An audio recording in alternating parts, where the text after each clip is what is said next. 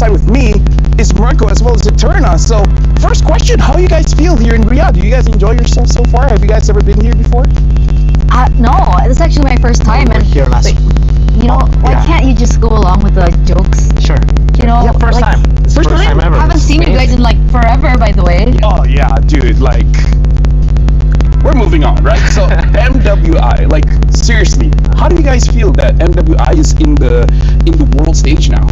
I think it's great. I think the guys have been getting so much attention, especially with the crazy prize pool. It's only fair that MWI gets its fair share of like the prize pool increase of the world's attention as well. I think it's amazing. I agree. It's a long time coming. I think we talked about this even the first time when we saw MWI. I think it was 2 years ago. Yeah. 3 years ago? 2022? I can't math right now. But anyway, like even then I was mentioning like you mentioned, right, there hasn't really been a media for the women's scene to kind of develop, and the fact that now we're coming into EWC, one of the largest events that we've ever seen, by the way, in MLB history, and now the women's are here. It's crazy. It's insane. It's something that I believe that even the players did not even dream of having. I mean, like, I guess we all can agree here that it has been great, right? Honestly, a lot of international tournaments for the female league as well, but now I gotta ask you guys, because in Malaysia, honestly, the female scene is growing. It's looking pretty good, but in Indonesia, it's even more intense because now the teams are even in MDL. So can you guys give us a little bit of insight how the female scene is in Indonesia? I think it started off really, really well already. I mean, I think it was all because of WSL, right? We had a women's league all the way from the start, and we had a lot of different teams already. A lot of the teams that you guys are familiar with back at home in MPL Indonesia. We had Bigatron, obviously we had RRQ. We still have RRQ to this day, but back in the day it was dominated by EVOS. And after that, a lot of transfers happened. It literally just felt like the same from the men's side. It just kept on developing. Teams started going for superstar teams. The other teams trusted the process, and I think the team that we all see as favorites here, they are one of the teams that actually trusted the process. They went for some of these players, put them together, and they just trusted the process. They started off okay, but then they became absolute gods. Goddesses. Yeah. What about you? Like, do you feel the same way? I would kind of say that it has been kind of, what would you call it? Very streamlined? Yeah, in a way, right? Yeah. Because, like you mentioned, right, earlier on, it felt like there was a lot of competition between these particular teams, especially in Indonesia, but now it feels like it's just been dominating by one team in particular. Sure, we have a second team that's coming very close to them, but they always fall short, right? We're talking about Falcons Vega here, previously known as GPX Bastang. They were amazing as well as a team. Even on the international stage, we've seen them do really great too. In MWI, we've seen them as well. But now, coming into this with Team Vitality, it's basically still the same story. So my hope is now, with so many other emerging regions that are coming into play now for EWC, especially, hopefully that will be able to challenge Team Vitality, maybe? I mean, like, we gotta talk about this, right? Because there are 12 teams from 11 different regions. Only Indonesia has 2 slots here. So let's talk about the other regions for a little bit. I'm gonna start with Eterna. Besides Indonesia, is there a different team or a different region that we have to look out for that might be the dark horses? Honestly, I think there are a lot, right? A lot of people are talking about. I'm gonna say Malaysia. Home girls got it. Sure, yeah, great. I think they do well too. But for me personally, I really want to see what Falcons Vega Mena are made of. That's a good answer. Exactly. We were casting a different tournament, and then we saw them play because they were the Egyptian national team. Yeah. They won 2 games in 6 to 7 minutes. Oh wow, that's very fast. Exactly. They almost beat the record. Yeah. What was the record? Fastest game? 6:15, I think. 6:15. Wow. This was like 6:30. Yeah, around there. 6:30, 6:40. It was very close. So, but that was for the North African regional qualifiers, right? So I'm curious to see with how dominating they were in their region, how do they fare against the other regions? And they had a different answer. When most teams are asked, which team are you looking to go up against, like forward to? And everybody would just say, Vitality, Falcons, Vega, Indonesia. They said Philippines. Interesting. For me though, I think I definitely got to give a shout out to the homegirls because of the same tournament as well that we casted. I didn't get to cast that game, but I watched it, and yeah, very impressive stuff from the homegirls. Thank you, they're very good. They are very good, but I think another team that deserves a lot of recognition as well has to be CFU. CFU from Cambodia. They are also looking to be very, very strong. I think I've always just been a fan of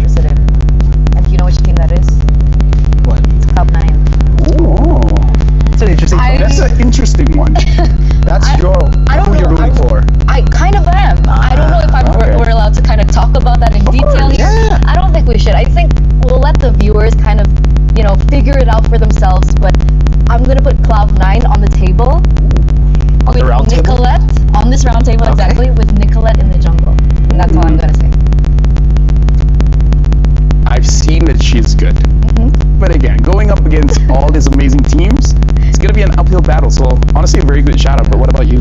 Yeah, shout out to Cloud9. I think the journey will be really cool too. I mean, seeing that some of their players have actually, gone up against played in the men's division as well, or just normally in BTK previously at Apple or Nicolette. So that's also very interesting. But I think for the favorites, I have to say, I've been rooting for this team for the longest time because they were a different org before. Now they're Vitality. I'm a big fan of Vitality too. I mean, come on, bro. Yeah, of course. Vitality's Great. cool, right? But yeah, no.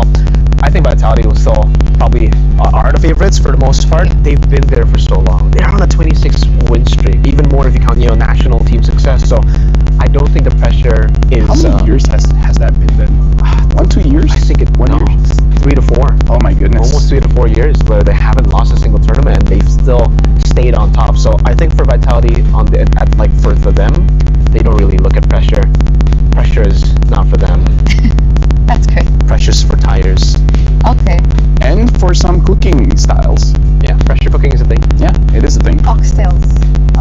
Anyway, for other teams, I have a different concern, Okay. right? Because Falcons Vega Mena example, I keep going back to them because. It's okay. We're not judging. Okay, thanks. This will be their first international tournament that's offline. Yeah. Should be, right? I mean, I think they played for SEA Games. I mean, no matter what, this is on a different scale. Exactly. This is a different scale. Exactly. The stage is bigger. There's a lot more people looking at you. Prize Everyone's pool. focused on you. Prize The pool. prize pool. There's just so many things that have been magnified. And I think it's a valid question for these emerging teams. So the thing is, Vitality, 3-4 years undefeated. Yeah. We saw that Fnatic Onic, they lost. Boo-hoo, sad, whatever,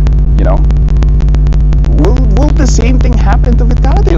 Again, they might say pressure smasher, but maybe it could Pressure smasher? It's like potato. Okay, Pressure okay. smasher, it's whatever. Yeah, I mean the thing is, I would say the same thing if they're on a normal win streak. If they're like, oh yeah, we haven't been beaten this year. We haven't been beaten the last 2 years. I mean, how does that affect you if you've been undefeated for such a long time that you don't know how it feels to lose? Exactly. But remember, even you mentioned that in their last tournament, that they nearly lost a few times. See, I think that this definitely, by the way, winning so much definitely has an impact on you, right? You get overconfident. But the thing is, what makes this Vitality team so special for the longest time, why they've been able to keep themselves on track, is because every time they do get overconfident, they know when to step back, when to be like, all right, you know what? That's a bit too much. This happened in SEA Games, in the grand finals, where they almost lost 2 against Philippines. It's happened in the qualifiers, like you said, almost losing against Team Malaysia. So there's a way for them to always just come back, stay composed, and then destroy their opponents. It's just so systematic. You can't really explain it. I don't know how to explain it, but that's Vitality. I mean, if you want to, of course, that's the argument. But anything can happen here at Yeah, of course. And I think a lot of people were like, no way, Falcons AB Brand will definitely win MSC, but they didn't. So there's definitely a Which chance. team won again? SRG. Congratulations.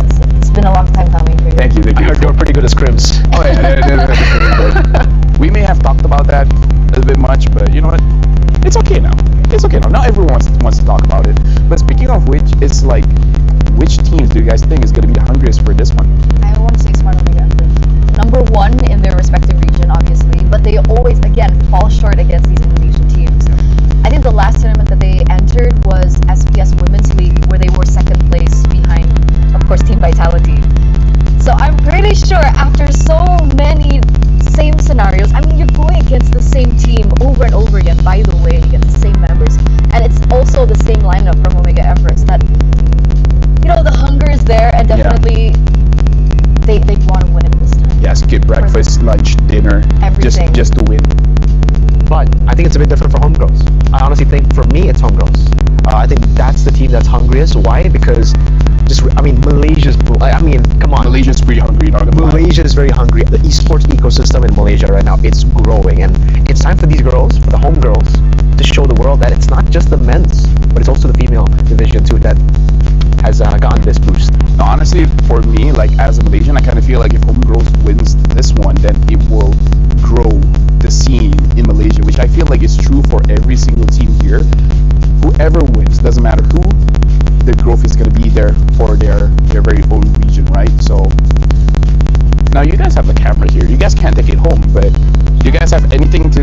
the camera? We'll start with Eterna.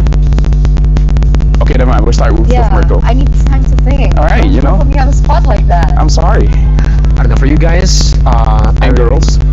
guys and girls, you know, I When he usually... says guys, he means Yeah, guys. and I know. girls. Just I know. like, I call you guys, Yeah. kinda, but guys and girls, there you go. Guys are gender neutral. I feel like that's the case. That's true. For you guys back at home watching, you know, the Roundtable and MWI, thank you so much for watching and supporting. You know, again, for the women's scene, it needs a whole lot of support to continue developing, and for all these teams, it means a lot to them, because I think especially now, considering it's getting so much more attention, even if they don't win, some of these regions, the fact that they make it top 3, top 4 without a coach, without an analyst, it will push the region more to like push for these coaches, push for the analysts, push for them to have better facilities as a team, as players, and it'll be great for the scene. That was so endearing. Yeah. Is it my turn? Yeah. I don't really have a message, right? Okay. All I just want to say, you know, just cheers. You can call. I just want to say cheers, Okay. right? Cheers for finally the female scene in MLB getting recognition. The recognition that they deserve. Yep. And of course the recognition that will pull forward into the future to one day a competitive landscape between both female and male MLB. Isn't this like a mature thing to do? She's like, I don't have a message, and then just goes on for like a few I seconds. just wanted to say cheers. I just wanted to say cheers. I have more.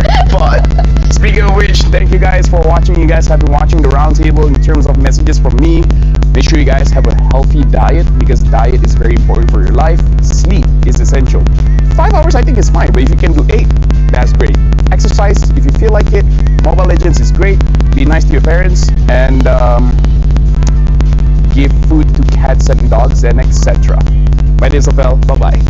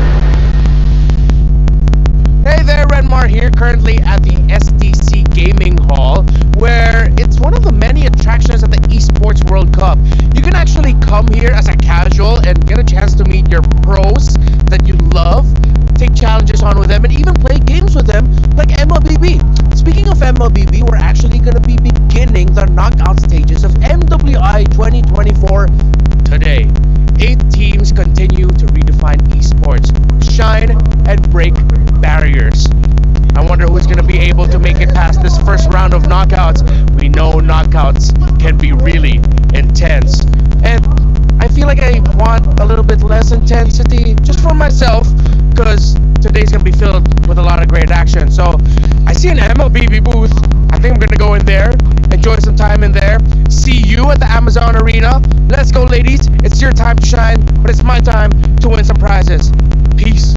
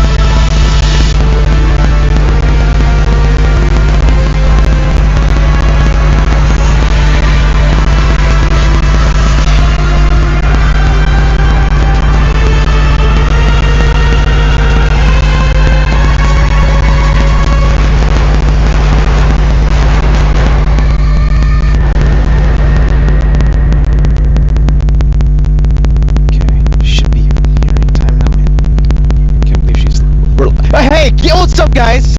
Welcome to MWI 2024 at the Esports World Cup. I'm Mirko. I shouldn't be alone right now, in case you're wondering. There should be some. You know what? I'm just gonna call her. Unbelievable. I can't believe she's late, man.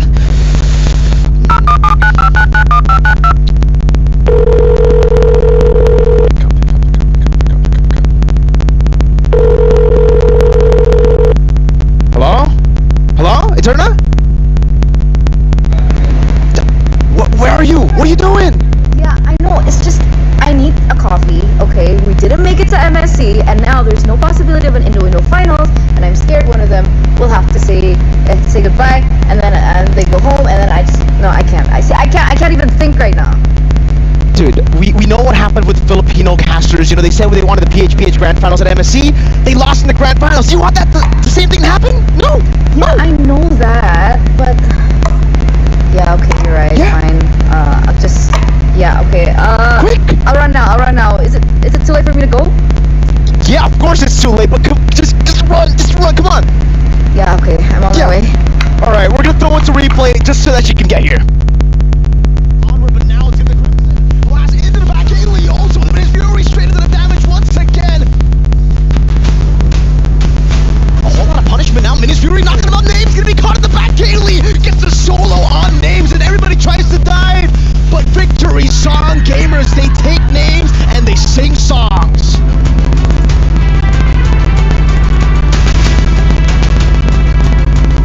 Got them out now. The two-man pin down. What a pin down! He's gonna be brought back there. Good penalty zone, locked him down. That's exactly what they need. What a combo! Hot in the pin as well. That's a good penalty zone into the Miner's Passion. Straight into the B, can still even survive. Palang taken down, but so does Angelus. Penalty zone now going to be used, luckily for the body of Smith. However, he doesn't go down just yet. Feather airstrike also. Guess he will go down, and now next on the chopping block. A couple low health bars here for Smart Omega Empress. The conceal going to be used. They push back Carria. Lord gets pulled down to the bottom side. They try to keep it there at bay. But Angelus will go down, and last insanity once again finds the mark. It's Smart Omega Empress will take the game.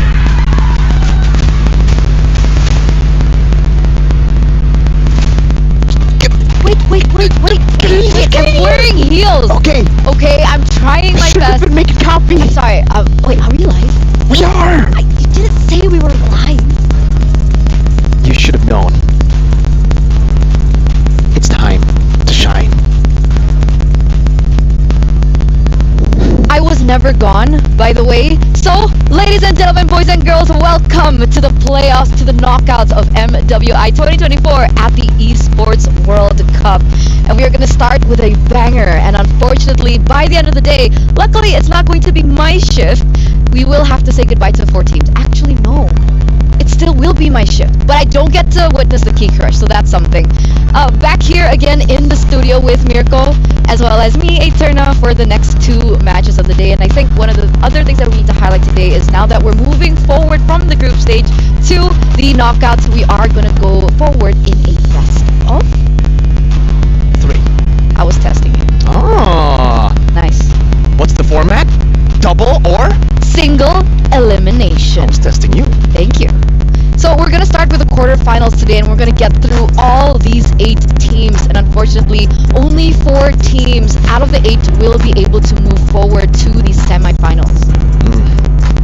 tough. I mean, we saw exactly how brutal it is with the single elimination format here at MSC and at MWI 2024. And yeah, you guys heard it earlier. Why Eternal was super stressed early in this morning is because Indo technically can meet Indo in the semifinal. So it's already very similar. It's literally the same as MSC, but I won't say it's the real grand finals. Wink, wink. We are gonna head over to the Aramco top 5 plays of the day. And here it is, yesterday's highlights. Who do you think was the main eye-opener for you?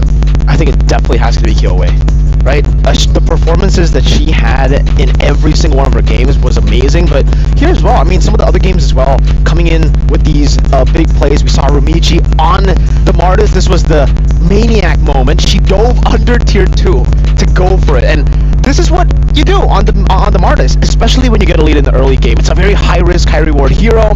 Rumichi makes it a very low-risk, but high-reward hero. 7 minutes maniac. 7 minutes maniac. That has to be the fastest one, right? And if you take a look at like some of the other clips here, I believe this is the one where it was just a beautiful engage under the turret, but then it looked kind of dicey for VSG. But you can always trust on the all-reliable Kyoei to make a way for the team. Picking up a maniac as well on the Julian, understanding how that was super impressive, by the way. She put a chain on the right, she went in with the enhanced sword to chase the other. The calculation was crisp clean. And that was just the group stage, right? Imagine coming out into the knockouts. It was! And this was also an incredible play, right? Melissa debut pick. A lot of people were wondering whether or not that this could actually work against the composition of the opponent. And it did for the moment. And this was like the big play that me and Leo were reacting behind the scenes. We're like, wow, we did not expect that Julian to pop off that way. There's so many maniacs, I think. I mean, in the group stages alone, yeah, I think we've been talking about it off cam as well. These girls, they're braver when it comes to taking these fights. They actually want to take more fights compared to, you know, what we saw at MSC. It's a bit more objective based, but the women, they want to clash, especially for the neutral objectives. Even when they're 5,000 gold behind, you can always count on these teams to say, nah, I'd win. And I really love the reactions that they make when they make these plays happen. So we're gonna take to the Doritos reactions to see what happened yesterday, because there were so many emotions. There was sadness, there was happiness, there was relief as well. Do any of the reactions stand out to you the most? I think there was, most of the reactions that I have in mind are the celebration, or like those are the reactions that's my standout. When they make a play and it doesn't turn out the way they expected, when ultimately they also kind of like understand, okay, you know, the enemy team outplayed us, that's cool. You know, those faces of like, you got us that time. That's what I really like to see, because it always feels like when I'm playing, that's the reaction I have. Among others though, what you don't usually react to is that bond. That bond. Right? The high fives, the hugs. For sure. I think especially yesterday we got a lot of very, I mean, high stakes situation. One team from every group will get eliminated, and definitely for a lot of these teams, they were fighting for their lives, their tournament lives, on the very first day that they were playing. And you can see, ultimately, some of the teams had to go home with these devastating crushing of the keys shown in front of your faces. I wish there was a highlight of my reaction when we had to talk over this. I was on the floor bawling my eyes out. Were you actually on the floor, or is that like a... I was. You know, a phrase? I was. You were... okay. Yeah, on the floor. I can see that, definitely. You're a very emotional caster. I think I work with Trex a lot too. He's a very emotional caster. When Cloud9 won the tiebreaker, he wasn't even casting, but I can hear him from all the way from the town room. Are you serious? Yeah. I mean, you know, if Gideon was here, he would also be falling. Well, technically not yet. Not yet. Not now, because obviously GGHG are still on the run to make it all the way to the grand finals here in the knockout stage. But let's say GGHG makes it all the way, then that would be one of the reactions that I would love to see on broadcast. Gideon? Yeah, he cried. He full cried when SRG won. Yeah, I know. I mean, have you ever seen the man cry? I haven't seen the man express emotions. Exactly. The man is a robot, and yeah, I mean, in that moment, it caught me off guard as well. And just goes to show you that technically anything can happen. A lot of people at MSC, they were expecting one team, two teams to shine, and everybody else to really not do anything. MWI as well, but now I feel like any team can be beaten. For sure. So we're going to take a look at today's schedule first and foremost, ladies and gentlemen, because we do have have 4 insane matches ahead of us. We do have a highlight over in match number 4. If I'm not mistaken, yeah. Match number 4, Omega Empress versus GGHG. The Jamil Motorsport match of the day. But we're going to be here for the first 2 matches with Team Vitality protecting their throne, protecting their reign, and protecting their dominance throughout the entire world here at MWI against, of course, Xeno Lilies. Which, I gotta say, I'm nervous. I've been nervous through the knockouts and through the group stage, and now I'm nervous through the knockouts. Absolutely. I saw your nervousness while you're making copy. You even forgot your copy, by the way, because it's not here with you. Guys, I was not late. Yeah, I mean, We still cut my picture. We don't talk about that. We don't talk. It's okay. She was not late. She's been here the whole time. You know, you're a great gaslighter. Anyways, no, the match of the day was amazing. So I mean, that is definitely a match that I am, very, very excited for too.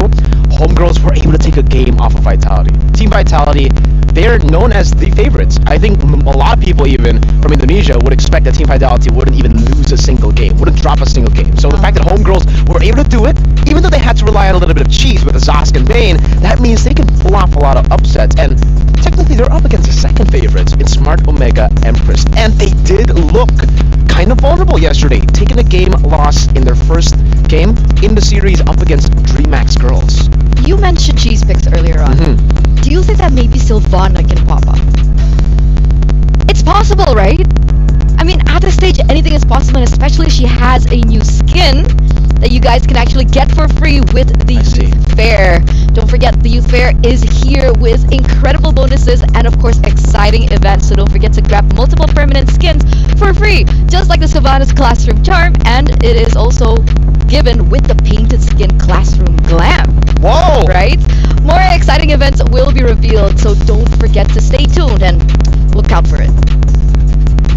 I'm looking out for the Sylvana picks because I personally feel like that's a good sales pitch, but I don't think we'll see it in the Lana Dawn today, at least for the Sylvana. Maybe towards the end. I don't know. Best of 3 though for the single elimination is already kind of different because from what we are used to seeing in single elimination brackets is we get best of 5s all the way. They have to go all out, and the best of 5s, it's way riskier to pull off these cheese picks because once it doesn't work, it's going to be really tough. Now that's the best of 3. I feel like some of these teams can actually make it work. Some of these teams can go for even more cheese. It's still kind of like a moment where you could go with a lot of the experimental picks and throw a curveball at your opponents and make it work. So let's welcome now our Dr. Slime and Al Habib upcoming showdown between Team Vitality and, of course, Xeno Lilies. Now, this is, again, one of my favorites, I gotta say. Not Team Vitality, but actually Xeno Lilies. Oh! They have shown us a different color and a different flavor, and like Raptar put it, right, they're breaking barriers. The fact that they're so versatile, putting the Selena in, they had the Bane in their best of 1 tiebreaker, the Mardus in the jungle, that's something that we haven't seen quite so much. And remember, the last time that Team Vitality was caught off guard by a new pick, that was when they unfortunately had to lose that game. Absolutely, the Bane, the Zos, the cheese picks. So knowing that, see, this is the thing for Xeno Lilies. I feel like it's more of pocket picks than it is cheese picks for Xeno Lilies. So I'm not too sure if they can actually utilize the cheese. Wait. I'm hearing something. What are you hearing? Wait. Wait, I'll just whisper it to you. Okay. So, like, they don't know. There's a roster swap. For Xeno? For Xeno Lilies? Okay, so you guys didn't hear anything.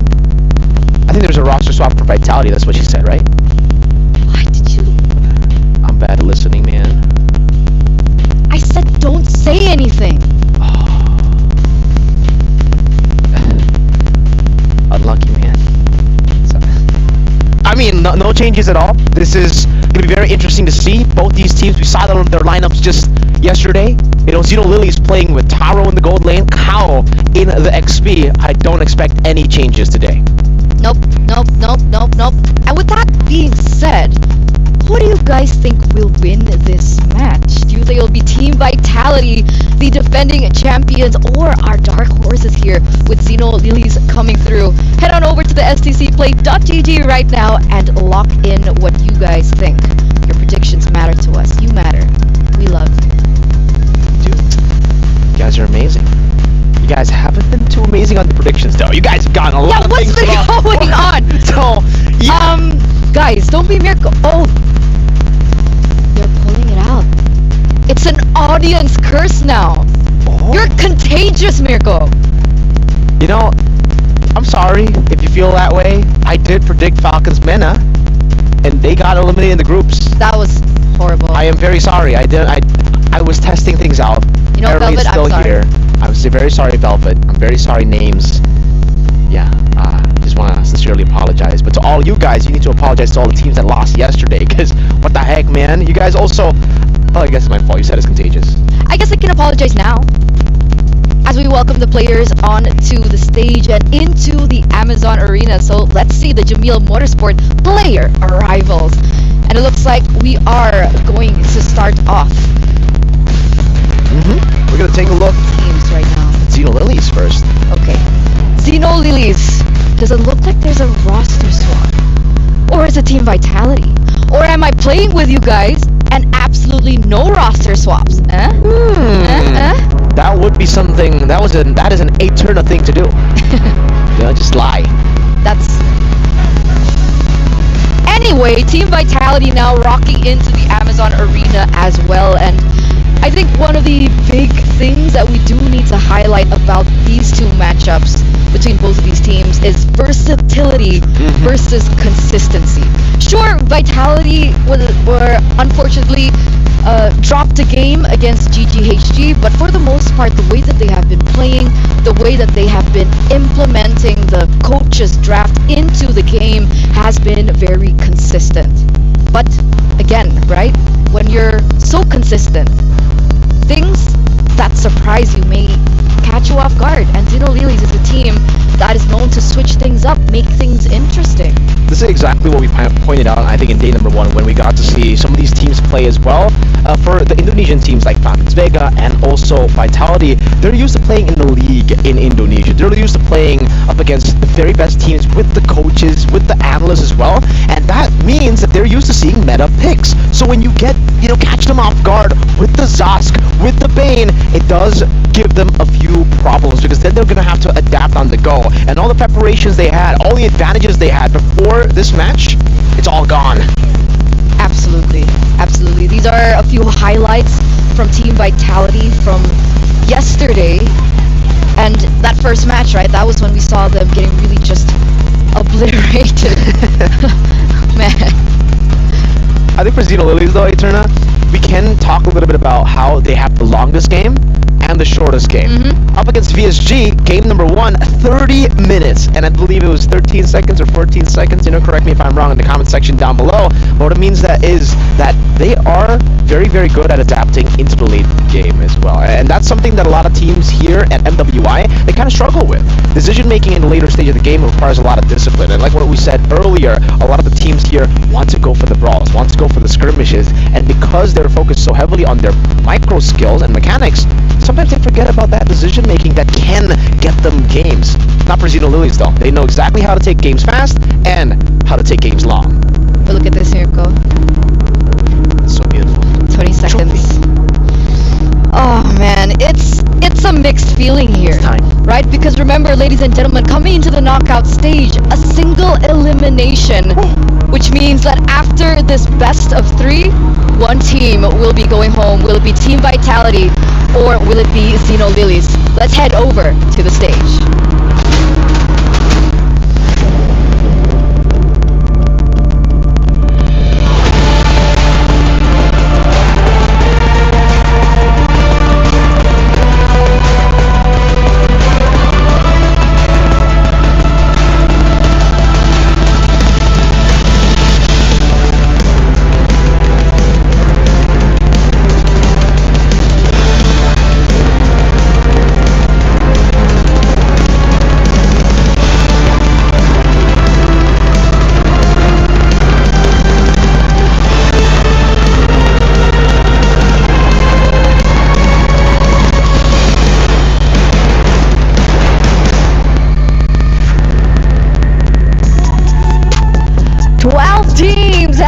The Amazon Arena right here at Riyadh, capital of Saudi Arabia. And with that being said, the land of dawn is a cruel, cruel place. 12 teams joined, and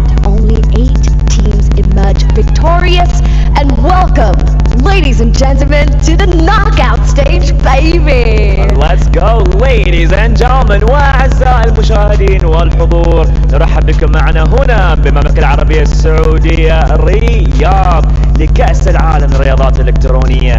We are starting right now the first day with the best of 3. I cannot wait to see the teams getting over here right now to continue their journey to claim that trophy for MWI.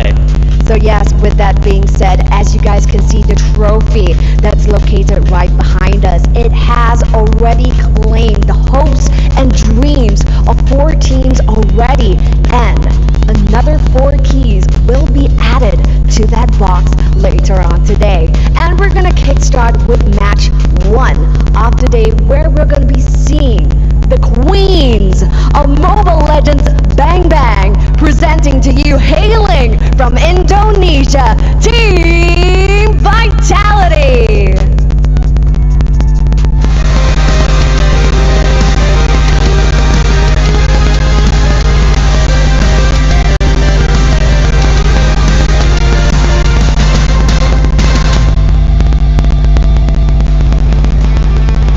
Now, the reigning queens, the back-to-back champions of MWI, have finished their group stage campaign as Group D's top seed.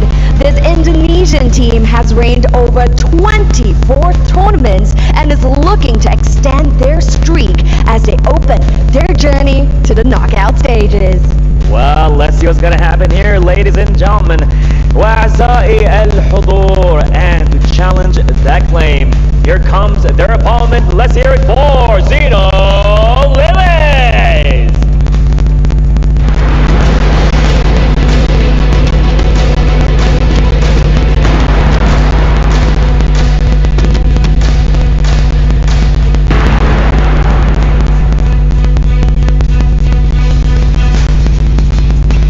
Well, ladies and gentlemen, this Vietnamese team ended their group stage campaign as the 2nd seed of Group C, with a versatile hero pool ridden without meta picks. This Mekong representative is looking to prove that they have what it takes to upset their defending champions. Now that's absolutely right. We have seen unorthodox picks that are outside of the meta, such as Selena, we have seen Alice, and of course even a Bane, which was truly the bane of all existence over at the Land of Dawn. Now, will we be seeing more of this unorthodox picks over at the Land of Dawn today? We can only stick around to find out more. Oh, you got that right. You know, I'm always up for a surprise. We might see a Hanzo, Halos. I'm not sure. I'm no expert, but you know what? We got the experts with us here in amazing MWI 2024. So yes, ladies that stand before us today, it is going to be a best of 3, and only one team will emerge victorious. The Amazon Arena is ready, so head on over to your battle stations. After the conclusions of this match, so yes, head on over to your battle stations and get ready to head on over to the Land of Dawn. And with that being said, this is a best of 3. Make no mistakes. And fortune favors the fearless. With that being said, we're gonna hand our time over to the studio. Take it away, guys. Let's go. Thank you so much, Cheryl. Thank you so much, Bara, for the introduction of both these teams. And I wouldn't have said it better myself. Only the fearless can emerge victorious. How do you think about this matchup, Mirko? I think it's a very interesting matchup. Right? Like we mentioned before, Xeno Lilies, they've shown that they can take the late game, they've shown that they can take the early game, and that's really what you need up against Vitality. You need to have the versatility, and honestly, you need to have a little bit of that curveball. You need to have a little bit of cheese to surprise Vitality. Like you mentioned already before, hey, Vitality, when it comes to consistency, when it comes to meta picks, I honestly feel like no team can really beat them at those meta picks, right? They have honed that craft for so long, and now it almost seems like they've gotten the grasp of the meta better than everybody else as well. So try to go for the picks that have already shocked them before. The Zosk in the mid lane, the Bane in the gold lane, maybe shift it up a bit. Maybe now they're prepared for that. Go Zosk gold. Go Bane, not mid, jungle, maybe, right? That's a definitely big possibility, right? Because technically, when we're talking about both of these teams, a lot of things happen, especially in the mid to the late game, because of the gold laners. Do you not think? Right? Shell and Taro. Taro, a Filipino import, being loaned into Xeno Lilies this time around. matchup. Both of the gold laners understand how to lane very, very well. I think Taro has been able to play the weak side so well on the Claudes as well. But I think that's a big weakness for Xeno Lilies too. Their strength can also be utilized as a weakness. And Vitality, they're a team to actually try to do that. Taro has been utilizing a lot of the weak side gold laners, but not a lot of the opponents from that have met up against Xeno Lilies have gone to punish that weak side, have gone to play strong side gold. Vitality, they understand how to do that. If Chell gets a good matchup, you can expect Vitality to rotate into the gold lane more often than even the turtle. They might sacrifice that to trade with a turret, full turret shield with the gold, and you can already see here Vitality got blue side. We know how massive blue side is.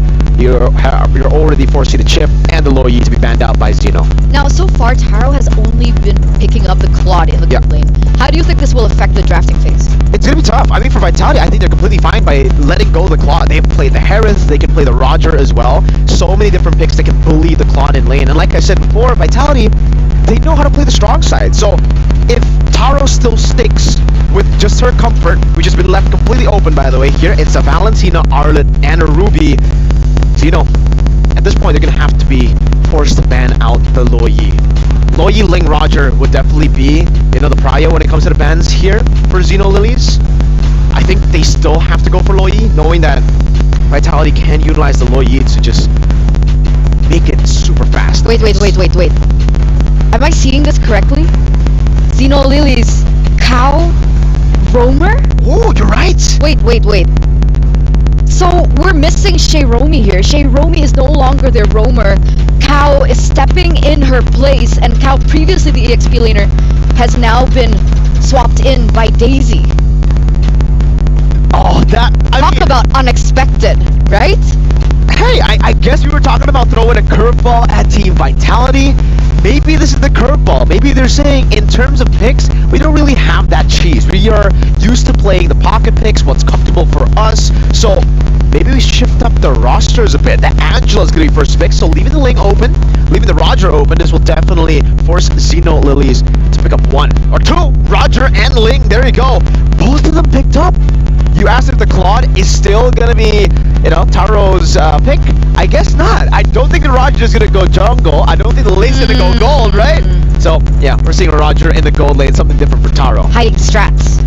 So technically they were showing a little bit, but they were also saving some picks to themselves, right? Because Taro has picked up the Roger before, if I'm not mistaken, during their qualifiers for MWI when she was with Onyx Soul. So that pick finally comes through, and we see the Claude for Shell, as well as Edith. So Edith's going to be roaming the Angela flex pick.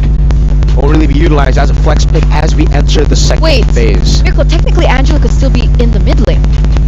Oh yeah, technically. We can have the Edith in the XP, so we can still have that flex. Yeah, you know what? They're a double flex. Now that I am looking at it, Vitality, Edith, they can be flexed into the XP. We don't really see a lot of XP though for Fumi Echo. Now that Terizla has been picked up by Xeno Lilies, they actually have a very, very scary early game composition.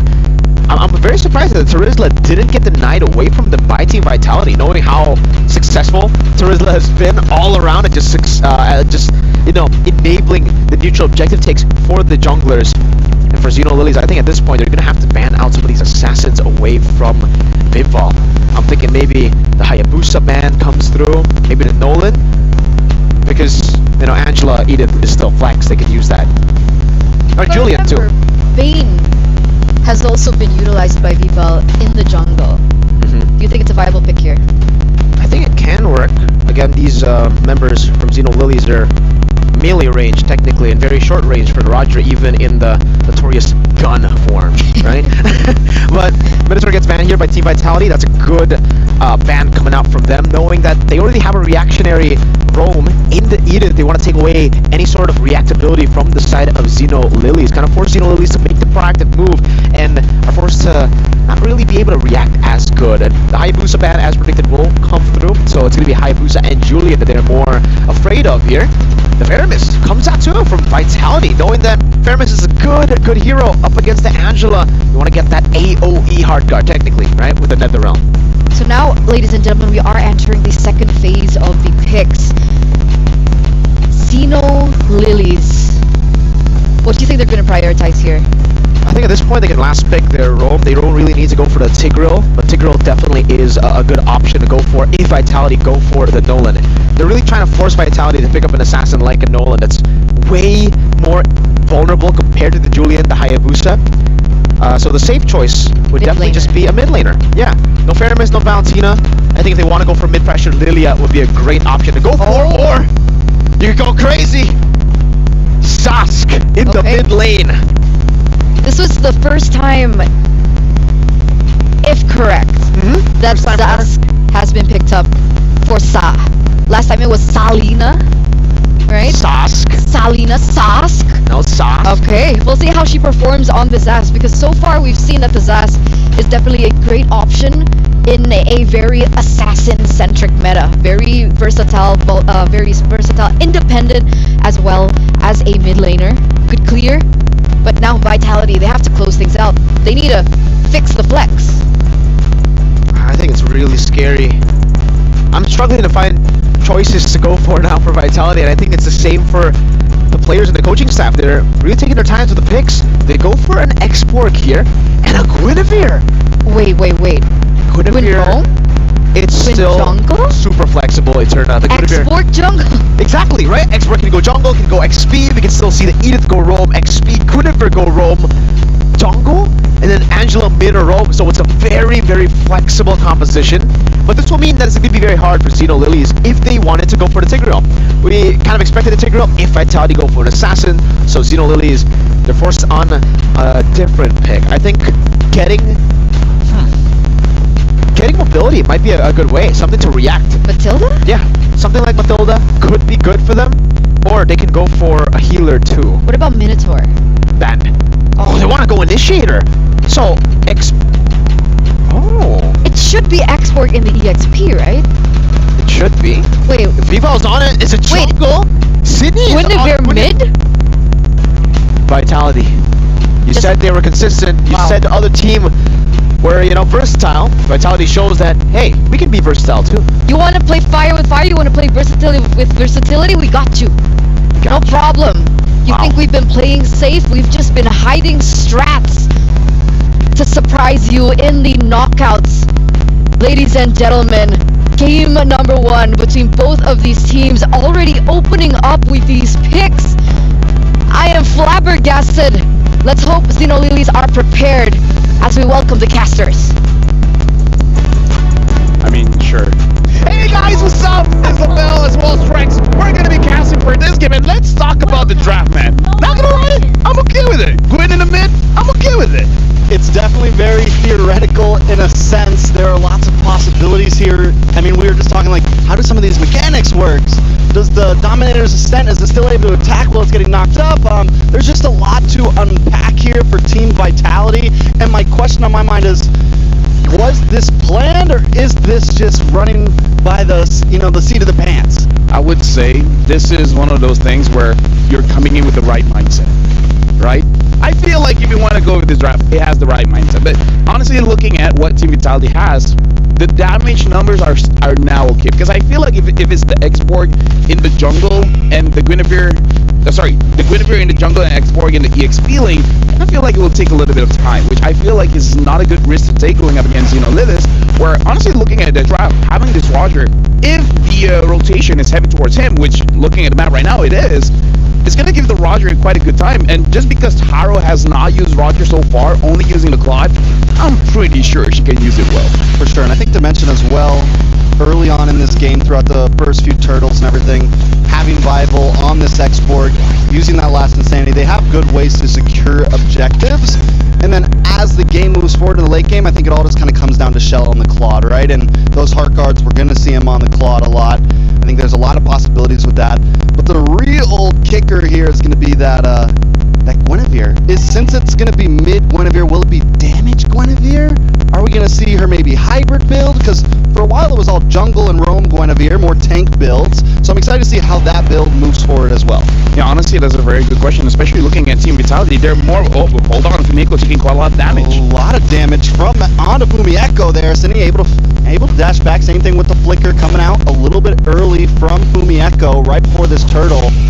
Saw Gonna try to make her way over to Turtle. Vivian still able to secure first. They trade that up for an orange buff over to Ramichi. I feel like it's worth it for Xenolilith because they really do want to get those items first onto Ramichi, because looking at the draft coming in from Team Vitality, it's about sustaining the team fight, right? You got the Angela, you got the export, you kind of want to stack your damage first and then you go in for the finisher. So I really want Ramichi to go for a more like, I would say skip the Sky Piercer for a bit, get your Berserker Sprees first so that you have a lot of burst damage, take down Vivian first or take down Shell first, and then afterwards their whole composition is screwed up. They can't do much.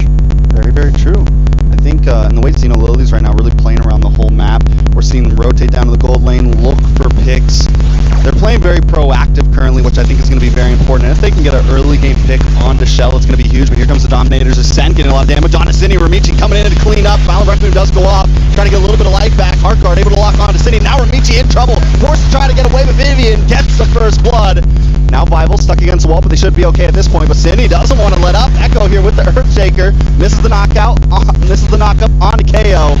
But still, Team Vitality walk away with first blood. I would say that was a very good attempt. It's just because of the hard guard that we saw it as a mistake. If there were no hard guards, then that's it. Hold on, Shell is actually winning out, going up against Taro, having a level up as well, and now a rotation coming in. Cine can go in for Taro. Taro gonna go into the wolf form, should be okay, but get the Lycan Pounce on Vivian, get a little bit of life left, but the stun connects. Shell doesn't want to fully commit, KO's there, so they back off. Right now, really for Xenolilith, they just got to make sure that they have enough damage, because we saw what happened just now with the hard guard. And again, talking about the draft coming in from Team Vitality, if you shut down Shell or you shut down Vivian, most of what they want to do is not really applicable. The export is going to be a bit of a problem, but again, I feel like as long as Shell or Vivian are taken care of, Xenolilith, they have a good time. The only thing is, do they realize this winning condition coming in from Team Vitality? If they do, and they execute them first, I'm actually looking forward for Xenolilith to take game number 1. Yeah, I would say that Xenolilith's definitely, the way they've been hovering around that gold lane, checking in regularly if they can get something on a Shell, they know the possibilities there. The good thing for Xenolilith here is that they do have a lot of outs, but here comes the Turtle. Daisy holding down the front side. Vival still able to get it. Ramichi does dive in, but still misses. Dominator Set comes in, a nice wild charge to get the knockup onto Fumieko, but the hard guard just too much sustainability. Taro gonna get involved now with the Lycan Pounce onto Fumieko, gets the kill. Taro now trying to get away. A nice tempest of blades to get the knockup. Vival, Cine, more members dropping. Xenolilith's feeling good. Ramichi still playing the walls, taking a couple shots to the face from Shell there. Shell still under the tower. Xenolilith's back off, but they come out on top of that trade. They lose the Turtle, but find 3 kills. This is amazing for Xenolilith because they were able to set it up so that Taro gets the kill. Taro is now 2-0-0. Not sure what kind of build she's building up for this one, but now you have 2 members that you really have to worry about. Looking at the builds here coming from Taro, it's a Sky Piercer first item. So they can eventually snowball off of this, especially if Vivian is not careful with her positioning. It's going to be an easier target for the Roger to eventually take her down. Something that's crazy to point out, though, and this is the thing about Shell, she's still holding a 400 gold lead, even with Taro having those 2 kills. So she knows the assignment, right? She knows it's okay if everyone else is dying. My goal is to farm, hang out in off lanes, and do the best. Xenolilith's, Taro's doing great, but wait a second, big Violent Requiem, and then comes Shell with a nice blazing duet. Brought low, not taken out just yet. They're trying to get away, but now with the hard guard, Cine is gonna have to back off. The rest of the team shows up, saw it there. The Dominator's Ascent saves the day in that situation, essentially. Team Vitality unable to get a pick off. Yeah, but Xenolilith, they gotta be careful there because they already traded a lot of their HP, and then going back in, I feel like that could potentially be a mistake, especially when you see the hard guard. If you see the hard guard, I kind of feel like you just back off a little bit because no one's in any real danger, and then you're going to be fine. Especially now that Vivian has the plus of the Oasis, they do have to be a little bit more wary, right? If you see the hard guard, really think to yourself, if you want to kill someone, kill the person that doesn't have the shield and do it fast. Yeah, even if you're unable to get Shell, take someone else. Take someone else, because exactly. if you can break down that front line, because that's the thing, Vitality has this huge front line to protect Shell. If you can get, wait a second, wild charge comes in, Fumieko gonna get knocked up. Daisy able to secure that Turtle with a nice penalty zone. But now Vival forced to back off, using the last standing defensively, and comes to Dominator's Ascent, getting some nice damage on Cine. Ramichi trying to follow up as well, but Vival in the jungle, taking damage. Daisy looking for one more shot and able to connect it. The hammer drops, and down goes Vival, but now the Violent Requiem knocks up Daisy so they can secure a kill for themselves. KO now in trouble, forced to use a flicker past the wall. Saw trying to zone away Cinny here, but Cinny's not taking anything slightly. It's going to be bad, man. Team Vitality keeping up, even in an early game where their comp isn't exactly, they're more of a scaling. They're still able to put out some punches. Yeah, but can we talk about the worry coming in from Team Vitality at this point? Because Vival throughout NWI doesn't seem to be having a good time. There's so many turtles as well as lords not being secured. Look at the clip here where the good initiation coming in from Cow, but again, Daisy being able to steal that one away, that's clutch. And here in Vival, even though she had the hard guard, Daisy still had enough damage to get the kill there. This is becoming a problem. It looks like Xenolilith, they might understand how to take down Team Vitality and perhaps just shutting down their jungler. And now they want to shut down Shell. Oh wait, the Violent Requiem to save the day. Cow tries to do something there, but unable to get the wild charge off. They do back off. But as you said, Dominator sent under the tower, and we've seen the Zas picked up a lot, but I think Saw has probably played it the best of what we've seen so far. I've been questionable about it. Saw is just performing on it right now, even outputting some decent damage this early on in the game with it. I hope Team Vitality understand that you don't really have the damage at this point, right? I mean, like, if you're really just hoping for the quad, it's not there yet. You still need 3 items. But Vival's here now. Maybe they have enough. Another nice knock-up on a Cow, but he's going to get that wild charge directly connected onto Shell. Taro's not going to fully commit. They just want to clear the tower, protect the tower. Daisy holding down the bush as well. Team Vitality still hanging out in this bush. And, I think Cinny also, we wondered if Cinny was going to go damage. It looked like she started off on more of a defensive build there. And again, that just means even less damage for Team Vitality. And what we were saying in the beginning is, Lilies has so many outs here. Nice penalty zone onto Cinny. Cinny might not be able to get away from this one. Violent Requiem connects, paired up with the Blazing Duet. Saw takes a face full of damage. In comes Last Insanity trying to connect onto Daisy. As Shell looks for Taro and Cow. She's going to be MI back. Lock onto Daisy. Daisy going to go down. A nice kill for Vival there. 2-0. Team Vitality getting back in the game. Oh, and now looking at the jungle here, Ramichi is going up against Fumieko. Ramichi, you're in trouble. Tempest Ablaze does come down. Ramichi able to get the purple buff, which is... Oh, what? I thought that was a kill for a second. No. I get you. Even I was like, no way. I was like, no way. What did you just one-shot her? Yeah. Either ways right now, Team Vitality, they are on the Lord.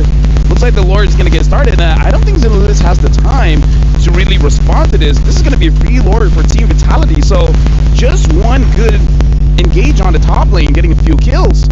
And now the entire game is for Team Vitality. Yeah, I mean, it's quickly moving into their hands. Mataro's going to be able to take that tower now. It's now the playing field starting to get evened out. I think Xenolilies need to convert some. They didn't convert any of those early game kills into towers, into exact map pressure, and that's a bit of a problem. Kyle needs to be able to hold down this front line, use the passive where he can't get CC'd up, and he's not going to get caught off by Cinny, right? Use Power of Nature while he's against these walls and everything, and he should be okay to face check some of these bushes, and as long as he can do that, he can kind of create space for Xenolilies. But let's take a look at these items. Yeah, honestly, looking at the items here, again, I kind of feel like in terms of the damage, it's really just on Vival as well as Shell for Team Vitality. Kind of feel like for Xenolilith, the fact that they have the first item, Sky Piercer, I kind of feel like they could have played around the Roger a little bit more, get more stacks on the Sky Piercer, because again, Sky Piercer is a stacking item. Just 2 stacks is really not enough. Yeah, it needs a couple more kills in the book there. But in comes Cindy once again with Violent Requiem on 2 members. Cal, Daisy, both knocked up, taking a face full of damage. Vival here, pulling down the front line. They're able to get rid of the Dominator center, at least send it back onto the tower. They're going to move on to this purple buff now, and Xenolilies is helpless under this oppression. I would say this is more on them, right? Because like you said, they got a few advantages. They didn't really push it. I kind of feel like once you have an early advantage, before that Cindy goes in. Oh, Cindy just the star of the game right now. Wild charge for Cal to try to get away. Cindy does go down. Taro able to get the kill. But another stack in the pocketbook. Shell backs off along with Fumieko. Ramichi takes the tower on the top side, so good split pushing. Xenolilies now kind of picking up the pace. Yeah, now, Vivian is there, but Ramichi probably not going to go for it. Because honestly, if Ramichi gets a kill there, and then eventually the purple buff gets spawned, maybe not the best idea to stay there for a long time, but still, getting a kill onto Vivian might be clutcher. Shell right now is 0-0-3, which is actually kind of good, because if you have a lot of kills, then there's a possibility to give over a shutdown goal. The shutdown goal right now is on Taro, so Taro has to be careful. Not only do you have the shutdown goal on you, the bounty on you, but you also have the problem of letting go some of your stacks. I feel like for the Sky Piercer, you need at least 6 for it to feel like an item, you know? Or to feel a troublesome item at that. Exactly. So right now, only having 3, not the greatest. If you can get a quick triple kill after this, the entire Lord situation will look so good for Xenolilith. So even when we're at 12.5 minutes now, even when we get into late game here, right? Do we think that just means it's it? Team Vitality has it? Because I still feel like Xenolilies have some options here. The major problem has been Cine so far, but Saw on this Zas should start to scale pretty well into the late game. Taro might fall off a little bit since we didn't get that major pop-off early on. But wait, Cine gets the knock-up onto Daisy here, the battle for the purple buff. Pretty sure Bible was able to steal that away from Ramichi, yes. So now it's like, can Ramichi even really contest for this Lord? Actually, yes, just because Ramichi, she didn't use her retribution. So in terms of can she do it, she can. But it's really on Daisy as well as Cal. And Cal already taking quite a lot of damage. So Daisy, if Daisy can have a beautiful ult onto Vival, then yeah, she can do it. Especially because Vival has to stay relatively close to Lord. It's definitely possible. And again, we got to remember, Vival hasn't been winning a lot of retribution battles. It's true. Vival has had some issues overall. I think you mentioned Cal. I'm going to mention Cine here. I think these two need whoever gets the better set here, right? Whoever gets the better knockup, whoever can set up for the team.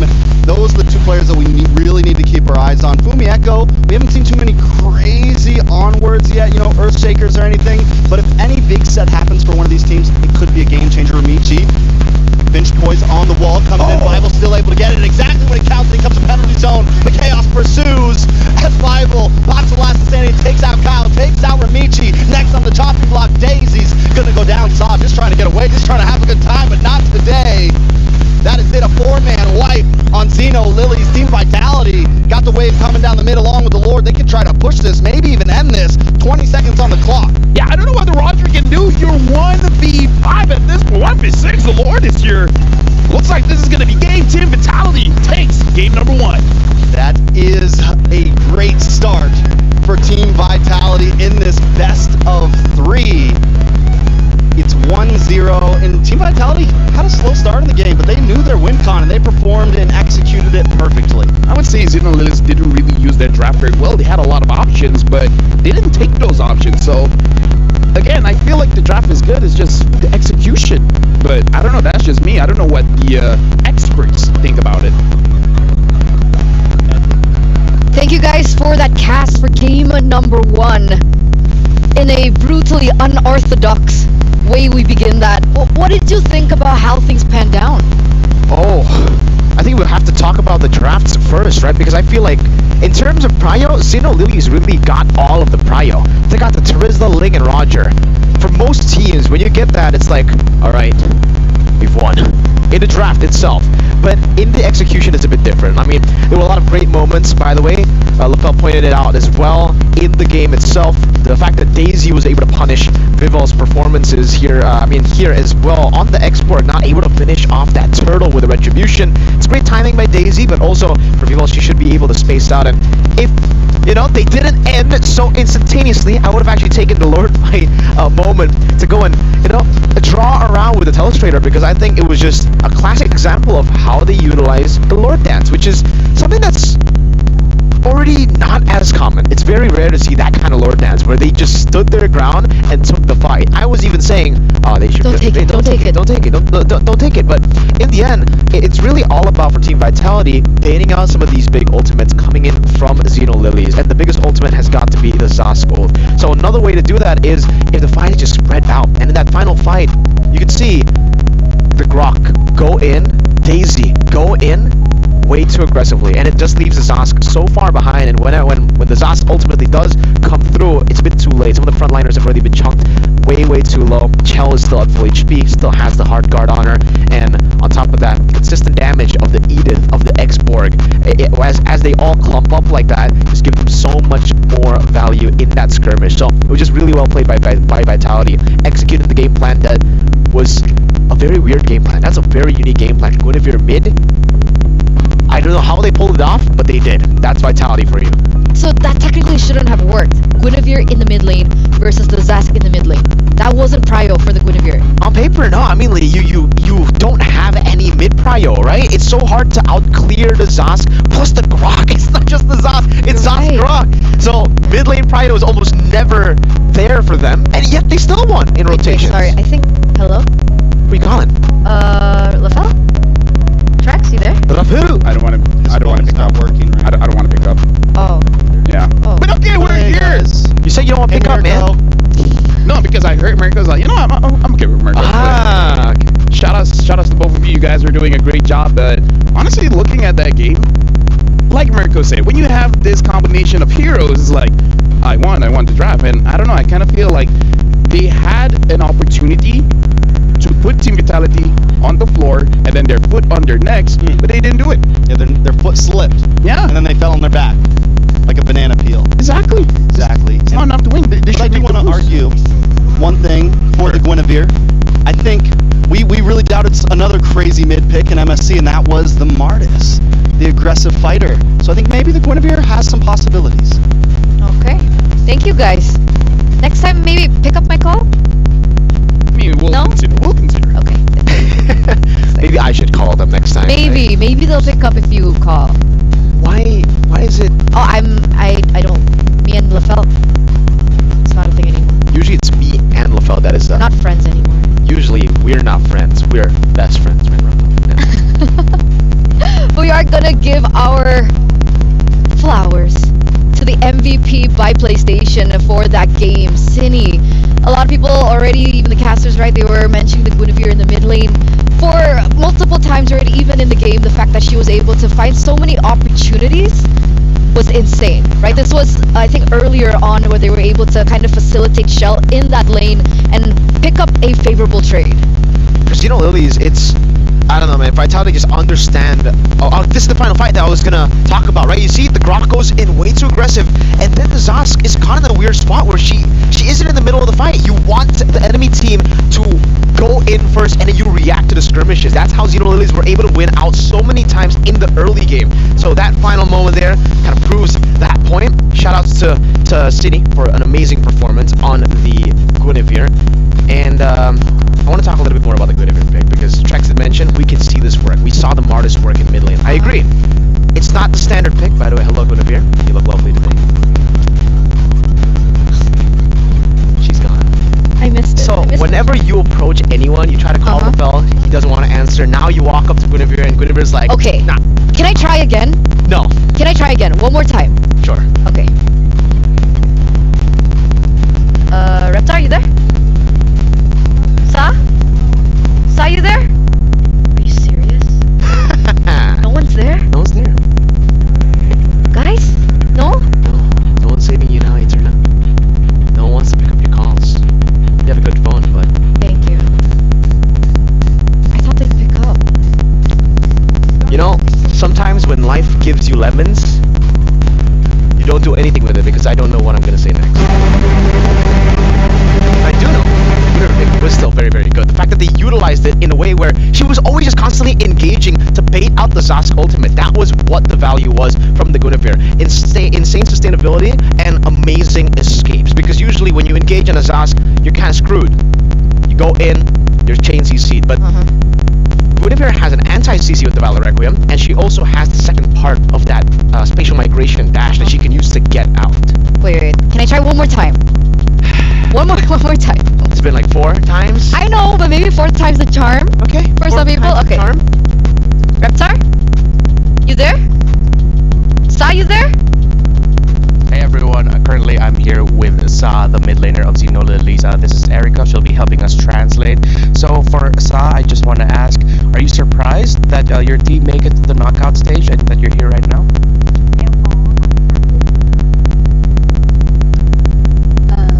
Actually, I'm not really very surprised because we already know and we have 100% that we will in playoff. Yeah. She's confident. Like even yesterday, she got lose one game, but still have the confidence. Alright, so from the beginning and up until now, pure confidence from Sa and Xeno Lily. So someone told me that you're the best Kagura probably in this whole tournament. So for you, what's your best quality as a mid laner? Mọi người đều biết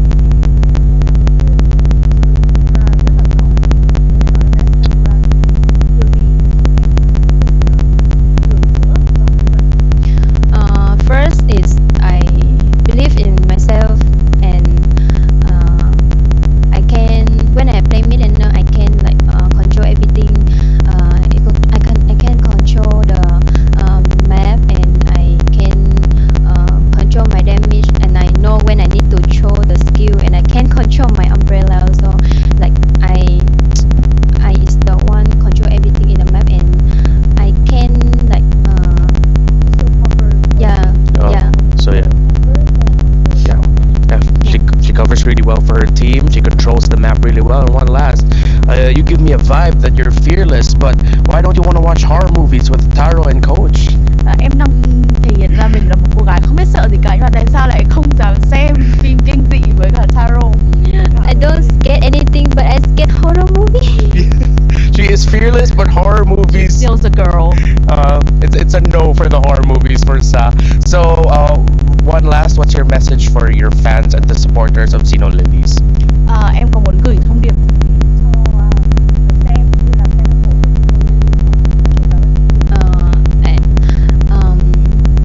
Mọi người xem livestream nhớ ủng hộ cho mình cũng như là team của mình để có thể tiếp thêm sức mạnh để cho team mình có thể tự tin để đánh hơn, và cảm ơn tất cả những bạn fan, những người hâm mộ đã luôn ủng hộ mình và team của mình, support cho mình rất là nhiều. Cảm ơn, rất biết ơn. So her message to the fans and to the audience is that, well, thank you everyone for keep watching and supporting Xeno Lily and Sa, and please don't forget to catch up with the live stream of the Mobile Legend Esport and also EWC to watch and encourage for the teams. We will be win. Alright, thank you so much, Sa and Erica. Good luck to Xeno Lilies. Thank you. Thank you.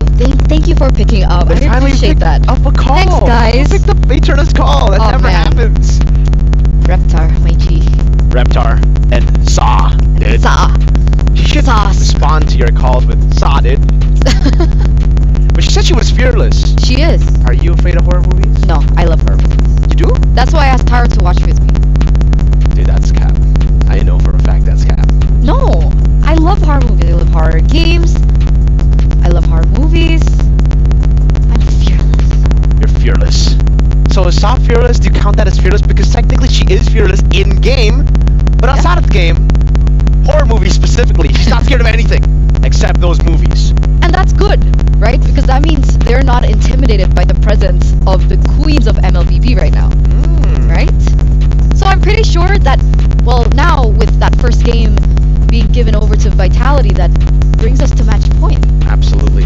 One more game away, ladies and gentlemen. If Team Vitality can close this out, that does mean the end for Xeno Lilies. But with that mindset, as LaFell would say, how would you get the win? You need to be fearless. Like Sa. Like Saw. Like Sa. I think the biggest concern has got to be the fact that Vitality got one prio pick, right? It was the Angela. I wouldn't say the Claude is a super prio pick. It's a good pick. The Edith is kind of prio too, but in comparison, Terizla, Ling, Roger, that's a, yeah, we got this in the bag kind of draft, you know, and now Xeno Lilies are the ones forced to ban out the Ling. They might be forced to ban out the Roger too at this point. I'm not too sure, but Vitality, it seems they are going to give Xeno Lilies the proper respect too. There you go, that's going to be the Roger ban. Chip will go for, Chip will be banned out by Vitality. They're also probably going to ban out the Jushin, unless they want to try to contest it. Hey, they contested the Ling, the Roger, and the Terizla. Who's to say that maybe they might want to, no, they don't. No, not, this lady has a bit too much flair. She's got a lot of lanterns. Or no, one lantern, but a lot of flair. Too much light. Too much light. Too much light, my G. But here we are, the last ban coming in from Xeno Lilies. We have the Luo Yi Respect as well as the Ruby and the Valentina. And now with the Roger up there, as well as the Ling. This could pose for a different dynamic. So far, by the way, blue side has been doing great. Do you think Xeno Lilies have a better chance in game number 2? Yeah, you can dictate a lot of the matchups here with first phase. Remember, remember, Ruby was banned out, so was the Valentina in the first phase by Vitality, and now those picks will be left open, so Xeno Lilies might be able to go for the Valentina first pick this game. With the Hayabusa banned out, that means they're really targeting Vival here, so trying to put her on a hero she's not comfortable with. Something like the Export perhaps, but even then she kind of looked comfortable. Not as comfortable as obviously some of the assassins that we've seen from Vival. Even LaFell saw that, but still, putting her on utility is definitely the way to go for Xeno Lilies. You don't want Vival to have that much power in her hands, that much damage in her hands. I'm expecting the Lodi to be banned out here. It should be just a standard first phase banning phase. But what did you think about that, right? Because if we're talking about Vival, the fact that she missed a lot of retribution, was that because of her or the setup coming in from Xeno Lilies? Okay, firstly, I mean, it's not like a lot of retribution. She missed one, right? Technically, she missed the third one. First two, they were able to secure. The first one, technically, she did miss two because Vivian got it. But that's more of a, you know, I'm not going to use my retri here. So, team, might as well go for it. I think, yeah, the third one has got to be because she was definitely not respecting the Terizla as much. The Terizla, there's a instant CC kind of deal with the initiation of the penalty zone, so you get punished by it, and you kind of have to predict that retribution. That's where you saw the miscalculation from Vival. Angela first pick though, and the Edith instantly. Now you know why Vitality really like the Edith from game number 1. They are really comfortable flexing this hero. Not something that you can say for every single team, because most of the times you see the Edith, you expect it to go roam, almost always at this point. But what will accompany the Edith? Because technically, if you pick up a Terizla here, that denies the flex. So do they just do exactly what they did way... I was about to ask, okay, so they completely let the Terizla go, and they pick up the Kagura. I like how Sa mentioned umbrellas in her interview, and now we see the Kagura being played in, but from Team Vitality. I guess Vitality also saw the interview, and they were like, you know what? Yeah, Sa seems very comfortable on that Kagura. Might as well just pick it away, deny it away. I was personally expecting something like a Valentina to be picked up. Adds a whole lot of versatility. It does kind of cancel out the fact that, no, actually no, yeah, the Valentina would have been amazing. I decided to go for the Kagura instead here, leaving the Valentina open to Xeno Lilies. So I think that's the idea from Vitality. They're trying to force Xeno Lilies to go for the Valentina, to force the Angela to go roam instead of mid. It's an Alice and a Terizla. Eterna, this is a scary combination. Alice, her just alone has been very, very scary, but Alice plus Angela? Oh, you're in for a lot of trouble. Now, Export, right? How does the Export fare against the Alice and the Terizla? It's great against the Terizla. It's great against the Alice if you have lockdown. Terizla, you're just great. I mean, with the Export, you're amazing up against the Terizla. But the Alice, the thing is, you have Flowing Blood. It's a blink ability. Very easy for you to get out of the blast coming in from Last Insanity. So Vitality are really going to have to rely on the Edith and also technically the Kagura to stop the Alice from taking the Flowing Bloods here in these skirmishes. And that's why Vitality, they're getting rid of a lot of the other heroes that can actually escape these kind of combos. Edith, Kagura, and Export. It's going to be hard to land these abilities, these big abilities, these skill shots technically, on someone with a blink. So getting rid of the Claude, that's Julian as well from Xeno Lilies. But at this point, Vitality could just say, hey, Export's going into the jungle. So your bans are really not saying anything. But who knows? Maybe they're gonna throw another curveball, pick up Guinevere and play to the jungle. That's what I was about to say, right? I mean, technically, Export and the Edith are still flexed. Yeah. So if they're lacking the setup that you mentioned, they could still bring in something with that in the roam position for Vivian. I think at this point, if they really want to lock down the Alice, they could go for a Kaja carry to end things off. They already have enough AoE as it stands right now with the Export, with the Kagura, and the Edith. And just like that, Xeno Lilies actually reads it out, knows that if they do get the Kaja carry, it's going to be a bit troublesome for this tank, this hyper carry, you can call her, the Alice in the jungle with the Angela. So now that the carry has been taken away, another combo that we see usually with the Kaja is the Beatrix. So if they still want to force it out, they can go Beatrix Kaja. But it's Vitality here. They might just go Guinevere again, you know, or Ruby did. Or Ruby Rome, XP. Ruby was a very high prio in game number 1. So I wouldn't surprised if Vitality actually go for that. And technically it is lockdown, right, for the Alice. Yeah. And it really hinders the setup coming through. So it is an option. One of the other picks that were left open was the Arlet. But it looks like Shell this time around, no Beatrix. Carry being banned out, goes in for the Moskov. Despite the Harith being completely let go. I think they have too much magic damage if you know, they pick up the Harith there. So I agree, Moskov, you need a little more consistent damage too, because technically right now it does seem like they are relying a lot on that burst from the last Insanity, from also the Kagura Yin Yang overturn. So at this point for Xeno Zenith, gold lane. So I'm trying to think about it. I think Natan would be a bit too greedy.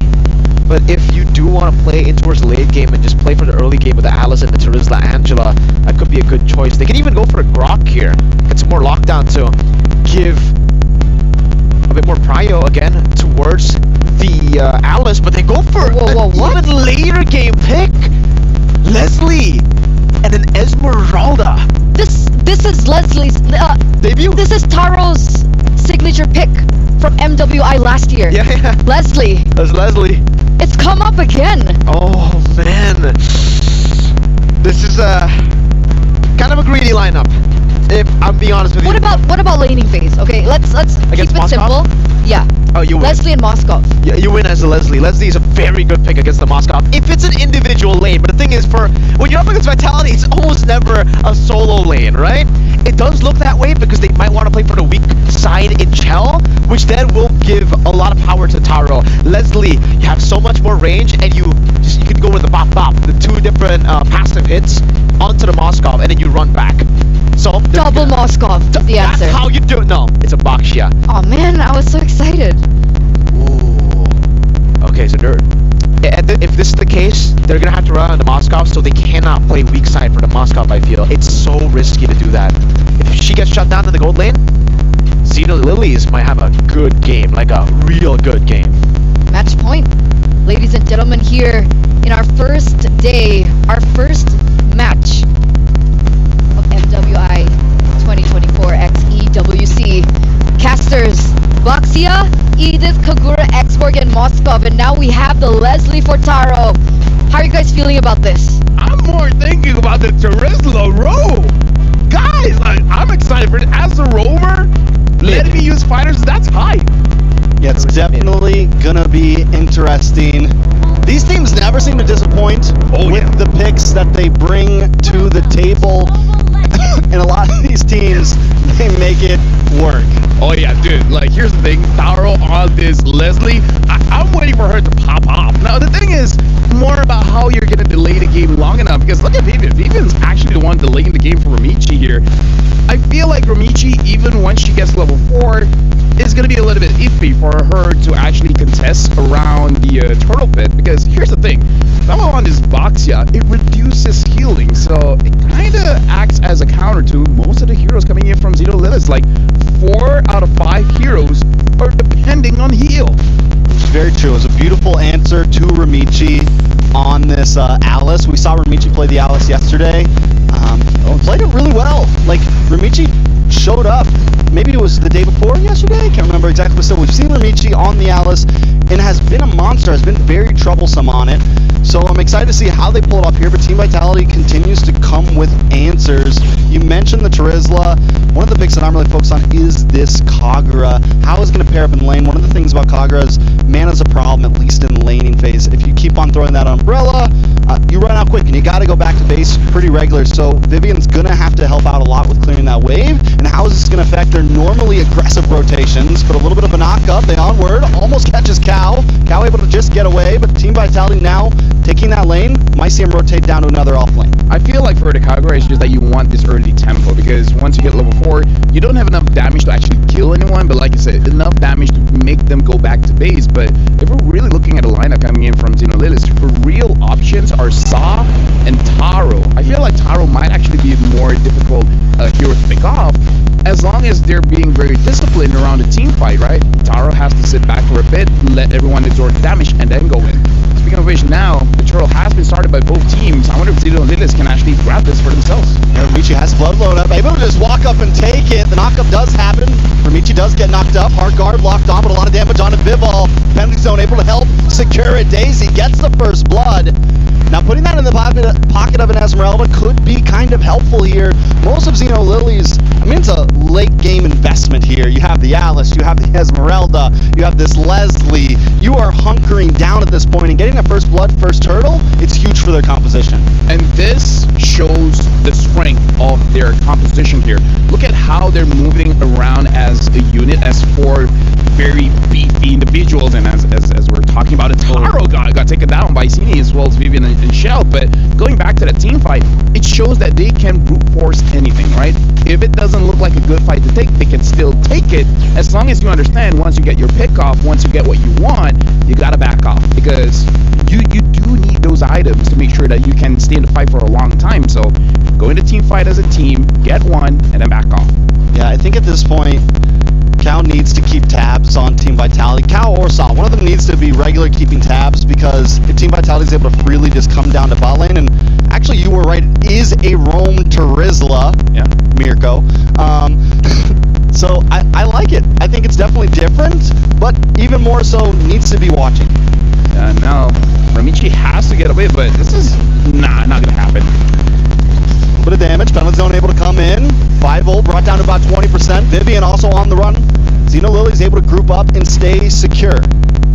Yeah, and this is why I kind of feel like the Alice has a bit of a problem as a solo hero. You don't deal enough damage, and you're not really all that tanky by yourself. It's kind of like you need a lot of distractions alongside with you. So I kind of feel like putting this Terizla in a roam position or a mid position, even as long as the Terizla is moving around, it's really helpful for Ramichi, because she can have sustained damage. She just needs a lot of distractions for Team Vitality to survive. So again, I kind of feel like if Team Vitality finds Ramichi, they might even expand a Yin Yang overturn just to shut her down.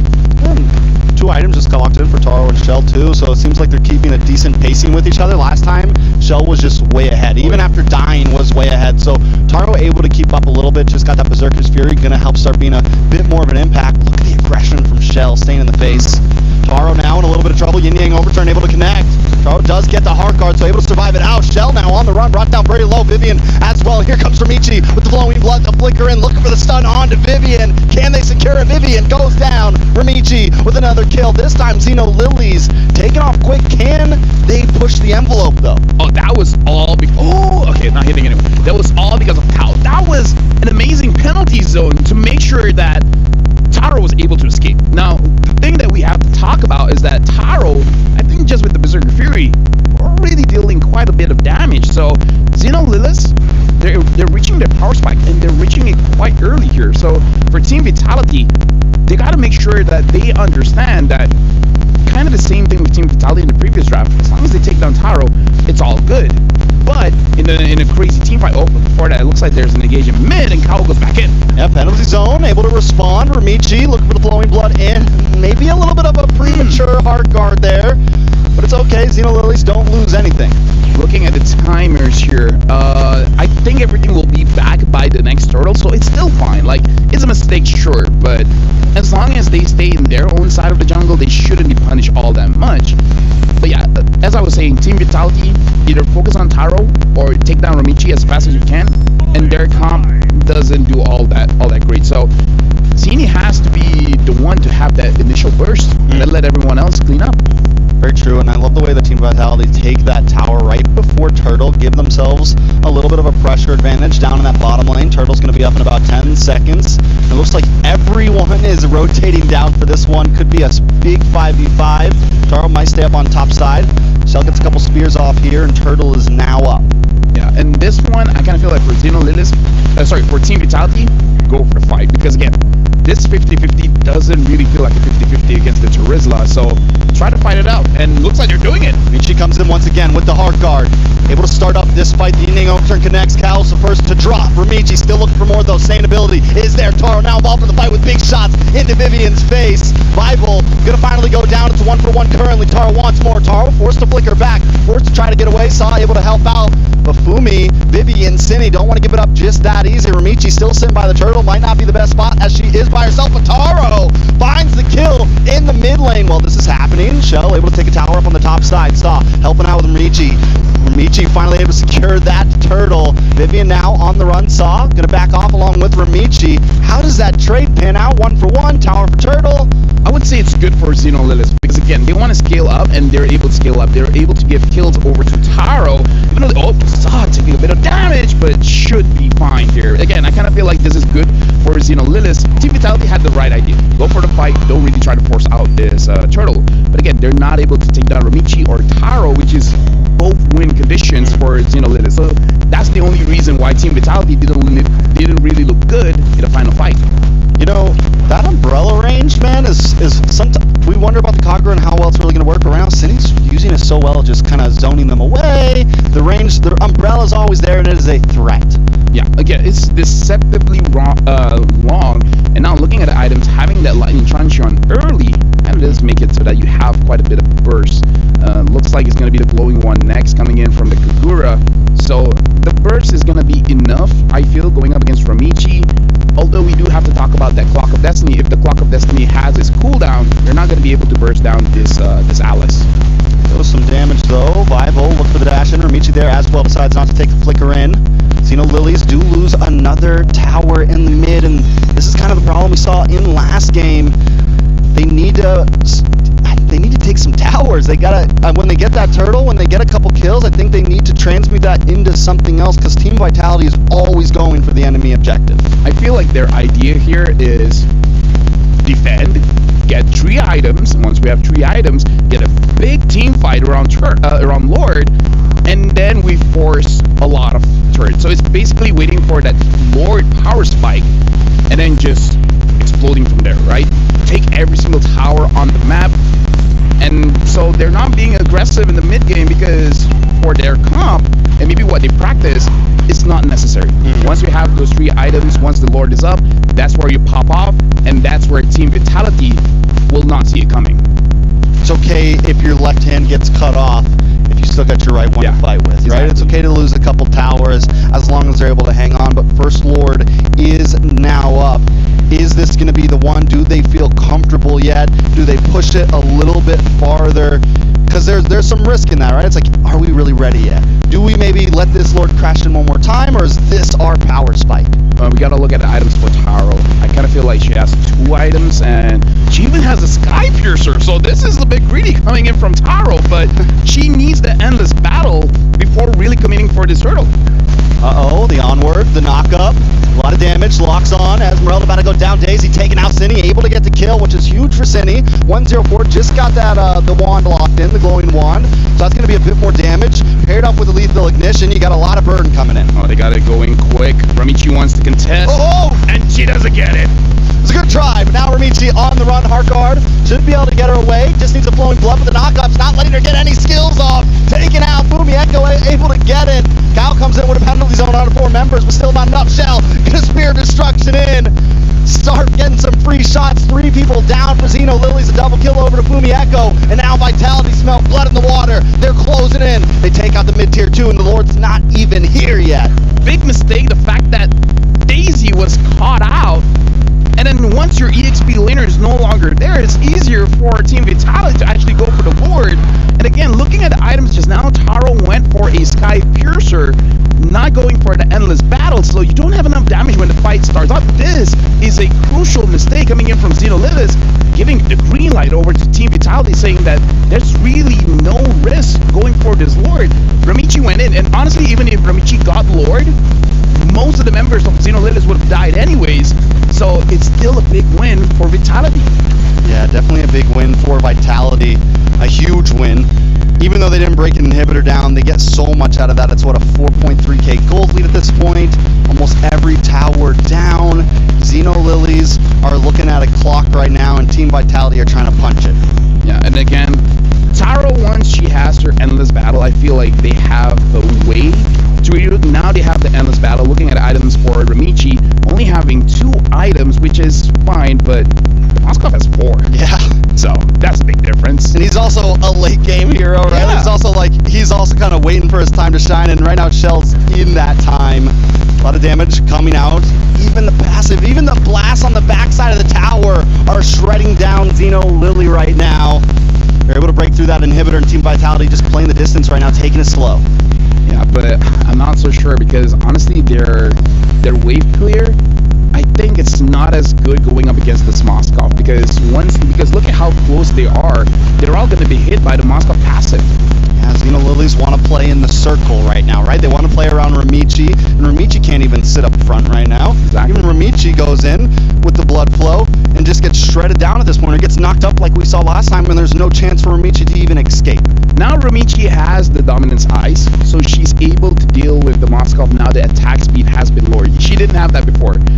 If they can somehow get a big pickoff and then perhaps get the blade armor onto Ramichi, it could be good. But honestly, here's the thing. Blade armor is going to be good. What's better is the Winter Crown.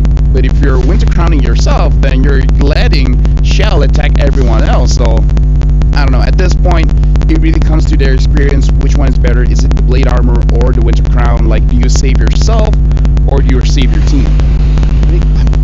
I think it's a very good point. I think Xeno Lilies, a lot of it's going to be angles. They don't have any, they don't have something like the Edith that can jump in and get long-term crowd control that can catch something like a Moskov off guard. So we need a big long-range flicker player, right? A big something that can really get into that backline quickly. That Shell doesn't know it's going to be coming. Look at the damage from Shell. Daisy is useless at this point. The Esmeralda can't even get into this fight. Ramichi now on the run as well. Lord gonna go down. Team Vitality in complete control.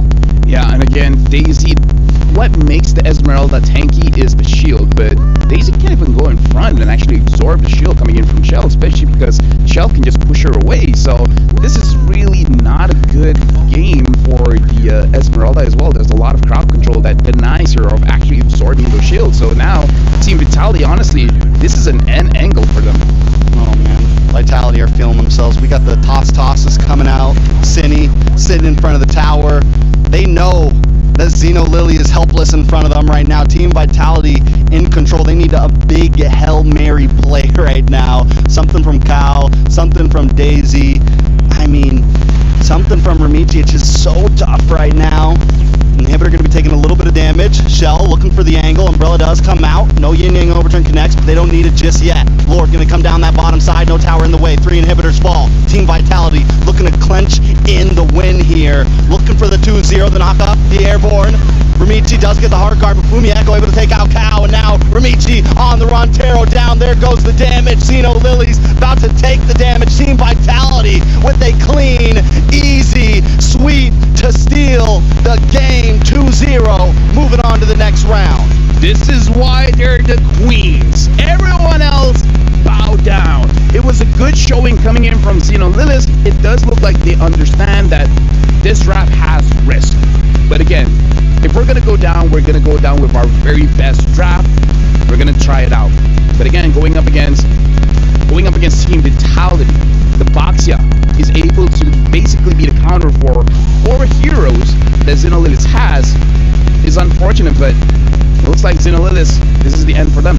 Yeah, and they put up a good fight, right? Through groups, they were able to power through, make it into the bracket, but today they met their match. Team Vitality, just a different breed, coming in game 1 with a slightly off-brand composition. We have the Guinevere, this time we see the Kagura, and just showing that their pockets are deep when it comes to a hero pool. Yeah, congratulations to Team Vitality. They will move on. And again, this is looking good. This is looking like, this is why they're favorites. And if they win this one, repeat, baby, all MWI is them. Who can stop them? Who can put an end to the reign of the queens? If anyone, maybe it's Falcons Vega, where if they win their next match, they'll be facing up against them. But if they take down Falcons Vega, then at this point, who knows, man? Yeah, it's definitely going to be a toss-up. Team Vitality showing why they're here, what they came for, coming for that trophy. And again, looking at this game, amazing plays coming in from both teams. But with that being said, Team Vitality, they did well. Later on, we'll go to the stage for them to be interviewed by Bara as well as Cheryl. That being said, it's over to you guys. Thank you so much, guys. We're here from the studio. Now, here on the stage itself, we have Seni right here with us. Thank you so much. And Hatius, congratulations to you. Amazing stuff taking place in this match. You went in with confidence. Queens, definitely. So the thing is now, you lost one game with the Xeno Lilies and another game with the DJSG. How do you rate your performance as part of the team of Vitality for MWI 2024? Like, how do you see your performance? Like, what would you say about it? Yes, I think it was great so far because before it was just group stage, so we tried many things, and now this is the playoff, so we're gonna go all out here. Go all out. Let's go. That's right. And of course, speaking of the level of competition, you guys have been reigning champions so far. So what do you think of the landscape of the current MWI? Do you think the level is stepping up, or do you think that, you guys still got this in the bag? I think so far the other teams are improving because like they can't beat the dark horse, but I'm still confident with us. Right, so, just a curious question. Previously when it comes to, Xeno Lilies, they actually took up the Alice even without the Angela, and they stopped. And right now with the Angela, it's the AA batteries right here. So what was going on in your mind when you guys are facing off with, their pocket picks, with the Angela, with the Alice? We know that in this game they'll do something with the draft, like they'll use the hero that they never used before, so we kinda expected that, so we put Doxia in the last pick to counter their heroes.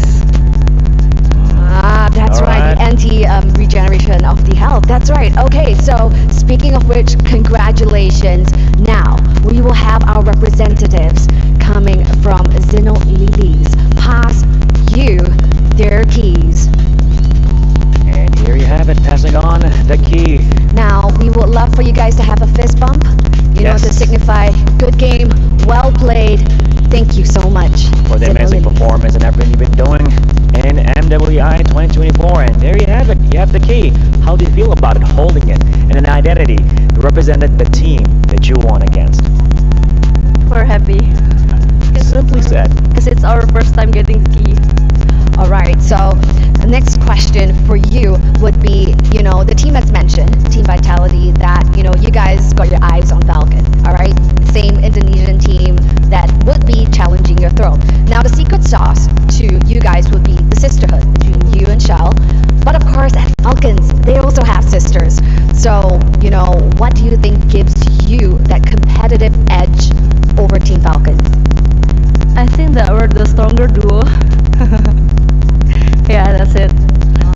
So even though they have the sisters in sync, you guys are the superior sisters. Got it. Okay. So thank you so much, Cindy, for that spectacular performance over at the Land of Dawn. Now, handing you over to the studio back. Take it away. Congratulations once again to Team Vitality. 2-0 against Xeno Lilies, and that does, ladies and gentlemen, mark the official standings that unfortunately Xeno Lilies will be unable to move forward here in the playoffs, in the knockouts for their run at EWC MSC. Clean sweep, man. Despite, the draft that I think me and LaFell also agrees that the draft just looks so good for Xeno Lilies. But I will have to say, I'm not a fan at all of the Rome, sorry. It's just, I don't know, because usually in the context of, let's talk about these clips first, right? I mean, obviously for Vitality, after picking up Daisy up top, that was really the moment. I don't know, Xeno Lilies as well, up until this moment too, they were still really stable, but then they got the pick on the Daisy. For some reason, Xeno Lilies started playing, going to the side lanes again, isolating themselves, leaving them open for a lot of the pickoffs from Vitality to happen. For Vitality, they're very happy with these pickoffs. They can go in and take them down, especially if the one split pushing is an Esmeralda with Sprint. There's too much CC lockdown for the side of Vitality for really any sort of reaction from the side of Xeno Lilies to get out with the Esmeralda. That's why we were talking about how the Alice could get out with the Blinks, Esmeralda not so much. But back to the topic of the Terizla mid, usually we say in the context of XP, you don't need resources. Terizla is really, really good at just doing his job without getting resources. But it's different when you put him in the role because you don't get anything at all. XP at least get minions. You're right. But who's our queen of this game? Who is our queen of this match? Let's take a look at the MVP by PlayStation. Once again, Cine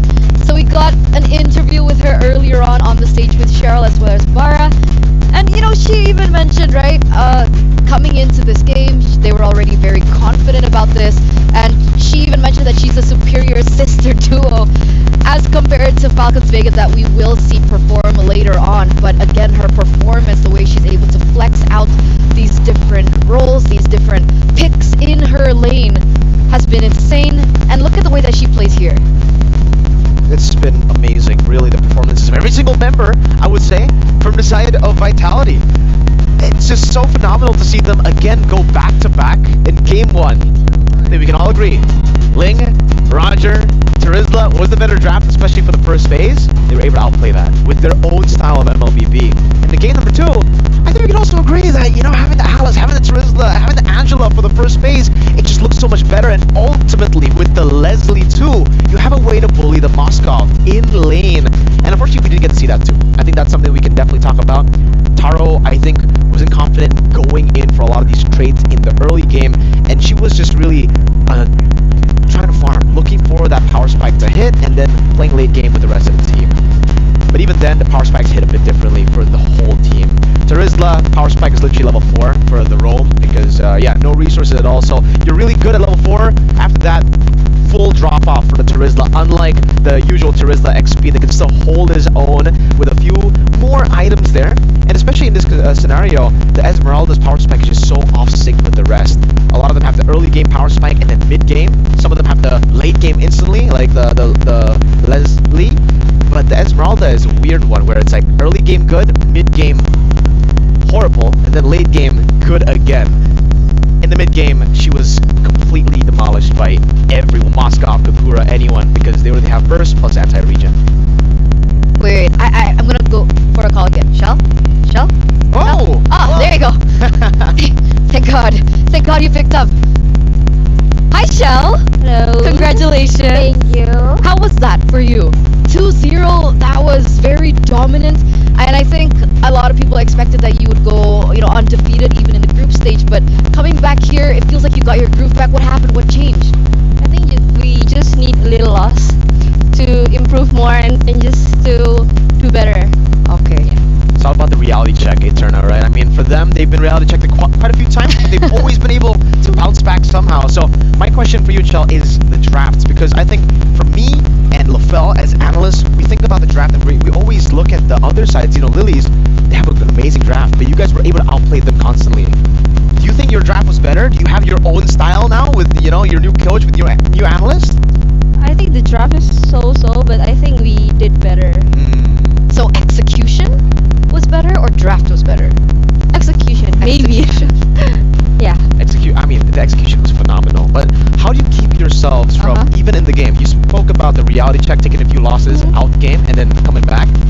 What about later stage? Like in the game, you lose the first fight. How do you come back from that? Maybe for me personally, I just keep in mind that I'm better. So yeah, just be like confident. Confidence. But what are you confident about the STC predictions? Do you think that you guys won the predictions from the audience in that game? I don't know. I have no idea. Okay, let's take a look. 88%. Ooh. For Team Vitality, you have the masses behind you, Shell. So once again, congratulations and good luck moving forward. I believe straight into the semifinals, best of 5. Yeah, tomorrow's the real day. Tomorrow's the real day. I really love the confidence, right? The mentality of just being better. But okay, as the better player, what's your predictions for the next match? For the next match, Falcons Vega, of course. Falcons Vega. The pride. 2-0? Alright, 2-0. Yeah. We'll see how they do in their next match of the day, but of course we do have to toss to a short break before we get into that. So once again, thank you, Shell, and we'll see you after the break.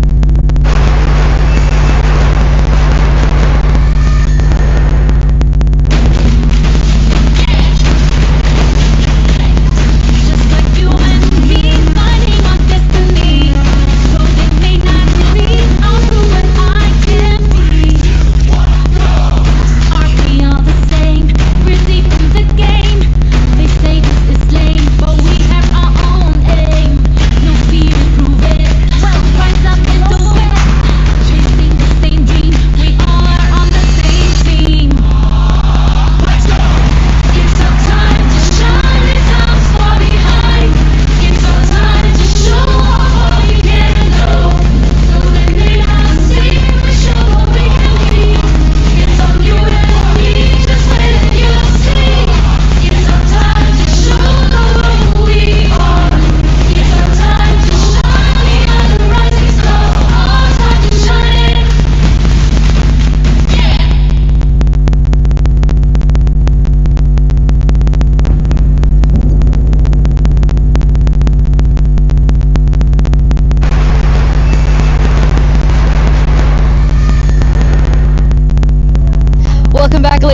gentlemen, boys and girls, from that short break, that short quick break, you know, as we all restart for the next match of the day, Falcons Vega. But we are going to have a look at it with the Dr. Sulaiman Al Habib showdown. So let's get into it. Another Indonesian representative after we saw their first team vitality 2-0 moving forward. Now we're going to see Falcons Vega against Net Angels. They had an outstanding performance from the group stage, not losing a single game. So coming against Net Angels, how are we feeling about this? And we also want to know what the viewers think about this, right? What do you guys think? Our first game, first match, you guys got it. You guys got the predictions down, but what about this? Do you think Falcons Vega will win it all, or do you think Net Angels have the chance to bag this? Well, tell us now. I mean, we'll see the predictions later. We'll see the result of the predictions later. But yeah, I mean, me personally, I'm not going to give predictions out, but I will talk about how I think it will play out. Net Angels, phenomenal performances in the group stage, but obviously we're going to have to give it over to the favorites here, which is Falcons Vega. The way that they performed in the group stages, it was dominant for the most part in the early game. There are a few weakness points, though, that Net Angels could capitalize on, which is their late game decision making, and just Falcons Vega's very classic, this is a characteristic that they have, which is the discipline not being there as we get into the mid to late game stage. Sometimes they like to overheat when they get early game power spikes and when they win in the early game. So that's definitely something that I'm looking at Net Angels to try to decipher, to try to punish, but also for the side of Falcons Vega, I'm expecting them to fix those things, because it's been a while. And let's hope they don't overheat on the way to the venue. Oh, that could definitely happen. Okay. Let's take a look as they walk into the Amazon Arena, ladies and gentlemen, as we take a look at the Jamil Motorsport arrivals, and there you have it. Falcons Vega. Earlier on, you know, we had a little bit of spice between these Indonesian teams claiming that they were the better sister duo, but it looks like the sister duos from Falcons Vega are also rolling in.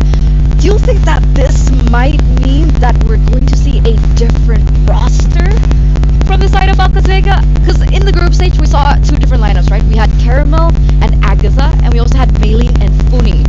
From your feeling, who do you think will be playing today?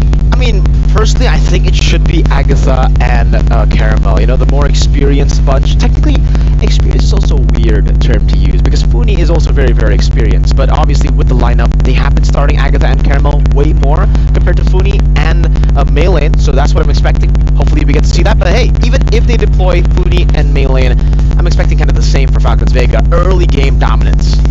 We're also kind of getting that, right? That's the same kind of feeling of match number one, where it was like a powerhouse against a dark horse.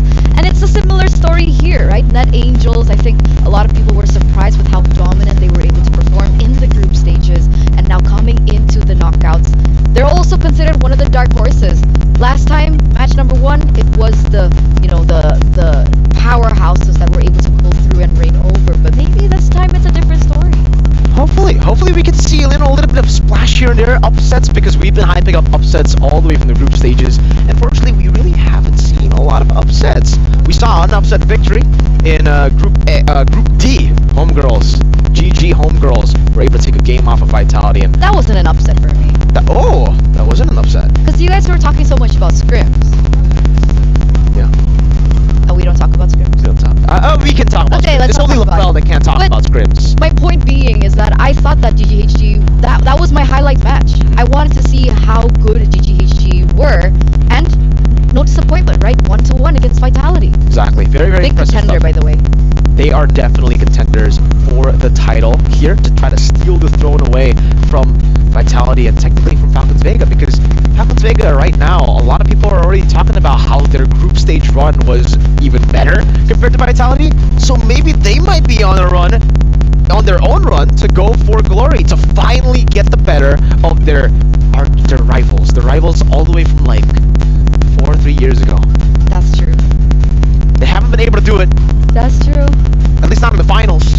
But maybe this is their time. This is their time to fly high. The uncrowned queens for so long. And this is their first step, right? The first hurdle for them to finally make it all the way into the grand finals.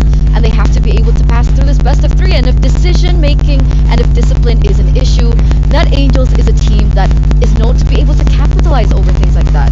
Definitely. And I think we can take a look at the highlights here, all the way from the group stages for Team Falcons Vega, the way that they were able to play so many in so many of the situations. I think the main playmaker and the main highlight for me has got to be Violet. Violet on the Arlet, Violet on the playmaking heroes always is able to find these big moments. The core memory that I have from the group stages is the moment where she just spinal slashed 4 members off of the bush up top under tier 1. That was one of the best Arlet plays, like in terms of satisfactory. Like I was just so satisfied. As an Arlet player myself, I see that and I'm just like, oh, when can I achieve that? When can we achieve In a that? tournament. That's the question. But look behind you, Mirko. Whoa! 13 seconds away now, ladies and gentlemen, to get onto the stage in a best of 3, our second match of the day. Earlier on, we had to see one key get handed over. So whose key will be next? We're gonna hand it over to the host. The time to shine continues right here at the Amazon Arena as we approach the next series to bring us one step closer to unveiling our champions for MWI 2024. Well, ladies and gentlemen, as we have it right now, competing to pretty much secure a slot in the semifinals with the powerful powerhouse. All that's taken place right here, ladies and gentlemen, and an Indonesian powerhouse may go against a potential dark horse. All right here at MWI 2024. So speaking of which, let's jump straight in and let's take a look at the wonderful faces of the Indonesian powerhouse. Presenting to you, Team Falcons Vega.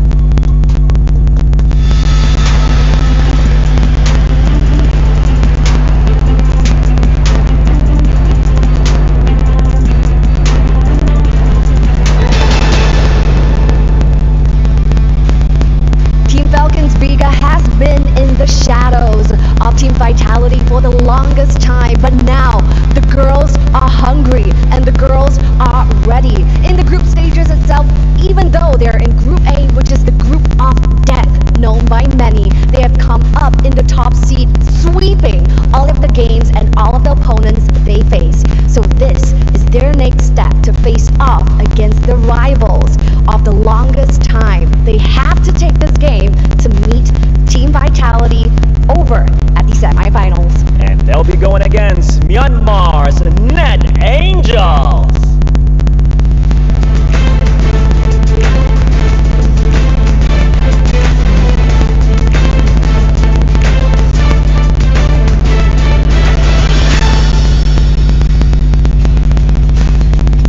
Well, there you have it. With us here right now, Net Angels, a mix of multinational team, as we have members, Burmese members and Philippine members, all in a mixed team, pretty much competing to go to the semifinals. That's right, stakes are ever as high right now. Ladies behind me, in just 2-0 earlier, keys were crushed. This time, it is a best of 3, may the best team win. Please head on over to your battle stations. The Amazon Arena is ready for you at the Land of Dawn. So yes, with that being said, the ladies are looking to head on over to the Land of Dawn. Stakes are high as ever.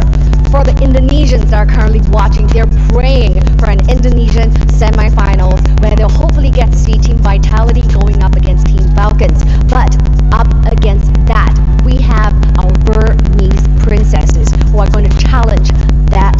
Gonna happen. That's what's gonna happen, right? They're gonna challenge that. They're gonna deny that Indonesian versus Indonesian semifinals. A lot is taking place right here, but you know what? As the slogan goes, it's their time to shine.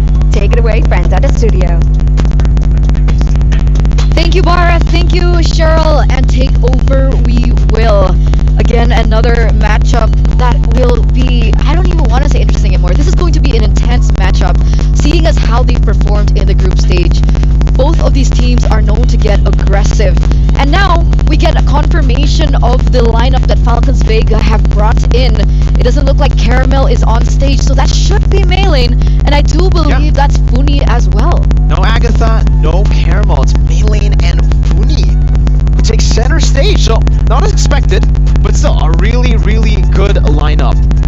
I don't know, it almost feels like, even in the group stages, we were expecting a bit of difference from Agatha, the way that she usually plays, from the way that usually Funi plays, but no, it's not the exact same. They played the exact same heroes too. Funi played the Vixana, Agatha played the Vixana. She didn't really go towards, the carry picks that we would like to see. But maybe Funi does it here. Maybe she does it with that synergy. Oh, I know why they deployed Funi. Why? I mean, earlier, Shell mentioned they're the better sister duo.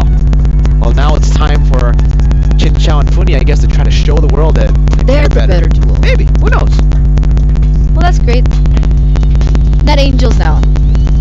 So, despite Caramel not being in the jungle position, right? Okay. Despite it being melee, we're still gonna have an ID versus ID jungler battle. What do you think about the playstyles? The difference in playstyles, and maybe the difference in picks, maybe? I would actually say it's kind of similar. Vanilla and melee. If you were to compare Vanilla and Caramel, then it'll be completely different because obviously they're different flavors. But also, they also play different picks in the jungle. We are used to seeing more of the Hayabusas from Caramel, the Alpha. Marcus as well, the Alphas, some fighters too. Meanwhile, from the side of Vanilla, she really likes to play the Rogers. She really likes to play those kind of heroes where it's hyper carries too, but it's a different kind of hyper carry compared to Hayabusa. Some of these assassin picks, they're very niche, I would say, in a way that we can describe them in their playstyle. Because a lot of people can play the Lancelot, but they can't play the Hayabusa, they can't play the Link. And I think Vanilla falls in that category a bit, where she's definitely more comfortable on the heroes like the Roger. And I would say maybe even she'd still go on the Link, but when it comes to the Hayabusas and the Lancelot, I'm not too sure about that, right? And this time, it's already a bit different here because Falcons Vega, I believe in their group, they were always able to get first pick. Now it's Net Angels who get first pick, blue side. So we'll see how this actually impacts their gameplay and of course that drafting phase. And I was about to mention as we head in over for our first game of the series that Roger would be such a contested pick, but it looks like no contestation whatsoever. They're just gonna eliminate it out of options entirely, as the Roger is the choice as well as the Link. So maybe they wanna leave the Hayabusa open? Yeah. We were literally just talking about it, right? I mean, the Roger for Net Angels, for Vanilla, she can play Link, she can play Roger, she's that type of jungler. Falcons say, nah, let's not give her the Link. And same for Net Angels, seeing how Melee performed on the Roger. I believe that was game number 1 on the Roger, their first game at MWI in Falcons Vega, where Melee got, was it a mania? I don't know, but it was a really amazing performance. Crazy KDA. Minotaur ban coming from Falcons Vega. This is already very interesting because usually we see the Chip banned out by red side, we see the Lo Yi banned out by red side, and this is already kind of scary for Net Angels because usually on blue side you want to try to force those bans upon the red side opponents so that you can actually go for a lot more respect and you can leave a lot of the other heroes that you're comfortable on, that are your personal prio picks, open for first pick. So if they can't play the Chip and the Lo Yi, it'll definitely be concerning when Falcons Vega get the blue side. But we'll see their game plan. Maybe Terizla is that much prio for them. They want to just first pick it. Edith, man. Talking about Edith, before we continue on in this drafting phase, I just want to point out that Net Angels, they also have a variety when it comes down to their EXP lane, right? We've seen Line, and we've seen Namira, and they get interchangeably swapped out. This time, we are going to be seeing Namira step in that EXP lane. So, I believe in this situation, last time she picked up the Arlet, maybe that's something that might pop up here, Mirko. Yeah, I would say for the difference between Lang and Namira is more of a individual kind of XP lane, in a way where she thinks about what to do individually. Meanwhile, for Lang, she follows calls a bit better and she's a lot more brave. Going for the Terizla picks, and whenever the team needs her to initiate, needs her to body block, she will be there. She will flicker forward, standing there in the way. And Namira, now, will we see still the Terizla being prioritized? Because we didn't see it get banned out. Terizla has been left open. Lo Yi has been left open. The Angela too. So a lot of different picks. They go for Terizla as the Vixana gets banned out. That's their prio. Okay. Valentina still open up if Funi wants to go to that direction. There are other few things option as they're open as well. Nolan could definitely be one of the options that they can go for here. Chin Chao, the signature Hereth. Saman for Synchro Vision, Lane Kingdom Dominance. That's what is known about Chin Chao, at least in MWI 2024. Actually, her entire career, she's always been an amazing laner. So if you set her up for success, the Rogers are So not a lot of other gold laners can really stand head to head up against this Harith. And wow, we got that Hayabusa coming in from main lane. There you have it, hot pick. You usually see this from Caramel. It seems she's been learning a thing or two from, you know, her partner in crime in the jungle. So the big question is, what does Vanilla play, right? The Hayabusa's been taken, Roger's been banned, and the only hero that she's been playing before from the group stage is Julian. So the Julian does get instantly locked in. Maybe there's fear that perhaps she might be pushed onto something that she's not comfortable, although it has not been put to the test. And Ruby is the next option. Does the Ruby still counter the Hayabusa in the way that it used to, like back in the day? Yeah, it's still the same idea behind it, right? Don't run Wolf King, and obviously the I'm Offended. Every time you get into that vicinity of the skill, it's a stopper. It's always a great stopper against assassins. But now there's an Arlet there too, picked up. So for Falcons Vega, it's really all about comfort picks and setting themselves up for success. Violet, the Arlet. She's a playmaker. She needs a pick like this, and she gets it. Even though in lane it's not going to be as dominant as we usually see for Violet, you know, really trying to win out in that side lane too. The Arlet Terizla matchup will be basically a race to level 4, a race to whoever gets the setup better for the neutral objective. But back to the question, yes, it is a stopper. It still has the same interaction, so they're gonna have to try to bait out some of these skills. And also, not just the Ruby, but the Julian is a good way to technically counter the Hayabusa, but it's very skill dependent. Because when you're on the Shadow Kill, the Enhanced Sword does get you out of the Shadow Kill. It's an untargetable ability. So there's a way. So there are two ways, essentially. Yeah. Okay. Coming to the second phase, the Claude does get banned out. What else would be a good laner against the Harith? Do you need to continue to give Chinchao that better lane? Understanding that the Arlet, like you mentioned, is not in the best of matchups. Yeah, I think setting up for Chinchao is amazing. Good Claude ban. The Claude can blink out away from the synchro visions. Carry has been a very good choice as well up against the Harith. Not in the way that you bully the Harith, but in the way where you can actually just dodge away from the synchro vision and just farm up. I think for Carry, we've been talking about how she's basically a non-laner. She gets to decide when to disengage, and she can trade pretty well too with the QC and dodge a lot of the skill shots. But they'll decide to go for the Moscow ban here.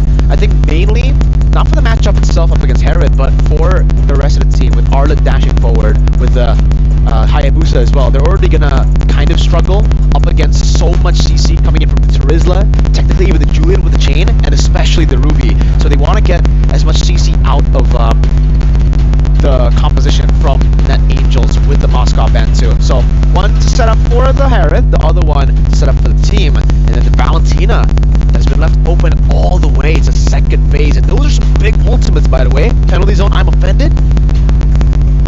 It's a comfort hero as well for Funi, so I was surprised that it wasn't picked up in earlier on. But wait a second, Phoveus and the Novaria has been locked in. So with this being said, who goes where? What does Sakoshi play in the gold lane? Is it a Phoveus gold lane against the Harith? Is this the idea? Wait. I guess so. It's a Phoveus gold lane. Ruby roll. Terizla XP. Novaria mid, right? Yeah. So Phoveus gold. Unless they pull a crazy swap again. But that's gonna be the Tigreal. It's an amazing answer to the Julian, to any assassin. So there you have it. It's actually in the mid lane. It's gold lane Ruby. It's Rome Terizla again. Rome Terizla? I believe so. No, it's Rome Novaria and okay. Mid lane Phoveus. Okay, so XP Terizla. There you go. So it's Rome Novaria. Okay. Well, technically we've seen the Novaria work in the Rome like way back when. Is it still a viable option in this meta? I personally am not a fan, but hey, I can see it work. I can still see it work. The vision gets you a lot of prio. What about you, casters? Do you think that this can work? I don't know. What I will say is this, since LaFell seems to... No, I mean, like, legit, if she asked me, like, will it work? And I'm like, I don't know. Good. We've seen a lot of things so far in MWI. We've seen a lot of things, and we've seen a lot of those things work. We've seen a lot of them... Here's the thing, man. With the right mindset, all of it works. You can do anything. Novaria jungle, it's not even a question. The answer is just yes. But with that being said, we're jumping into this game. And yeah, looking at the composition here coming in from Net Angels, it's really 3, 4 fighters here. They only have a Novaria to provide them the support. So I'm really looking at Net Angels. Second turtle, man. Second turtle, that's where they want to pop off. Ooh, already a lot of damage on Vanilla there. Brought down to about 10% health. Might have to go home. Yeah, gonna have to go home for that one. Team Falcons Vega already shown some aggression, and I think when it comes in term of mid lane, Funi and Thal are gonna have some rotation advantages. Ku, Cassie, you're gonna have a little bit of trouble. We did see we saw the Phobius back in MSC, and it did perform well against the right compositions. There are a lot of dashes here. As long as Cassie can get through this early game, get through this laning phase without taking any deaths, be able to get some farming, there are definitely some possibilities for it. Let me just say, this is already like not great for Net Angels, because if you look at the draft, everything has priority, but they're not really having priority at this point because the Hayabusa is farming a little bit better compared to the Julian. Because again, look, you got fires everywhere. You should be winning the lane, but it's not happening so far. So that power spike is not being used all that well just yet. Ooh, Cassie are taking some damage. Should be okay. Now, what I will say for Net Angels composition here, because it's all these fighters, you're going to have kind of this box around Ku here. Ku needs to be careful how far back she actually goes, because it's going to be the perfect target for melee, and if everyone else is diving forward and Ku's just sitting in the backside waiting to line up that meteor shot, Maylane's going to have the perfect target to lock on. Also, another big thing that Net Angels need to watch out for when they do that big engage is the reaction from Thal and the reaction from Violet. You get caught by one bad implosion or one bad final slash, you're a little too grouped up, it could definitely spell death. With Thal already pushing away Halang there. Vanilla keeping a good position in front of this turtle, but Melee already gets first blood.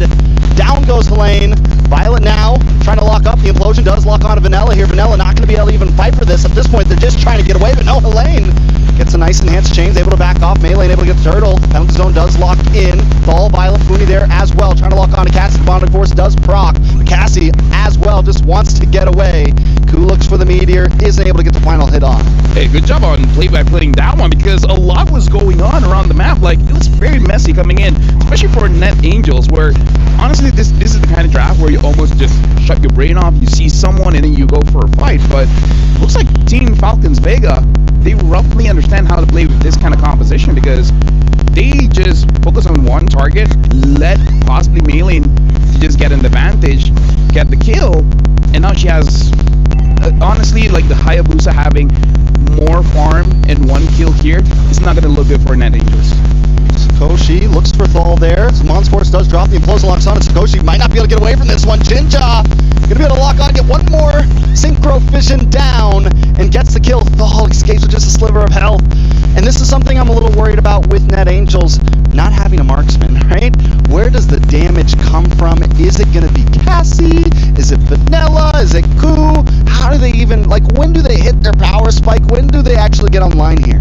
Honestly, it's going to be all on Vanilla. It really depends where Vanilla wants to go for. Oh, hold on. Nice knock up. Hands chains, does lock on. And in comes Cassie with the demonic force. Not able to get another proc. Jinja able to just get away. And again, going back to Vanilla, it really depends on her itemization. If he goes for a Genius 1, then pretty early on that you can go for those fights. But if Vanilla, and I kind of want to suggest it, go for a Holy Crystal, you're going to be the main damage dealer for this one, and your scaling is going to be a little bit much better because you're going to control the third turtle onwards. I think it's very fair, and I think there's a lot of possibilities. There is one good thing about Net Angels, they do have some CC here, and when they do get into the late game, Ku could become a problem, and Ku's staying safe at this point of time. We're seeing some of those snipe shots lock on. The damage isn't quite enough to get the finishing blow in. And even Sakoshi on the Ruby. We've seen Rubies actually start to pack a punch when the game gets going.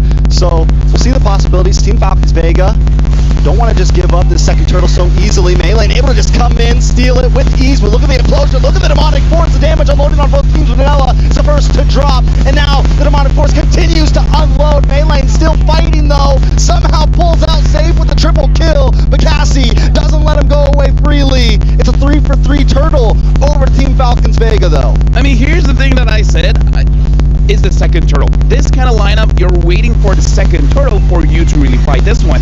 If they were able to secure it, then it would have been much, much better. You can see how Thal honestly should have turned things around with that amazing implosion, but because this is a lineup that has a lot of ways to defend themselves, they don't really rely on someone else to give them the protection, makes it so that even if they get caught, it's still fine, as long as you have at least one item, which we saw Cassie got a little bit later. But again, now Cassie having that Clock of Destiny makes it so that Team Falcons Vega now will have a difficult time to get on Cassie. Looks like Vanilla is going for that Genius 1 route, so the damage is going to be there a little bit earlier. It's just that the burst isn't going to be there when you're starting to fight it around the board. The fact that Cassie's now 2-0-1 could become, I mean, that could end up being one of their major damage dealers. You know, that Phobius could end up being a big problem. But look at the conceal play, walking on to Violet here. Violet going to be in a little bit of trouble, locked in by the implosion, taken off. Sakoshi goes down. They keep on getting those ganks into the boss side. Net Angels needs to find the answer to it. Team Falcons Vega just out-rotating.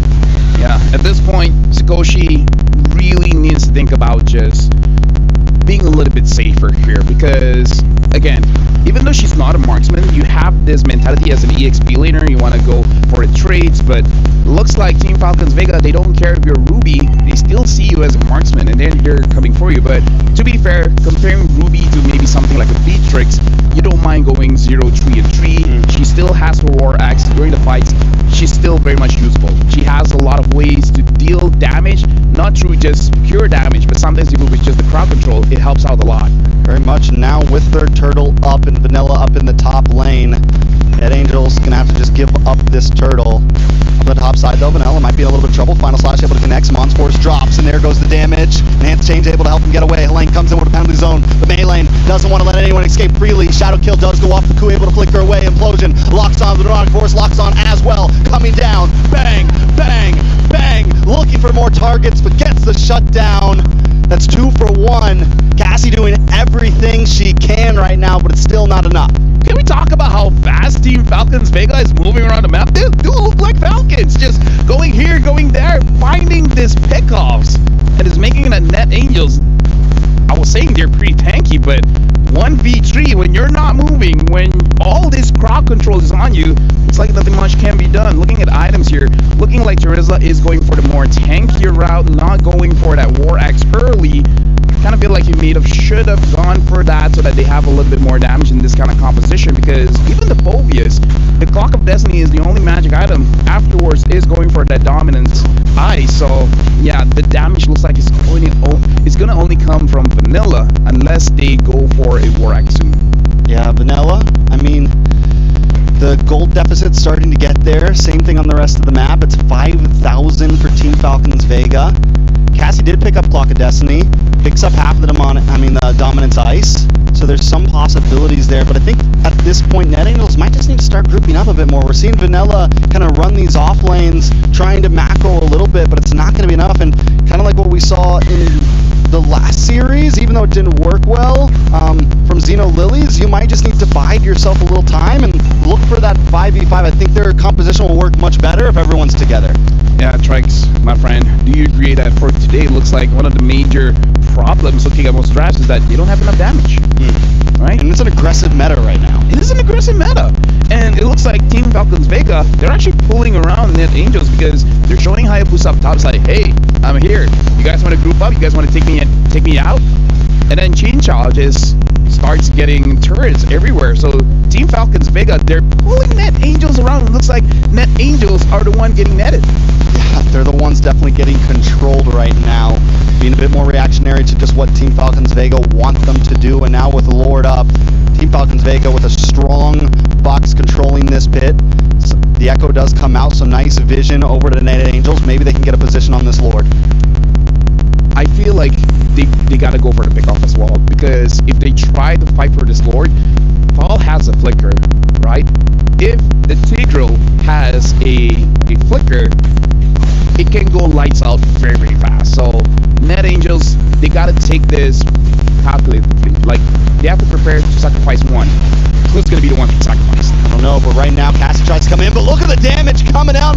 Lang able to take out Booney. Meilane finds Sakoshi. Cassie still on the chase with the Neurotic Force, but it does not lock in. The Meteor does miss, but now Thal might be in a little bit of trouble. Echo comes out, look for one more shot. Helene trying to lock on to Cassie, gets the final blow. Vanilla now drops to the Zaman Force does drop out from Chincha.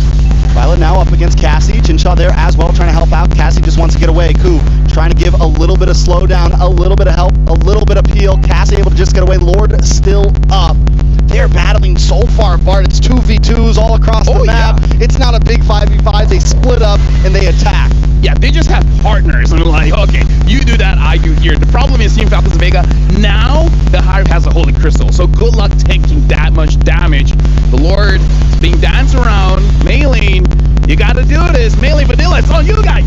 Maylane does get locked up and taken out. Vanilla able to get the Lord and multiple kills. Ku takes him out as well. Cassie with a kill for herself. It's a 3-man wipe and the Lord over to Net Angels. They need to translate this and do as much as they can, but look at the beautiful implosion. Chincha drops the response force. Cassie down. Chincha, Thal, save the day, but still Net Angels not done just yet. They lost Cassie, but 4 members still standing. They take the inhibitor. They move forward, and the Lord's still coming up the top side. Team Falcons Vega pushed back into the base. Another tower drops. Sakoshi able to take it. Net Angels not slowing down. Dude, this draft here, again, having a lot of fighters, having one goal in mind, having the mindset of, I'm going to attack you as much as I can, and you're going to be the one to go down first. Vanilla now having the Holy Crystal, it's going to deal holy damage, because even Lane, the fact that Lane, during that Lord fight, got the War Axe. We got to talk about the timing there. Getting the War Axe so that you can stack and then start having more damage and more sustainability makes it so that Net Angels can actually deal enough damage against Team Falcons Vega. Cassie, honestly, throughout this game, is slowing down the tempo, right? Cassie, before that, Violet maybe a little too deep. Demonic Force does get procced, maybe a little bit too early. Thal able to come in. Cassie looking for more targets. Bennett's zone locks onto Violet, locks onto Thal, and Vanilla cleans up the pieces. Demonic Force still going. It must feel like an eternity at this point. Falcons Vega pushed back to the base.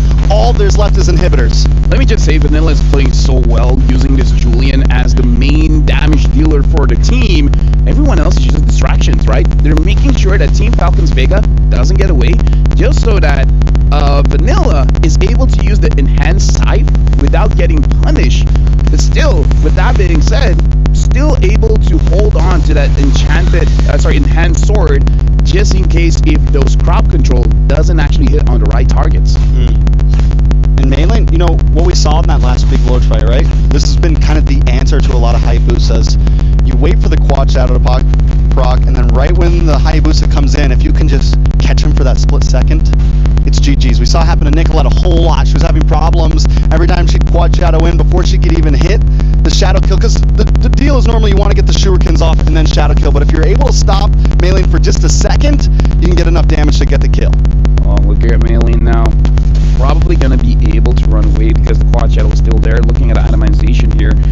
Radiant armor on lane, making sure that you can actually survive going up against Chincha as well as Spoonie, as well as having that Queen's Wings, make it so that you can stay in the fight for a very, very long time. Looking at the atomization coming in from Net Angels, it's really about sustaining. We see Oracles, we see Queen's Wings, making it so that you're able to outplay Team Falcons Vega when your HP is super low. Definitely now Lord up. Does Net Angels have the advantage on this Lord at this point? Has the game completely turned into their hands? As an assassin, it's going to be hard for you to really contest for the Lord just because you can't tank the damage that the Lord deals. And Net Angels, we got to remember that War Axe has a stack. They can hold on to their stack for a very, very long time. So they actually do quite a lot of damage at this point during the Lord decks. Fair. Another person that we kind of failed to mention, but Vanilla's been doing great. But look at Ku, 2-0-7. We're 15 minutes in. Those meteors are going to start hurting a lot more. The vision also getting applied gives Net Angels this great advantage when it comes to especially objectives like this. Thal, though, looking for the play, looking for the lock-in. Yeah, again, just be careful of Thal. Having that flicker, you kind of don't want to risk this. And now we see the concealed play being used, and then you reset the Lord, so that's one thing out of the way. Now you got to force the flicker out, and then Net Angels have a good time going for this. Oh, but Maylane finds Vanilla able to get out of there. Absolutely. Also takes a bit of damage, though. Now we're back to the tango, man. We're back to the dance. Again, I feel like it's fine for Net Angels here. They can heal up, so it's all good. And they kind of have to do that because it's all about about the trigger finger? Who's gonna go first? Is it gonna be Thal or is it gonna be Net Angels here? Yeah. Lane also, I mean, it's got to be tempting when you see them all grouped in that jungle to pop the penalty zone, but the patience coming from Helene right now is going to be crucial. Same thing from Violet, look for the final slash. But here comes the shadow kill onto Cuckoo, able to get away though using the flicker, and that is going to be a utility down. Helene able to walk on to Thal. Here comes the demonic force. Trigger has been pulled. Can they get the final blow though? Can they find the kill? Down in the mid lane though, Chinchaw getting the push in. Gonna move on to the tower as well. Koo trying to go back. Vanilla doesn't want to stop as well. Thal taking damage. Thal goes down, but Chinchaw's on the base. Chinchaw's on the base, and Koo can't defend. Team Falcons Vega with a cheeky mid lane steal. Not like this. There was 2 towers. There's the tier 2, there's the base towers, and then she went and ended in one wave. Not like this, man. Damn you, Chinchaw. Dude, that's what Leo would say. Maybe this is the answer. You want a Lord dance? I'll just end the game. That's always the answer. There's 2 towers. If the base turret was not there, I get it. The tier 2 was there. The base. Chinchaw, man. The timing was, it was almost like it wasn't improvised either. It was almost like it was playing like, because once the trigger was pulled, that's when Chinchaw went. And because they were so invested in that fight, there was, I mean, Koo could go back, but it's like you say, Udala and Jesse. Yeah, exactly. Yeah, right. You understood, right? Yeah. Totally. Yeah, with that being said, now we're going to throw it over to Mercury and Turner. What do you think about that ending? That was iconic Chinchaw play. That was iconic Chinchaw play, man. You give her the Claude, you give her the Roger. She's never actually done it on a Harith before. Nope. But you know, it's the first time for everything. Oh my goodness. What an amazing decision to make there in that position. Because seriously, alright, let's talk about the replays first. We're getting ahead of ourselves, right? Because there were a lot of great skirmishes back and forth from Team Falcons Vega, also from Team Net Angels, and this was one of the big fights that obviously Net Angels kind of miscalculated in. And this happened a lot in the early game where whenever they kept on going for the fights, it would be Team Falcons Vega winning it out. But this is the big blunder from Team Falcons Vega. Already losing Violet, still holding onto the Lord for some reason, and then committing onto it, not letting it reset, forcing a response from Net Angels. But at that point, Net Angels are very okay with the responses that they can make. They can just be like, alright, you want to fight? We can fight. And again, a lot of the fights here, it just feels like for Falcons Vega, they're very amazing mechanically, right? But when it comes to a lot of the baiting out, the feinting, that's when they get beat out. Because in that particular moment, the bottom side of the map as well, they wanted to bait out the demonic force. They baited out, but then they were kind of confused. They were like, wait, do we continue fighting when the demonic force is up, or do we just back away? Because the real answer would have been 100% back away, wait a bit, and then jump back in. With no demonic force, Funi saving her own IMU demonic force would have been so much more value to actually go for the fight after those cooldowns and those frames have been already used up. But what did you think about the possibility of that split push from Chinchaw? Was that a miscalculation on Net Angels' part? What went wrong for them there? I think for me, I'm definitely, I'll be waiting for Telestrator later on to really draw things, but even while we were watching that, we were talking about, well, I was mentioning, Hayabusa should be the one going bot, not the Harith.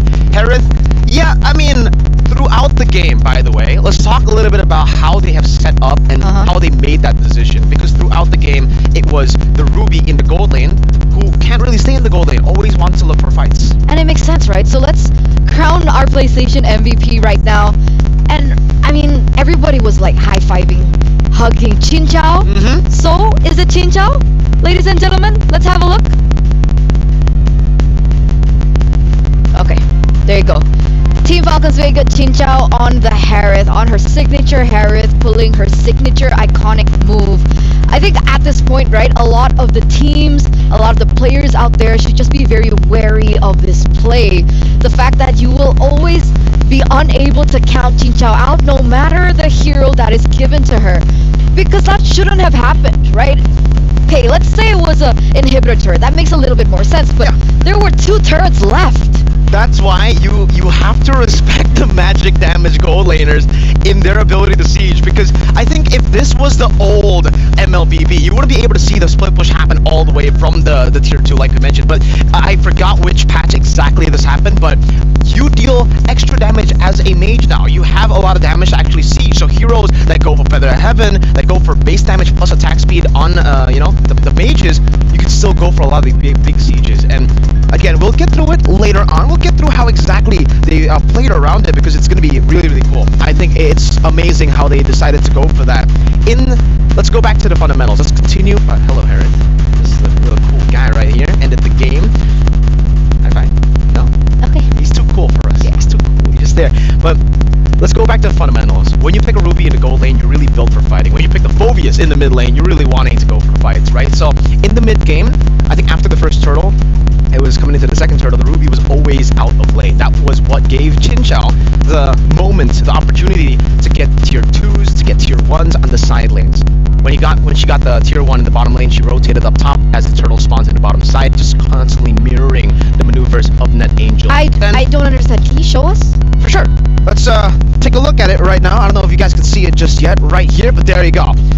Now, this is a bit further into the game. We were talking about the mid game earlier, but the main concern for me was the fact that Hayabusa, I feel, should have been the one really managing the side lane there, managing the one in the bottom side of the map, right? Just pay attention to the map here, because the Herod, you can't expect the Herod to go back and forth around the map at that fast, and that's why the adjustment was just beautiful from the Herod. She went from the gold lane, which she was trying to go for the split push, by the way, through the gold lane. This was the moment where she was looking for it, right? Here, and then she tried to rotate. She decided to rotate over to the mid lane, which is closer to the fight. So at this point, the Herod will be able to continue joining into the fight through the mid lane. I want to draw an arrow. That's from the Herod's direction, but she can also continue to push in to the base right there, as you can see from the map. The moment that we have here is the moment where Tao kind of got picked off all alone. She used this to kind of make a moment for herself to force a lot of the fights to happen here.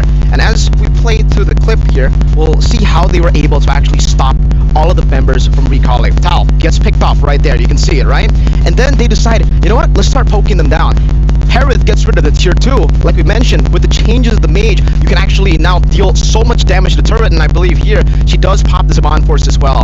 And then the rest of the team, the fact that they sent the Novaria instead of all the other members, just goes to show you that technically none of them can really get out. None of them can really back away. None of them can disengage except for Novaria. They're all in heroes. They're all built to fight.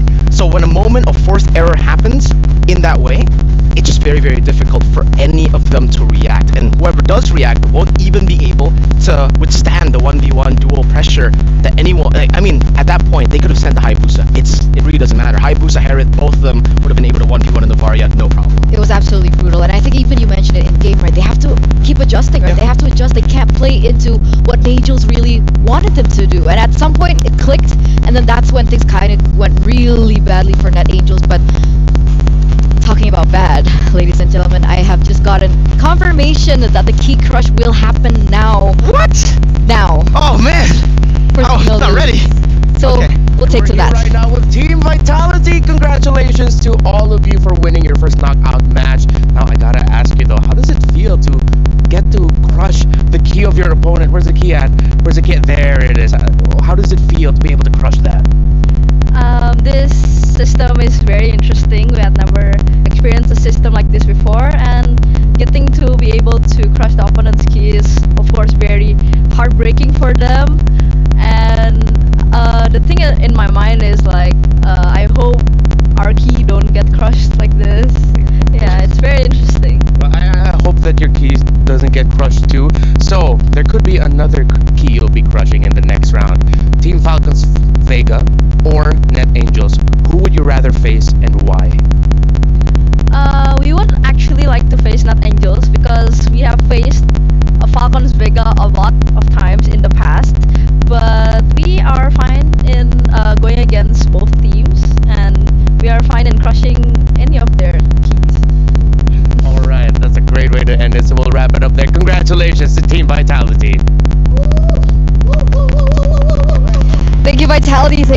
Tar. She said it was interesting. Imagine this. Imagine if Falcons Vega. I mean, they are at match point right now, right? They are. If they take another game off Net Angels, and then they would be the one. Well, either or, right? Either Falcons Vega have to crush Vitality's key, or Vitality would have to crush Falcons Vega's key. And both being regions from Indonesia. Absolutely. Is that considered like bad? I mean, it's good and bad in a way, right? Because at MSC we saw the same. Falcons AP brand, crushing TLPH. Oh, that's too. true. It's good and bad. I think in a good way we get to see who deserves to represent Indonesia more, right? Is it going to be Vitality or is it going to be Falcons Vega? But first, Falcons Vega have to beat Net Angels, and even in that game, they were kind of struggling. The fact that they had to rely on a split push instead of going for the team fights, the adjustment, like you mentioned, was amazing. By the way, just savage people there saying, yeah, we would rather go for Net Angels, but we don't really care. We'll smash anyone. Okay. Just casually saying we're the best without saying it, indirectly saying we're better. Let's hope it's okay for them, though. Because the last time a team got confident like that. Yeah. Anyways, by the way, I just wanted to let the viewers know that earlier on when we went into the drafting phase, we saw that it was Namira. Yeah. But maybe there was like a really, really sudden swap in roster that Helene was actually the one in the EXP lane for Net Angels instead of Namira. That actually kind of makes sense, right? Because we were talking about, Helene, she likes to play with the Terizla. She likes to go and initiate. And we saw the Terizla and I'm like, that looks like Helene. And it was Helene. So, hey, glad that was right. Unless, Namira, obviously, I think everybody can play Terizla, but it's a different way that she tackles it. So coming into the second game, what do you think the adjustments need to be made? Because definitely Net Angels, they want to stay in this game. They want to stay in this tournament. Because don't forget that prize pool, ladies and gentlemen. We haven't been talking about it quite so much, but 500k USD is on the line right now. And so that brings us back to that question, right? How do they come back? How do they take this off Falcons Vega? I think number one has got to be, I think in game number one, it was a great idea for them. The fact that they went for, I would say it's a cheese draft, right? They went to go for team fights. It's very one-dimensional, and that was the reason Falcons Vega was able to punish it.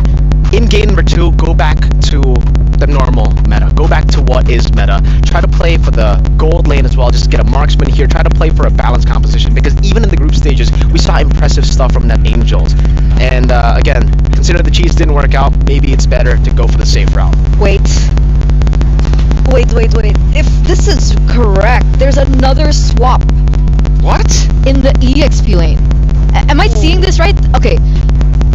That should be Namira. Yeah, Namira is playing officially now for Net Angels. There has been a swap, ladies and gentlemen, from game 1 to game number 2. How does this change our drafting phase now? Well, I don't know. I still think Terizla should be prioed for them. They started off the draft really well. I don't think they should change too much here in the draft, at least for the first phase. They're also still on blue side. They're going to ban out the chip. It's going to be the Ruby ban this time around. So it's actually Falcons Vega having a bit more trouble against the Ruby.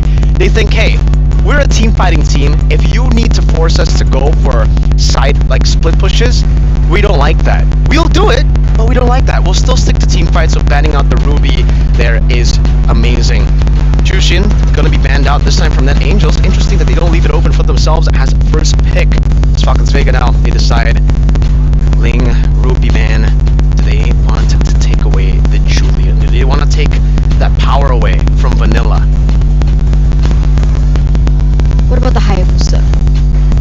Contested? Valentina's the option? Yeah. Alright. So, essentially, Luo Yi is up for grabs. Angela is up for grabs. Terizla is up for grabs. What would you prioritize in this scenario? I think for me, it's either Terizla or Angela that you would want to go for as first pick. I don't think you want to go for the Hayabusa first pick, but we have seen that before. I think we saw that from Falcons Vega when Caramel was playing Hayabusa first pick. They still go for the Terizla here. Falcons Vega, they can go with this same exact answer with a Harith and then the Hayabusa, and then later on the Arlet. But knowing that they banned out the Valentina, is it possible that we want to go for, the Faramis, or perhaps an Angela? So maybe Harith Angela or Harith Faramis, or another hero with a big ultimate that I did not mention, Mr. Tor. Mr. Minotaur. Yeah, he was banned in that first game, right, in the first phase, but they left it open this time around, so insta-lock here from Falcons Vega to pick that up for themselves. And wait, what would you think about this, right? Faramis and the Charizla. Do you think Charizla is like a deny pick for the Faramis to be picked up? No, I still think Faramis is... I understand. You clump up, not good against Charizla. But either way, looking how Falcons Vega play, they just really like to clump up, right? So having another additional HP bar would be so okay for them. But looking at the fact that they got a Minotaur, maybe they might just want to go for the Arlet there as their last pick in the first phases. Net Angels go for the Charizla and the Julian again. Now they go for the Phobius early. And this is good for them because the Valentina was already banned out. That was the real answer by Falcons Vega with the Valentina towards the Phobius. My question is wait, this Phobius is going mid again, I assume, right? It should. Okay. Either, unless we see a Gold Lane Phobius. Yeah. No, I don't think so. The Phobius gets bullied hard by Herod before level 4. You need level 4 before you can actually do anything. They decided to go for Loyi. I was thinking if they want to go crazy too, they go Esmeralda mid, bully the Phobius, but it's a bit too crazy. Okay, so their choice is the Luoyi here, a little bit more burst damage, a little bit more control of the map. I mean, if they want to look for an option to go in for that split push again, they definitely can, with the Luoyi and her entire global map presence. Second phase though, Arlet was not prioritized here. Arlet was not picked up. They picked up the Louis instead, so that does give Net Angels a chance to ban that out if they want. Yeah, but I think Net Angels kind of want the Arlet to be picked up. They want someone that will be constantly dashing. Now, the fact that Falcons Vega went for the Loyi means that technically only the Hereth will be proccing that Demonic Force, right? We'll be giving that Demonic Force proc. So now, they actually ban out the Fredrin, so yeah, they don't really care about the Arlet because they want the Arlet coming in from Violet. That's Angela. Peculiar, is it not? Fredrin ban? It is. It is very peculiar, especially in this meta.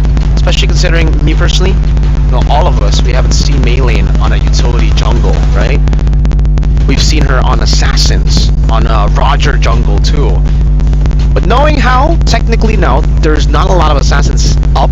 The Hayabusa is still there, but I believe for Net Angels, they kind of want to go up against Assassins. They don't want to go up against utility because the same reason as why they want to go up against Arlet. They want the Phobius to have as many procs as possible with the Demonic Force. He needs to be air Phobius. It's jumping in the air. So the two heroes that Maylane has utilized so far is the Roger, Julian, which is banned, and the Nolan, right? And because of the dash. Yeah. So no Nolan? I think it's difficult to play the Nolan here. Into the Julian, it's difficult. Into the Phobius, it's extremely difficult, and that's why they ban out the export too now. Really pushing the buttons. I mean, basically, in XP, they're forcing the Arlet. In the jungle, they're forcing a non-utility. They're forcing an Assassin so that they can get as many dashes as possible. Falcons Vega, they still need a physical damage dealer. They go for the Edith. That is going to be XP. But who's going to be a physical damage dealer at this point in the jungle? I'm trying to think about it. I don't know, man. It's really tough because when you think physical, you think Assassins, but Assassins are what Net Angels want with that Phobius. So they're leaving it for the last pick. Yeah. They're keeping it secret. Meanwhile, Net Angels, they pick up the Claude to deal with the Hereth in that gold lane. Martis doesn't work. I think the Martis... Alpha? Oh, the Alpha is a great answer. Yeah. I think it's a great answer. They just need a bit more physical damage at this point. Because if they go Baxia, oh, that's so easy for Net Angels to atomize against, right? They go for the last pick. Oh, and it's a Masha. Speak of physical damage. Net Angels. I'm so confused. They're full damage. I'm so confused. Okay, why are you confused? Because in game number 1, it was Namira. And then she picked up Charizla, and it turns out it was Line. Absolutely. And now it's Namira, but Masha's Line's hero. Guys. Hey, I think the Masha should be going Roam. I think this is Roam Masha and mid Phobius. I think. But it obviously can rotate to the XP too. We saw Charizla Roam just earlier. Yeah, we don't know at this point. Not a big fan of it. Oh, they still go for the Hayabusa. I guess they're still trusting that Shadow Kill to be a way for, you know, Maylane to get out. of the demonic force, even if she dashes forward. But yeah, this is it is an interesting draft from both these teams. Interesting draft, and it's match point right now for Falcons Vega. One more game away for them to move forward and crush the hopes and dreams of their opponents here. It's a high stakes match.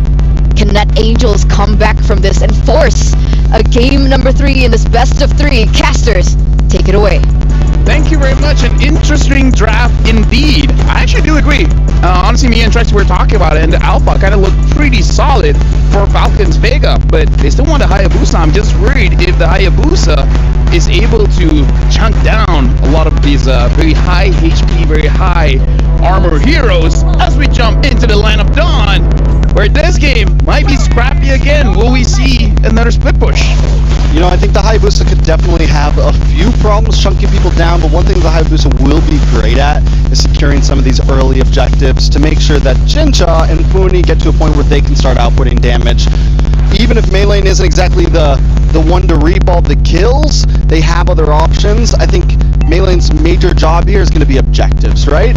You shadow kill Lin, you steal a turtle. You're always kind of comfortable with that. On the other hand, Net Angel, the composition is definitely interesting, a great way to put it from Mirko. My question to you is, do we think they're thinking too far outside the box here? I feel like based on what happened in game number 1, what they felt was the concept was there. The draft was good.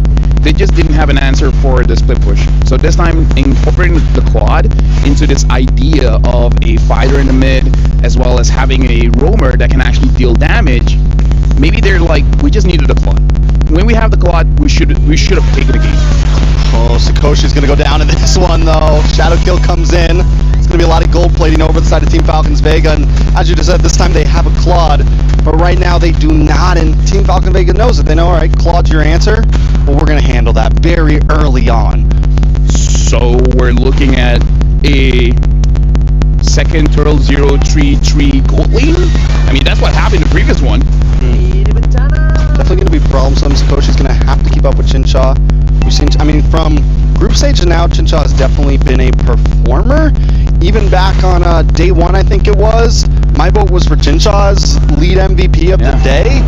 Has just been great, especially on the Harith. And if Sakoshi can't keep up, it's going to be an issue because we know how Harris can do. I mean, you drop down the Zamon's Force and you just start cleaning up. Luckily, they have Cassie to kind of answer that. But as we saw from last game, Cassie takes a little bit of time. Here goes the knockup, though. The onward, the Earthshaker, Violet. Going to take a little bit of damage in return. Demonic Force able to lock on. Get the kill. Violet might just be next on the block. Demonic Force drops one more time, and Cassie can't get the finishing blow. Knocked up, taking out Violet with a double kill. It's 2 for 0 right there. What looked good for a second ended horribly. I'm sure Cool wanted to go for that because 2 members were so low. And yeah, this is very good for Team Falcons Vega because before that Violet, where are you going? Oh, the Thunderclap. Nice kill over to Vanilla there. Gonna get the knockup, gonna get the takeout, so at least they find something. Yeah, but again, I kind of feel like Violet shouldn't be there, honestly. But now we're gonna look at a replay here, and this is going to be a problem for Net Angels because Falcons Vega, they have the Minotaur and they have the Luyi. In this one, the Luyi was caught out, but if the Luyi had safe space, the Luyi can control multiple members of Net Angels, especially because they want to group up. But oh, another kill. Another kill. Sakoshi down once again. Cassie trying to help out. Not going to be able to proc another Demonic Force. Able to get it at least onto Thal. Ku wants it, wants something, but can't seem to find it. The damage still not there, especially as a roamer. Yeah, here's the thing. You gotta wait for Vanilla. If Vanilla is there, the damage is gonna be there. Sakoshi 0, 2, and 0 is gonna have a hard time because you want to get that 3 items sub 10 minutes. It doesn't look like it's gonna happen here because. But with that being said, only a 600 difference. It's not that bad, right? Yeah, it's not that bad. It's not that bad. Now it's 700. Okay, now it's 800. It's not that bad. It's not getting bad. It's not 1,000. Might be soon. I mean, some gold plating about to possibly come over to the side of Jincha here. Alright, so where do we take it from here? Turtle, going to be back up. Second turtle. Net Angels were able to secure the first one, which at least kind of staunches the bleeding here. It's only 1,000 1,000 gold lead over Team Falcons. All of that seems to be in Chincha's pocket. So as long as Chincha stays down here, the rest of the team can fight for these objectives. The problem is how you handle the Minotaur is you catch the Minotaur. You start the fight first, but there's really not a nice way for them to lock them down. Oh, as I say that, the Minotaur goes in. Penalty zone does lock on Demonic Force as well, trying to get Booney. Another shot, Cassie might be able to get the kill, but Cassie's going to come back. This time Demonic Force onto Thal. Ku able to get the kill this time. Melee also involved, Shadow kills away. Cassie still on the chase, looking for one more proc, but the ult wears off. Vanilla able to get the dash through. A little bit of damage onto Violet. They're going to revert back to the turtle now. Melee, does she want to re-engage onto this? No, going to go over to the purple buff, let him get the turtle. So I was right and wrong, right? You have to deal with the Minotaur first, kill him off. In my head, I was like, I don't know how they're going to engage and lock down the Minotaur, but Thal stayed for a little bit longer than she really should. It's like, once you deal your ult, you just hover around just to give the heal, not really stay there and take the damage. It's Koshi just getting denied so much right now. That's tough lane, man. This is not a gold lane experience. This is not a gold lane experience. This is not a gold lane experience, let me tell you. This is not a good experience at all. I'm not having fun right now, guys. It's like, do you guys want to play gold lane next? Let me be roaming. Let me be mid, you know? At this point, look at this setup. They want to catch someone, but I'm guessing the Mira is not the one they want to catch. And now, this time, the Mira, a little bit different, going for the War Axe first item. So, the next fight, they don't have to wait for the Lord Dance for the Terizla to deal damage. Now, even the third turtle, they're going to be doing quite well. And Cassie, keeping up. We did just have the Blade of Hepates as well, locked onto Ku, so there goes a nice little burst of damage. Ku was already able to secure a kill earlier. Violet, though, going to get tossed up. Going to toss up Cassie, that is, but still, NetAngel's taking it slow, and I think that's kind of in their favor here, right? I mean, as long as they don't fall behind too much, as long as they're able to keep this goal to 500 here and there, they should be okay. I mean, here's the thing, what are you fighting for, right? Turtle's not there. Even if you get a kill, you can't really get a turret, so there's really no real reason for you to pick a fight other than just the flex. And being as everyone is so far apart, you're not gonna be having a confirmed kill anyway. So I feel like this is good coming in from NetAngels. They understand there's nothing really for you to fight for. Now this top turret though, if they can get it, it's gonna be pretty good. Ooh, they're gonna try to rush down onto this bot turret though. Team Falcons Vega always have a read for themselves. A lot of damage, no escape for this one. Namira gonna go down. Funi gets the kill up in the top side though. NetAngels also, oh! Melee finds one! All on her own up against 3. Can she escape from this though? The Retribution does pop for Vanilla. Try to make sure they get it. Yes, Ku gets the shutdown. A kill into the pocket of the Roamer. Don't know if that's primary, but it does still work out. Falcons Vega though still always finding something on the map in return. Well, Ku is still up top. If Ku can get that, well, she's not gonna. I mean, just to answer your question, I feel like it's fine for Ku to get the kill here because you want to get your items a little bit faster. So it's fine, right? This is a niche situation that she's in. It's okay. Now she still needs to do damage. She still needs to do damage. And now, NetAngels, you gotta choose. Do you want to go for the turtle or do you want to go for the fight? Looks like, looking at how they're spacing around, even they're not entirely sure. Maybe they just want to wait for the Lord to come out. Very true. I mean, I think NetAngels, on the other hand, might want to try to force this, right? They need if they can get a little bit more gold, could be dangerous though. Duality could get procced, pulling a couple people together, and that could be a wraps, right? Namir's been doing a decent job of landing these penalty zones though, so if Namir can maybe pull something off, could be a game changer. Although I do have to, Batal finds 3 members. Batal has to figure out. Oh, they go back in. Ooh, no one's Fury though, does get the knock up, and comes Demonic Force. Cassie able to secure the kill. It's going to be 1 down for Team Falcons Vega. Namira flickers back, is safe. Tower's going down. Up on the top side, looks like Ku could be getting something. A beautiful split push. Yeah, this is good because they understand they need a turrets. They don't really need all of this lores just yet because they know that they can control it quite well. Oh, Violet, maybe out of position here. Taking a lot of damage, but there goes a wasted enhanced chains and a lot of damage on a NetAngels from that Lord. Cassie's got to go back to base. Right now, the only question is, when can Ku start 1v1? Because I feel like once the item is there, she will probably go for the Harif as she's doing right now. Yeah, ooh, but Hera, Jinja, it's a lot of damage. Ku, gotta get out of town, run away quickly. That's a tough, I mean, that was Jinja's Ku's not quite there yet. Yeah, it was, I was like, okay, let me see if I have enough damage. Okay, I don't. But next time though, next time I see you, down. You're gonna be Chin-na. Chin-na, like bro. no. Chin-no. Like no. Chin. Yeah. Yeah. Let's look at these items. Yeah. Going for the Holy Crystal here. Now we see the disparity when it comes to gold. 5.4 to 6.8. That's like 1,400 difference. So, okay, now it's a bit of trouble. But still, going for that third item, the clutch should be fine. The only worry is that the Hayabusa is gonna do a lot. Oh, they're going for Vanilla. Vanilla escapes it. Namira, can you escape as well? No, you're going in. Namira's gonna sacrifice herself for the case of Vanilla. Vanilla might have been able to get away from that though, but now Cassie also in a bad spot. Demonic Force does proc 1 before Vanilla. Maybe look for the re-engage. No, turn around, Vanilla. Get out of town. Ku though does get the split push on the top side, so helps balance things out a little bit. Yeah, but that was unnecessary, man. Yeah. Like, the moment you see Vanilla is fine, if you want the penalty zone, you penalty zone away. And then at that point, Cassie should just be like, nah, fam, I'm not joining this one. And because of that, it's a free lord for Team Falcons Vega. That was quite a big mistake coming in from Net Angels. Chin, nah, fam. Nah, fam. Yeah, Chin, nah, fam. Not today. And now Team Falcons Vega, they are in prime position, especially with the Lord here. The Claude, I feel like, doesn't have his third item. So with just 2 items, it's going to be quite difficult for him to defend base as well. The damage dealt. Phobia's still outputting. They just need a little bit more behind it. Radiant Armor just locked in for Namira here. Lord's going to be coming down mid. Net Angels, I definitely think they can stop, maybe, since they have the Claude, might not lose any inhibitors here. No, I feel like it's, okay, now Ku has quite a bit of item. I still feel like it's not going to be enough to handle Chincha, but, oh, looks like someone got picked off. Namira taking quite a bit of damage. Zama Force already used by Chincha just to secure that tier 2. Yeah, good try with the diversion. Not quite able to secure the full kill though, and that's 2 ultimates down for the side of Team Falcons Vega. Net Angels might be able to defend this, but there goes Sikoshi.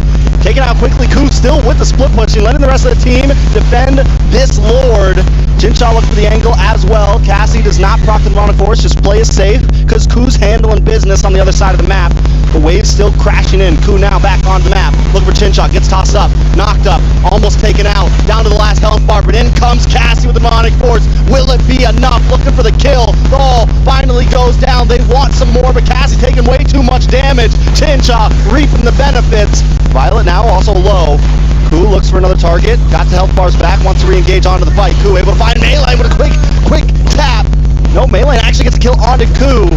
Chincha now with his Demon's Force.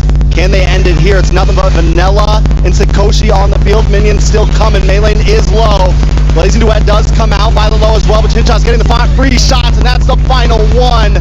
Team Falcons Vega with the clean 2-0 sweep. Falcons Vega drafted beautifully, having the Minotaur, having the Luigi, having the Edith.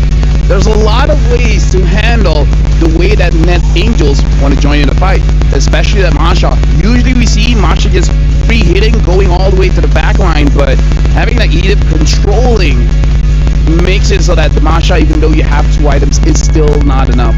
Sikoshi didn't exactly have a good game here, but with that being said, congratulations, I guess, to the Angels for making it this far. But Falcons Vega, they're moving forward. They're gonna face Vitality tomorrow. And the thing is, this usually is the grand finals. I think for the previous 2 MWIs, it was ID versus ID. This is gonna be the first MWI. We don't have a full ID in the grand finals. It's definitely gonna be interesting. We're gonna get to see 2 titans of the women's scene going up against each other tomorrow. And as you said, Net Angels did a great job getting this far. They were able to think their way to this position, but today they met a wall that they just couldn't get through. Falcons Vega, man, just clean gameplay all around. They kept it simple, didn't think too far outside of the box, and I think that's one of the things that really secured them the dub here. They stuck with the fundamentals. I feel like Net Angels, they have something there, right? Their idea, their promise just needs a little bit of polish, right? Because they see the weakness for 2 games in a row. The gold lane was not able to hold out, right? So I kind of feel like if they brush that up, making sure that in the early game, no one gets taken down for the first 5 minutes, the laning phase is safe, I feel like it's going to be good. But again, there's always next time. The next MWI, we got to watch out for Net Angels.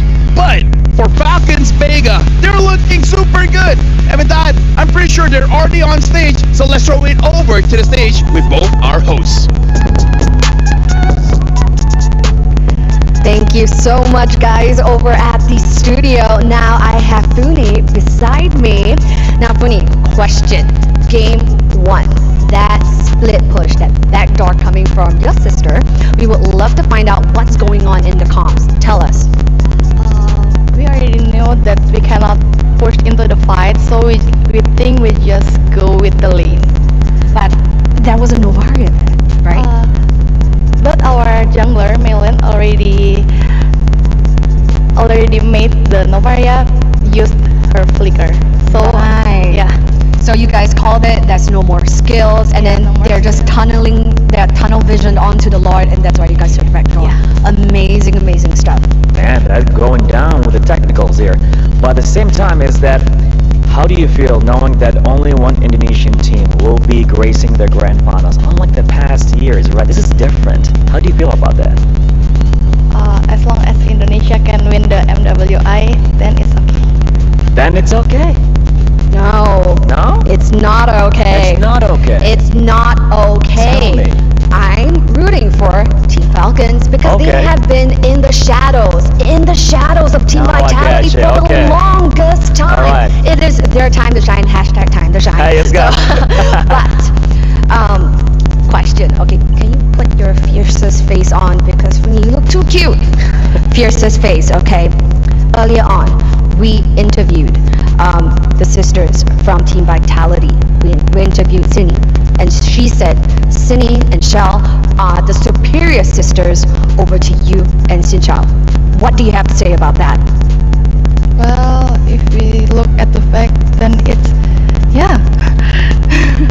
Okay, translated from Bahasa, they will show them over at the land of dawn. They don't have to tell you how good they are. They will prove it with results. Over to you back at the studio. Man, we taught Cheryl good Indonesian. Man, that was some good translation there. But yeah, I don't think Funi has an aggressive mode in her body, man. That fierce face looks more like she's concerned. You know? But ladies and gentlemen, this does mark officially that the wings of Net Angels have been clipped by the talents of Falcons Vega, and we will be seeing that key crush maybe later on in the day as we take a look a bit at the highlights of what happened earlier on. Yeah, I mean, it's very different to game number 1. Again, game number 1, you heard it from Funi as well. They adapted, they adjusted to the split push because they knew in the team fights they were actually getting, they were losing out in the team fights.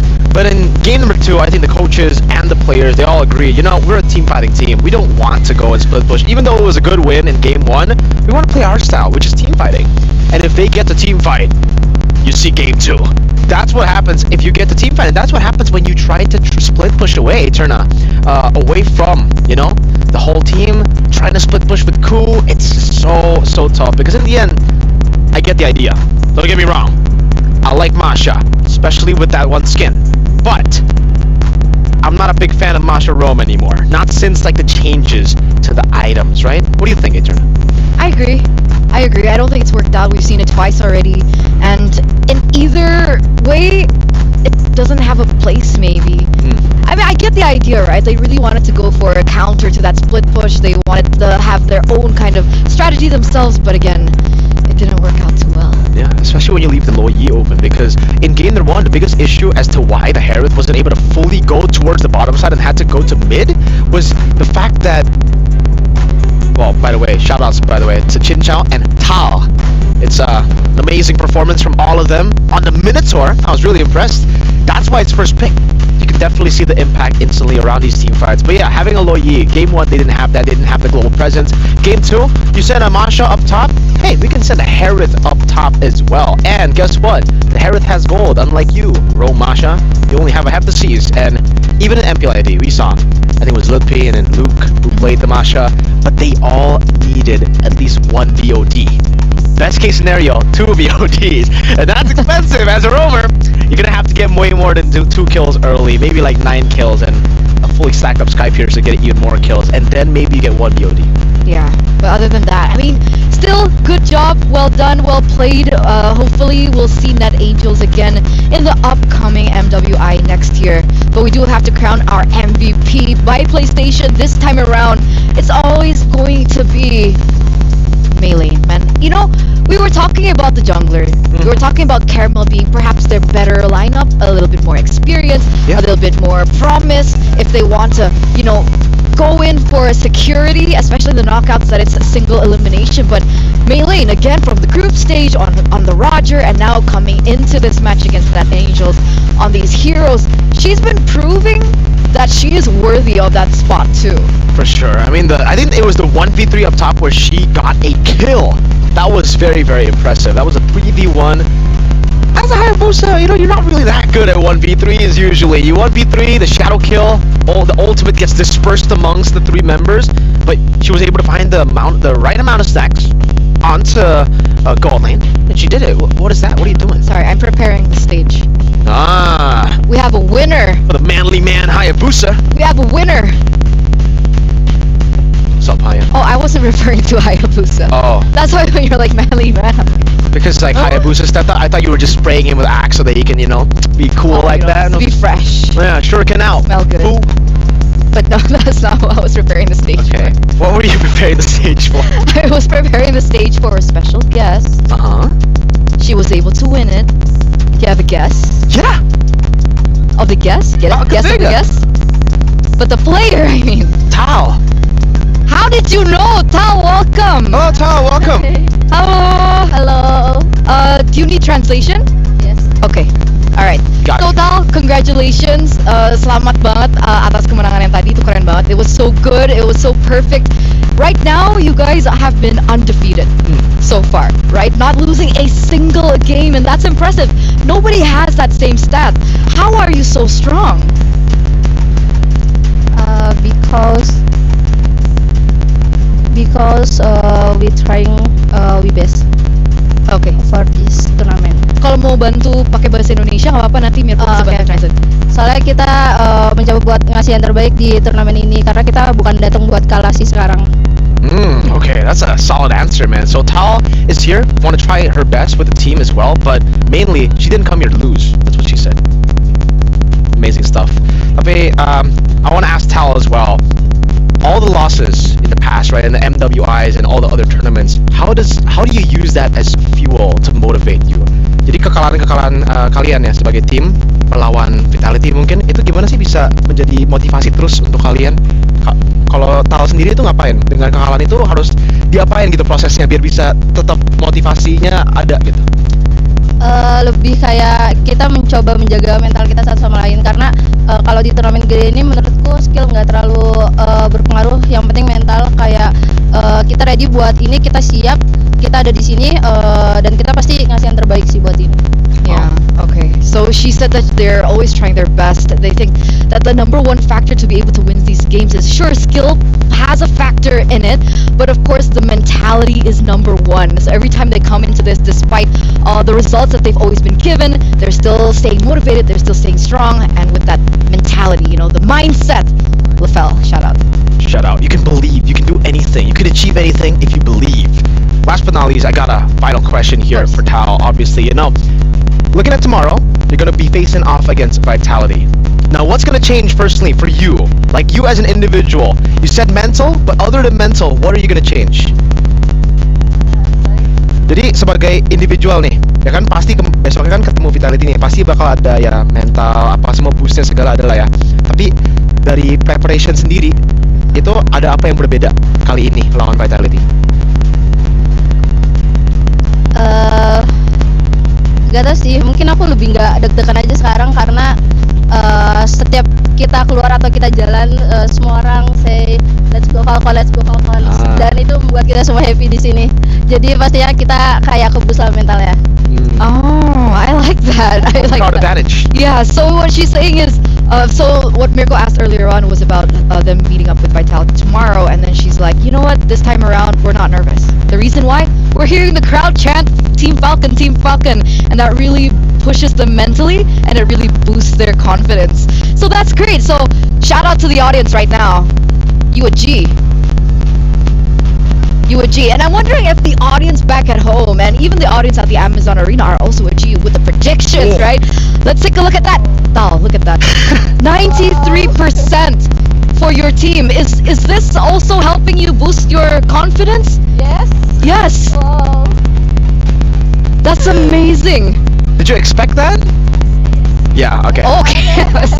The Indonesian teams have been so confident. As expected, better. You know, all these big words. It's cool. It's I really mean, it's their time to shine, right? That was always the highlight, the theme of MWI coming in. The highlight in time to shine, mentality, DOD, and confidence. Confidence is key. So thank you so much, Tal. Good luck. Congratulations once again. We'll see you tomorrow in your semifinals against Team Vitality. But ladies and gentlemen, before we head over to the next match of the day, we are going to throw to a short break. So don't go anywhere. Stay tuned. You guys are watching MWI.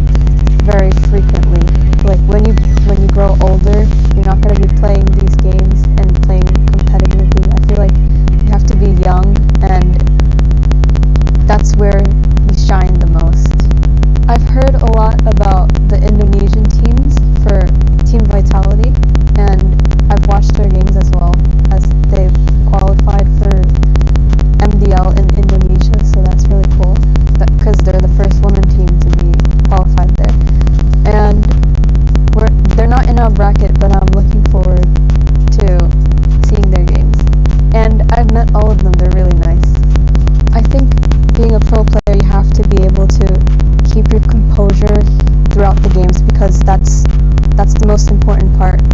Having that good mental to be able to bring you to finish the games, and you have to know the difference between playing competitively and having fun. Thank you to everyone who's been supporting me since the NACT Spring 2024 season and has been following me throughout this journey from NACT to MWI. And shout out to all of my friends who helped me learn jungle because they knew that it's a new role for me. And yeah, I appreciate all of you. Love you guys.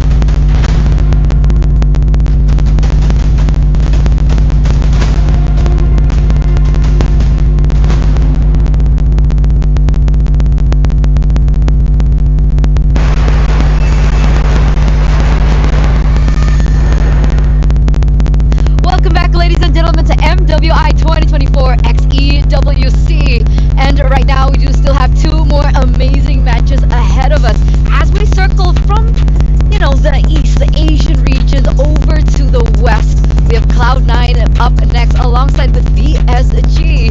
And that's not the only thing that has actually changed. We actually have Leo coming in now as the panelist to help us with the analysis.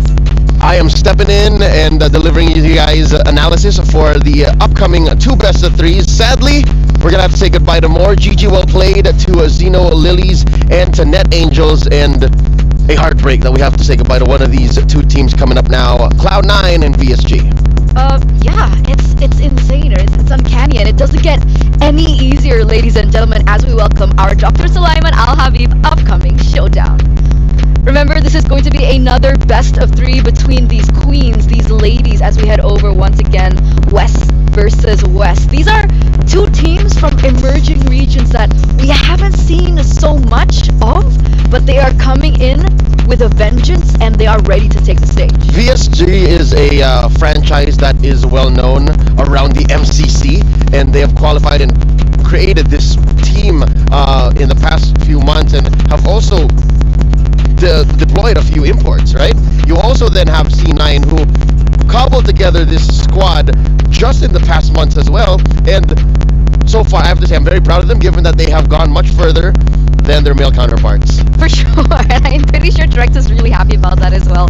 But ladies and gentlemen, your predictions have been so on point, but will it continue to be on point? Don't forget to let us know what you guys think about this next matchup. Who will win this match? Do you think it's going to be Victory, Song, Gamers, or VSG?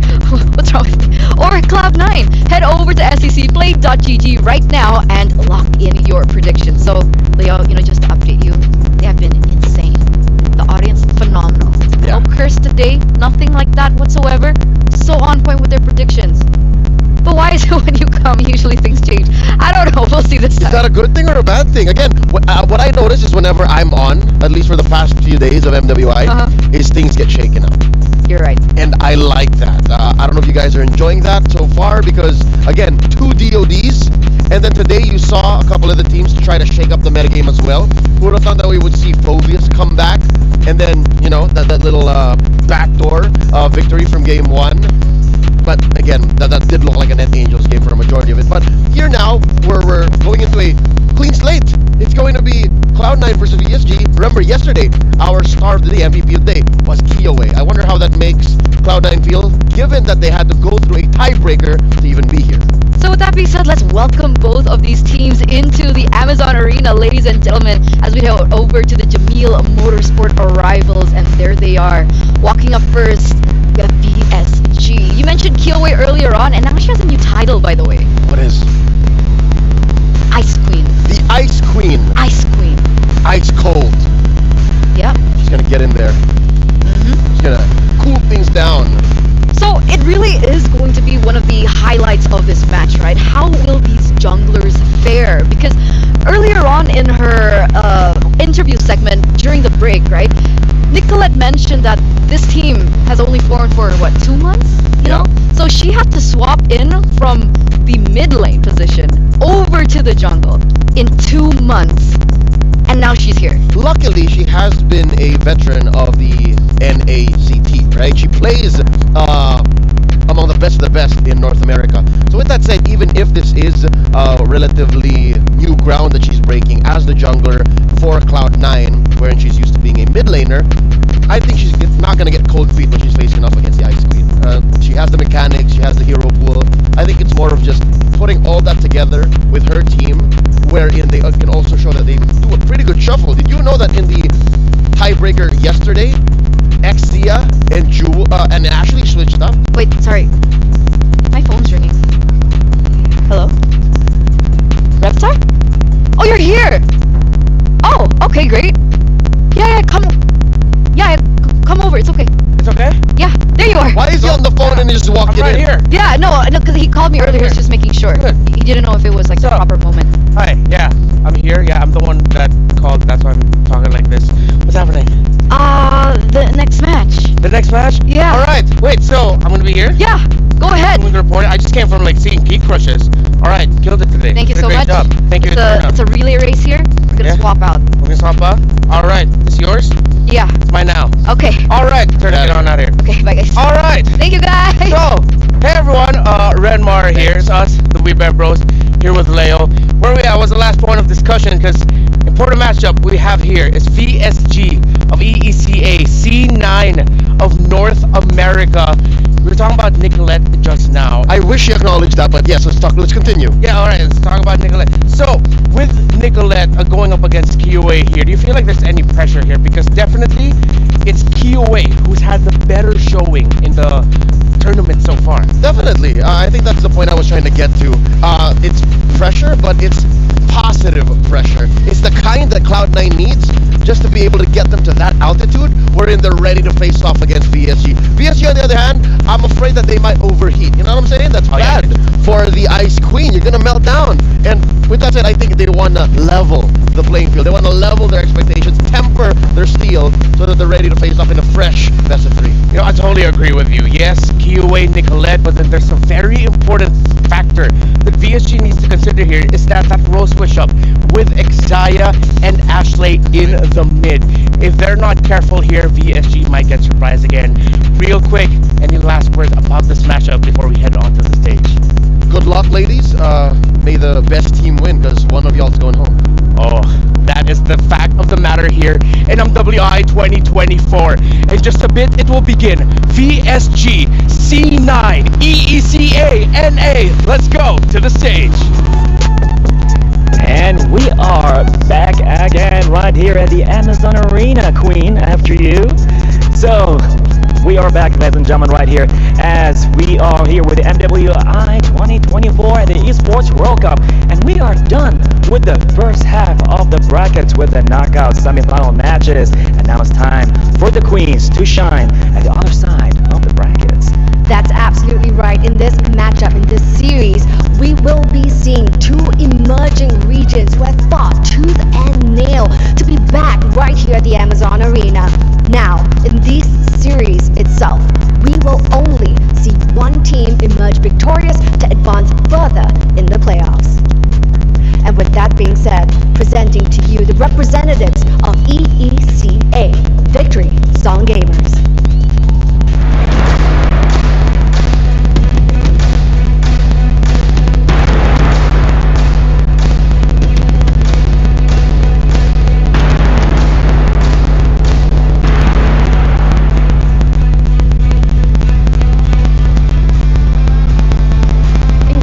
Incredible stuff. Now, right here for Victory Song Gamers, they have dominated Group C itself, coming up top of their table for Group C. Now, will they be taking the series in a dominant fashion, much like the group stage? Will they belt out something more to advance further in the playoffs? Will that happen? We'll see about that in this coming match. And here we have it right now with their opponents coming in right now with Cloud9!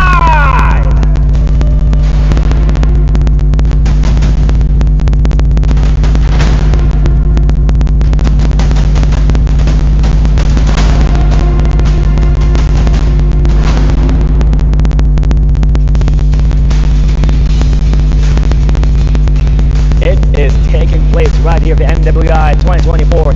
They squeezed their way out of the group stage with a tiebreaker and all that against the Cambodia's representative. But would that be enough for them to continue the momentum all the way to reach the semifinals? How do you feel about that? I'm feeling very, very excited indeed, but it's not about us. The girls look like they are ready. They are ready indeed. I know, Queens, it's your time to shine. Now, to your stations. Let's go. Amazing stuff. The Amazon Arena is ready, isn't it, Bar? It is definitely shining and all beautiful, exciting things taking place. Taking place here with the second half of the bracket, and it's all gonna be shining and all gonna be taken with all the stuff that's happening with MWI 2024. So yes, with that being said, the girls are locked and loaded and ready to head on over to the land of dawn. So we're going to throw it back to the studio to tell us more. Thank you, Cheryl and Bara. VSG C9. We're about to head into the draft. And Leo, is it just me, or there's something about the series, seeing as how these two performed, it just feels really cool that we're seeing C9 and VSG in an elimination match. As high stakes as it is, I wish this was more of a 5-game series or a 7, if only, right? Or maybe a lower bracket. I think that's where these two teams might excel the most, but right now we have to expedite the excitement, cut it down to best of 3, and they'll have to pull out all the stops, no holds barred. If anything, it's C9 who has the deeper pool of strategies, or maybe we just haven't seen enough of VSG just yet. Well, that's true. I mean, we touched on it already. The deeper pool of strategies begins with that switch up between Exaya and Ashley in the mid and in the roam position. VSG, they've shown that they have two key important picks in the jungle. They have that Julian, they have that Benedetta for Kiowe, but we've seen their roamer seem to rely a little bit more on the Minotaurs, but I feel like VSG might be that kind of team that will have surprises to show. They both have Filipino coaching DNAs on them. That's right. Coach Ola facing off against Midnight. I'm not so sure if in the history of their previous coaching stints, they were ever in the same boot camp. Almost. If you guys are aware, if you guys don't know the doghouse, like they may have spent some time together there, maybe a week or two. Yeah, a week. Because I remember like when Midnight, I think, was on the way out of the doghouse. That's when Ola came in. That's when Zico stayed. So the Zico stayed. So again, there's a very rich history even amongst the coaching staff. Yeah, so I'm excited to see really how these two in the coaching staff department, how they'll be able to one-up each other in the draft. Not to mention Vin and Dixon. Oh, you're right. I mean, not that they share anything, but you know, they're also instrumental to the success of these ladies so far. Yeah, we have to give highlights for them as well. So, in the coaching, the drafting, the strategizing, let's bring it back into the game. There's a lot of focus right now on Ashley with the flexibility that she has shown, but VSG, it might even get to the point, man, where Ashley won't be able to play the game, where NGAY won't be able to play the game. That seems to be that VSG playstyle of whatever you want to do in the early game, you're not going to be able to do it. It's very reminiscent of the best of the best as far as ECA is concerned. Deus Vult, that is Davai Gaming at its finest. They just somehow have a way to get into that playstyle, and I picked this up from a conversation I had with Destroyer, a good friend from the ECA about a couple of months ago, and that's just how things are in that meta game, in that ecosystem. They just like to fight, and that's why a lot of their series go all the way, is because it really just comes down to that one last big clash. And if VSG can force C9 into a position where they're uncomfortable, you can forget about the switch up. It won't even matter. Yeah, Gailey and Synchro, it was a question for them if communications would be a problem. They're of different nationalities and they both have varying degrees of expertise with the English language, but it seems like their language isn't any language that most people know. It's the language we know. It's Mobile Legends. It's what you do in game. C9 takes out the Jushin, and I wouldn't be surprised if this hero does not show up this entire series. I told y'all, day one alone, you be cautious about Jushin. She presents a kit that no other hero has brought into MLBB just yet. She's a hybrid utility, mage, and support. Like, this is right. I think C9 is doing the right thing. Midnight understands. Midnight knows. Midnight knows that VSG, as we mentioned earlier, is a team that loves that early aggression. And Jushin, it has been showing up here in MWI as a pick that if you have an aggressive type of mid laner, yeah, Jushin would be great. And that's Synchro. And that is Synchro. Synchro, I'd say maybe second only to Kiowe, because she is a role player. She is a mid laner. I think she shines in her own way too. No, definitely. So I'm going to be looking now later on what the pick of Synchro will be, because VSG, you know, these are like very standard bans in terms of this meta game. You take out the Angela, take out the Terizla, and you're even respecting the possibility of a Haya. Yeah, but you got the Ling open. Very clearly, Cloud9's attacking Synchro. I was going to say Valentina's open, but that was a second ban. Yep. Now you got to wonder, what do you put her on? You want to put her on a Vexana? You want to put her on a... Oh, there you go, of course. Roger's open. Does Nicolette want a Ling? They want to steal the Julian this early on. Well, either or would be great. Nicolette and C9 know that this is that assassin meta that we are in right now. Yeah, Gailey's Minotaur too. Gailey's Minotaur. I would take Minotaur if I'm C9 right now. Take it away from Gailey, then you pick up either the Ling or the Julian would be great. Put her on Xayah, but are they going for the early swap? Is this a sign? It could be. This could be Ashley's Grok. That's right. That we saw in the qualifiers up against CFU. And they go for the Julian instead. So this is C9 sort of like telling VSG, yeah, go ahead, pick up that Ling if you really want to put it in the jungle. Yep, and they're willing to go toe to toe. Like, this is them putting on their gloves and saying, you want to box? You want to go? Yeah. Enter the ring. Because these two alone are amazing. What? Level 2, level 3, you can really scuffle with a Grok and a Julian. And with really good invades too. So Gailey will get her Minotaur as it was available for her. The Minotaur. Minotaur. Minun gets her signature Yuzhong, and then boom, you get that's a trampoline. Oh yeah, you're right. Look at that. I like that. That's a trampoline. It's a trampoline with a little bit of I don't know, breaking your ankles in the bounce house because of the petrify. Yeah, something like that. Oh, you get the carry for C9. I like the third slot carry here because just the Minotaur and Yuzhong alone, I feel like it's enough to say, yeah, we should pick up the carry. Yeah, just between those two that could possibly compromise the front line for C9, the carry will punish. So put that on the Panda. Make sure you have another. Oh, I see what's happening here. Oh. I was gonna say, make sure you have a solid artillery mage. And what C9 is doing here is they're gonna choke out the choices, so that what's left for VSG might be less than ideal. Oh, I got you. Oh, yeah, they're continuing to choke things out. They're really focusing on the mid lane here. They're saying Synchro is that problem for us. So take out the Lilia. With how it looks like right now, the carry should be happy. But C9, they're lacking a stopper. The Ruby was taken away by VSG, so they're gonna need an EXP laner here that can help defend the members of C9 that need defending. I don't know if you want to send that Grok up, and if there's a... Well, the only problem I have with the Tams is it has almost 0 CC. Yeah. You have a little bit of displacement with the sides, but all you are really is just a, again, mobile door stop. Yeah. It's not even the chunkiest, but it is active, and here we are! Hold up. VSG. If I'm mistaken, this is a debut, yes? Yeah. First time we're seeing Lunox in MWI. And a bit of a reactions there from the members of VSG. Onto their own pick? No, I think Gailey just has something stuck in the back of her throat. Hopefully she gets ready. There's a bottle of water in front of her. But yeah, Lunox jungle? It's looking like it? Yeah. No, Lunox mid. Oh, Lunox mid, thank you. Yes, sir. Roger in the jungle, put in the hands of Kioe. Rian gets her Claude, and now we're looking for that mid laner. What? Oh. Rock?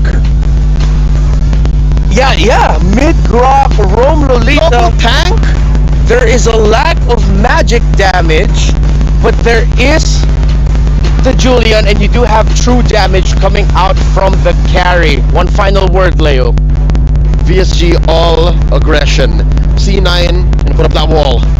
Alright, let's see if C9 will be able to ruin Kioe's birthday, or will the birthday girl celebrate a really great day for herself and for VSG. It's game 1 between VSG and C9 casters. Let's go. And go we shall. And again, happy birthday over to Kiwei. We'll see if she's got the birthday buff. Welcome to the caster's desk. It's me, nice to join alongside Mirko to bring you this matchup, the West versus West, the rise of emerging regions here, of course, as we jump into the land of Dawn for this first game of the best of 3. Mirko, how are we feeling now? What do we think of the lineups here for both these teams? Interesting for C9 especially. Very interesting, man. I mean, hey, Grok in the mid lane. We technically did see this already. On Ashley yesterday, right? In the tiebreaker. Yeah. There's an Angela paired up together with the Grok. That's the usual combo. I've never seen the Grok paired up with the Lolita. At least it's been a while. Now I guess we get to see. Clear is pretty good. Ashley, QC, not the concussive blast. So it is truly going to be a Grok mid. They're going to utilize. My question is, do they go damage? Oh, like the damage build for the Grok? Good, actually, good question. And I think part of it too is the way that I see it, because we were in the mid cast when they had the tiebreaker game, but Ashley on that Grok did play a pivotal role in them turning that game around. A lot of poke here already early on, and the one thing that they do have to be careful for is synchro on this pick. Time and time again we've seen debut picks, as Eternal like to call it, the DOD, right? The day of debuts is what it's been up to this point. And so far, even with the Lunox, you have to respect the damage. You have to respect those Chaos Bolts once she starts to especially lock in. Even the first item, already is actually quite a big power spike. And I think, if you go the tanky route, which is what we're seeing here, at least with Ashley and Zaya, it could work. It could be enough to be that stalwart for them. But then where are you relying on that damage? And to farm up. Oh, hold on. Inside damage, Nicholas still holding on to the sword. Will be able to use the enhanced sword out. Jewel going to be caught now mid and able to dash in front. Petrified, appears die, getting 2 members. First blood picked up Ashley. The OT picking it down. Oh my god! Minin, double kill, picking it up top. I'm surprised it's been a while. I mean, yes, I know Yuzhong popped up yesterday some, but you kind of get refreshed when you look at this STC replay on why Yuzhong is such a good pick. Look at the dive into the Petrify, and then the Essence, man. On point, plus the Warcry emblem, you know, so that little bit of boost really does help kind of capitalize on those kills. And that's what I was saying, you know, when you go back to C9's lineup, it's like you have to wait for your damage. Right now it's just gonna be Nicolette. You know, we've seen this so much with the Julian pick, especially in the jungle, but you kind of lack damage. You sacrifice it for that durability, for that front line. And so sometimes it might just be for a VSG to be like, you know what, let's just fight, let's just duke it out. We have the lineup for it, and then at the whole time, you just let Rion farm up. It's the same for Cloud9, really. I mean, if we take a look at the playstyles of Cloud9 throughout this tournament so far in the group stages, and even in the tiebreaker, Panda's just been given carry all the time. She loves playing this carry, and it's all about really non-laning for the carry. She's a really good, carry is a really good pick to just non-lane. You're just there, farm up, while charge on the Kyoe with enhanced chain as well. But they're unable to find enough damage. Xayah rotates over. Kyoe is like, yeah, nah, you're not going to be able to dish out enough damage. She uses the Lycan Pounce offensively. Meanwhile, up top, Inda going to be able to dodge away from the enhanced chain. With the Fierce Dive going to be walled down. Good Petrify in Black Dragon form as well, but will be slashed from the skies. Xayah, now with the Bulwark. Giving a bit of damage. Synchro with the damage. Now it's Scaly with a knockup. It's only on to Xayah, canceling out the Nuna. Black Nicolette coming in with the enhanced sword. Finding the gap closer to catch Synchro. Gaily, you want more? Going back, trying to deal some damage. Back again, immobilized, and the sword once more. Xayah picks up the kill this time to get Cloud9 in the lead. Okay, alright, they got some fight in them. They have some damage too. It took them a little bit longer, of course, but great usage of that. They might still just put the pressure here on this side of the jungle. And, okay, Minun's going to be fine, but yeah, this is not actually the way that team fight went. It almost looked like they were a little off-synchronized, but then they pulled on through for that skirmish, for that team fight up top, able to capitalize on a couple kills. Relatively still even, but here we go. Now the objective for the taking here. They're going to go ahead and start this one up, of course, but we'll see if this is going to be C9's turtle in their hands. Gaily with a knockup. Xayah still able. Reset. Just dash away. Nicolette back on the orange buff. And yeah, it's a reset, but VSG want to take this time to actually go for it. Yeah, right now too. Gaily doesn't have the Annoyance Fury just yet. Might be back up. That might be why they're stalling this out. Warax picked up now for Minun. Has the Petrify available. They're going to start it up. I'm not sure what C9 wants to do. Good barrier down. Ashley going in with a wild charge. Able to find a stun, but still Kyoe finds it. Good brilliance to slow her down. Minun finding the barrier side and the Petrify. But not to anyone. Not just yet. Numenal Blast. And then Kyoe. Nicolette jumping in and Ash Chain knocking two members up. But Gaily's still going to be able to survive. Jewel pops into Vengeance right now. Synchro does damage with the Chaos. And man, that's a lot of damage. Jewel shredded, obliterated down. That's what I was talking about. You know, the damage early on. Still going though. Re-engage. Flicker out from Synchro. Xayah still able to find the kill. Now Kyoe joining the fight with Rion. Coming in again. Kyoe with Lycan form. Xayah to be caught blazing away from Rion. Able to dish out enough damage to take Xayah. But then the blazing duet gets cancelled by Nicolette's enhanced chain. And Rion is still staying in this mid lane, but won't be able to get any hits onto that turret. This is going to be a battle, man. You know, and I hope that this series does go the full distance. You know, the 3 games that we're hoping for, because so far... Ooh. Oh, hold on. Minun? Is she going to be able to get away from this? No. Ashley didn't even need to do that, but that was just for good measure. Goes in with a wild charge, kill secured there, of course, for the team now. And that's what I was saying, you know, for the most part for these 2 teams, very even on the way they want to fight. It's just, now I'm kind of wondering, all right, where is that spike for both of the teams here? In terms of the power spike, you already saw that damage coming out from Synchro this early on. So, you know, for Cloud9, is it going to happen faster? Jewel in trouble, though, might be. Vengeance to be a backup.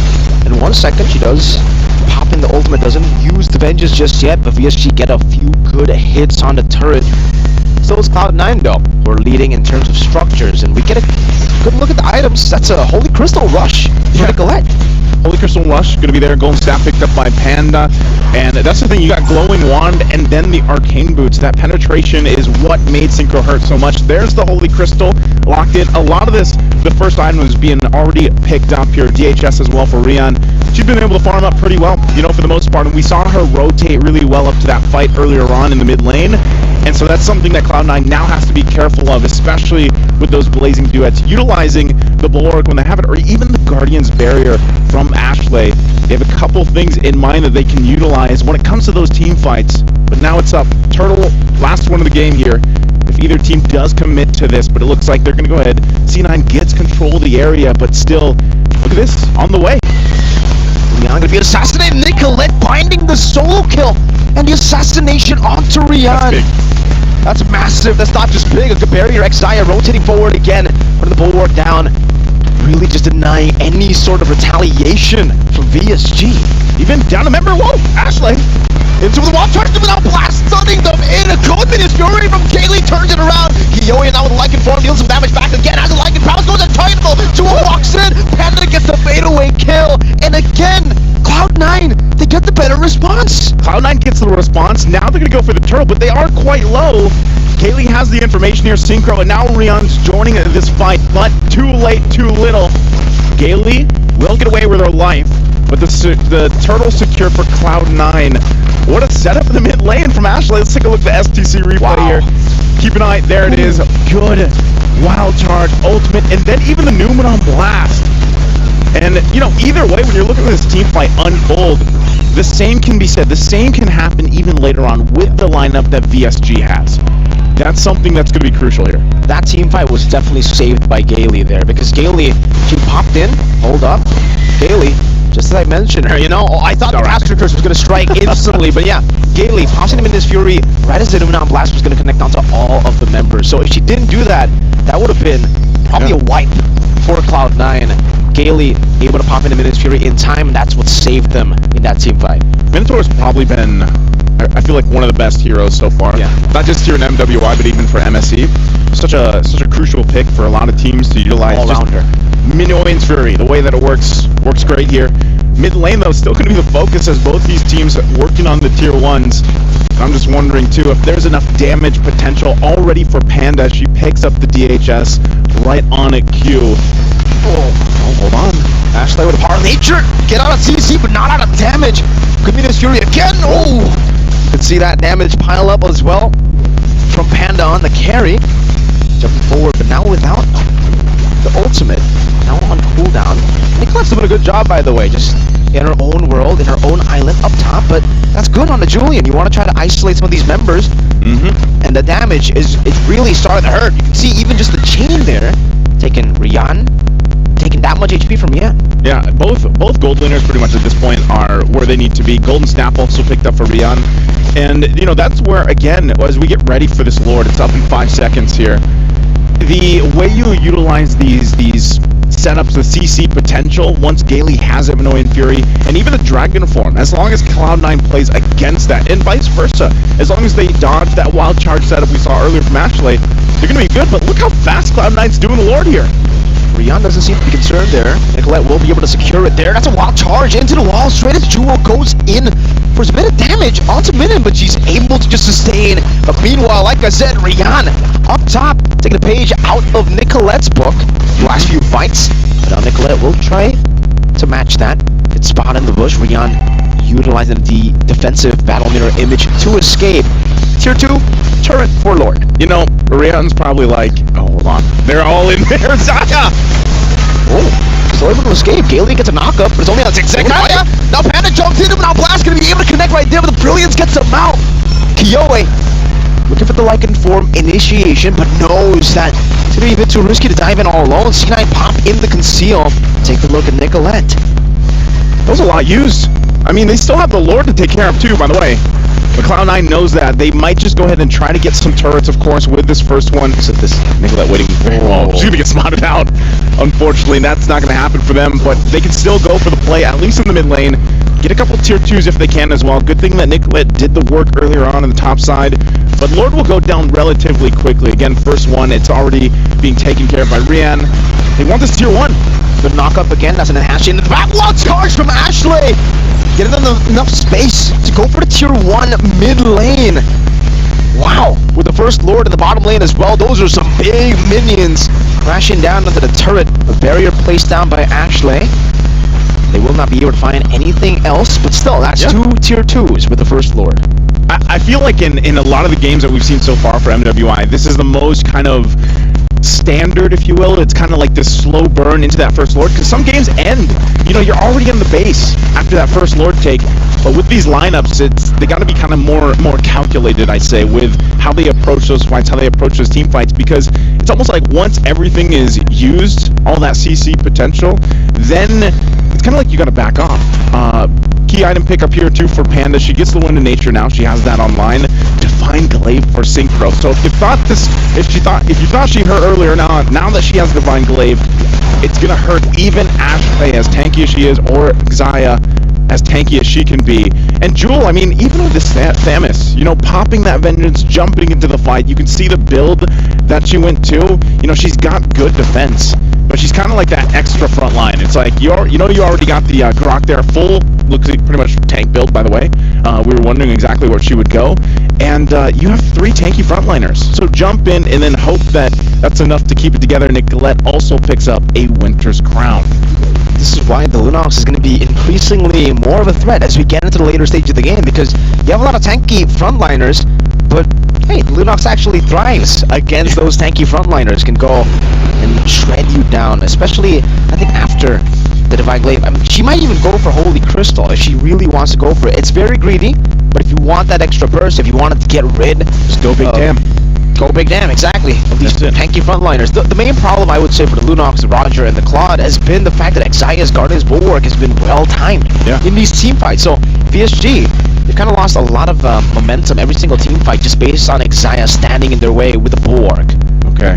Look at this, how careful they are to approach the Lord. They got the information. Nicolette's not even around here. Nope. And Rian gives them that. She did take the purple, but this could be a chance for VSG to go ahead and play around the fact that Nicolette's way up top. And they might just go ahead and start this as quick as they can here. Let's go wild charge into the backline, fighting 2 members right there as Rian is able to dodge away from them. Now Blast Kaylee jumps in with a Miss Fury, but still, it's Synchro who finds the Lord. Riel and Blazing duet now, but they're all going to be gunned down. Synchro very low, still able to survive as Minin will be the sacrificial lamb to get them out. Okay, they get the Lord though. They get the Lord off of that. That might buy him a little more time. Down 2 members though. Cloud9's going to go ahead and go for the tier 2, possibly knock on these base turrets. You know, so is that enough? Was that enough value? They're going to have to defend against this, though. Like and Pounds come down, Nicolette, very, very low. Synchro jumps with the brilliance, Widow Crown just right there. Excited to be slain at the bottom side. Tier turret, Panda now going 1v3, scratched away by the birthday girl. Kiyoe with a double, and they still have a Lord. Man, I was hoping Cloud9, you know, they would realize that they still had to deal with the Lord. But they go in, they try to get the turret. They do get the mid turret down, but at what cost? And now it's up to VSG. They're going to run it down mid here. Lord's still on the top side. And still, members down from Cloud9 here. They got to wait, try to keep them at bay. It's Jewel and Ashley for now, but it might be too late here. How can they buy enough time? 2 base turrets taking down Jewel in the midst of it all, trying to tank it up. Doesn't have the Vengeance. That's Kaylee again to knock them up. You can hear the drums once again as PSG secure game 1. It's that victory song. You know, that's that birthday buff right there. And remember, man, like they watched that last Lord kind of dance or tango, so be it. But they knew Nicolette's up top. We could give this a go. Grab it. They grabbed the Lord. They lost a couple members, and then it was like, no, guys, they're going to push it down mid. Let's just defend. We still have our key components to turn the tide, to turn that fight around. You can see Birthday Girl's feeling pretty good about that, of course, because, you know, honestly, at that point, before that all happened, it could have been anyone's game still. It was relatively even for the majority of it, but great performance there. I know our experts have a lot to say to this, so I'm going to throw it to the Bear Bros out there in the studio. Break down the game for us, guys. The Queens. We'll do our best, because there was a lot of action in that one. As y'all mentioned, it is a back and forth. You could argue that there were some moments that really, it looked like C9 was going to take it. This was a beautiful initiation. And then there were times where you say VSG could take it, because that Lunox pick is, wow. Leo, we were both scratching our heads, but we're very excited to see how this draft would unfold in the game. Any thoughts that you want to mention or want to start off with? My last thoughts for the matchup was all aggression versus a wall. now we see clearly the sword and the shield. The shield can do so much, right? You're able to work with so much utility, work with so much CC and initiation, but at the end of the day, you gotta find a way to finish the game. You gotta strike that death blow, and VSG did all that beautifully. In under 16 minutes, I could have sworn it was like 14 something, because that's where the turning point happened, right at their defense, right when C9 was about to open the gates. And I think it goes to show that so far here for this game, number one hasn't disappointed. We're already seeing surprises. Lunox in the mid lane. Grok in the mid, paired up with Lolita in the roam. I can't believe this is where we are at right now in our meta game. I love the creativity shown off here. And one of the picks that I want to look more into for VSG is now this Lunox mid. What does the Lunox mid bring to the table up against that C9 composition that we saw? It's just pure, unadulterated damage. There's a little bit of a filter that you gotta go through. I'm talking about the early to mid game. But as soon as that early game wherein Synchro felt how aggressive C9 can get, and again, mind you, she started the first 7-8 minutes with already 2 deaths. That was a well-earned power spike that she hit. Yeah, and I felt this, I don't know if you feel the same way, like going up against a Lunox, sometimes you don't even understand where the damage is coming from. Is it from the brilliance? Is it when she's in the darkening mode already?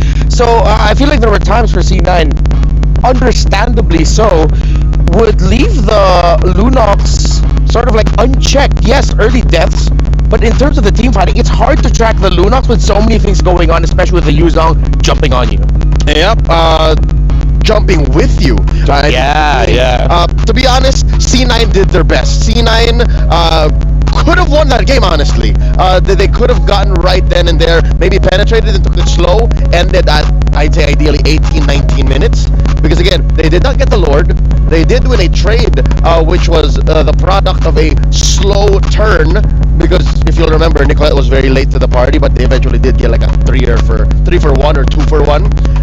But yeah, just how smart VSG is when it comes to aggression and engaging with the tools that they have. Yes. That's what put them over the top. That's what allowed for Synchro to get out of that early game rut and to turn it around. We're seeing the reactions of the ladies on your screen right now. There was one pair. It was that one I wanted to say. A very animated reaction by Rian over there at the end of the game.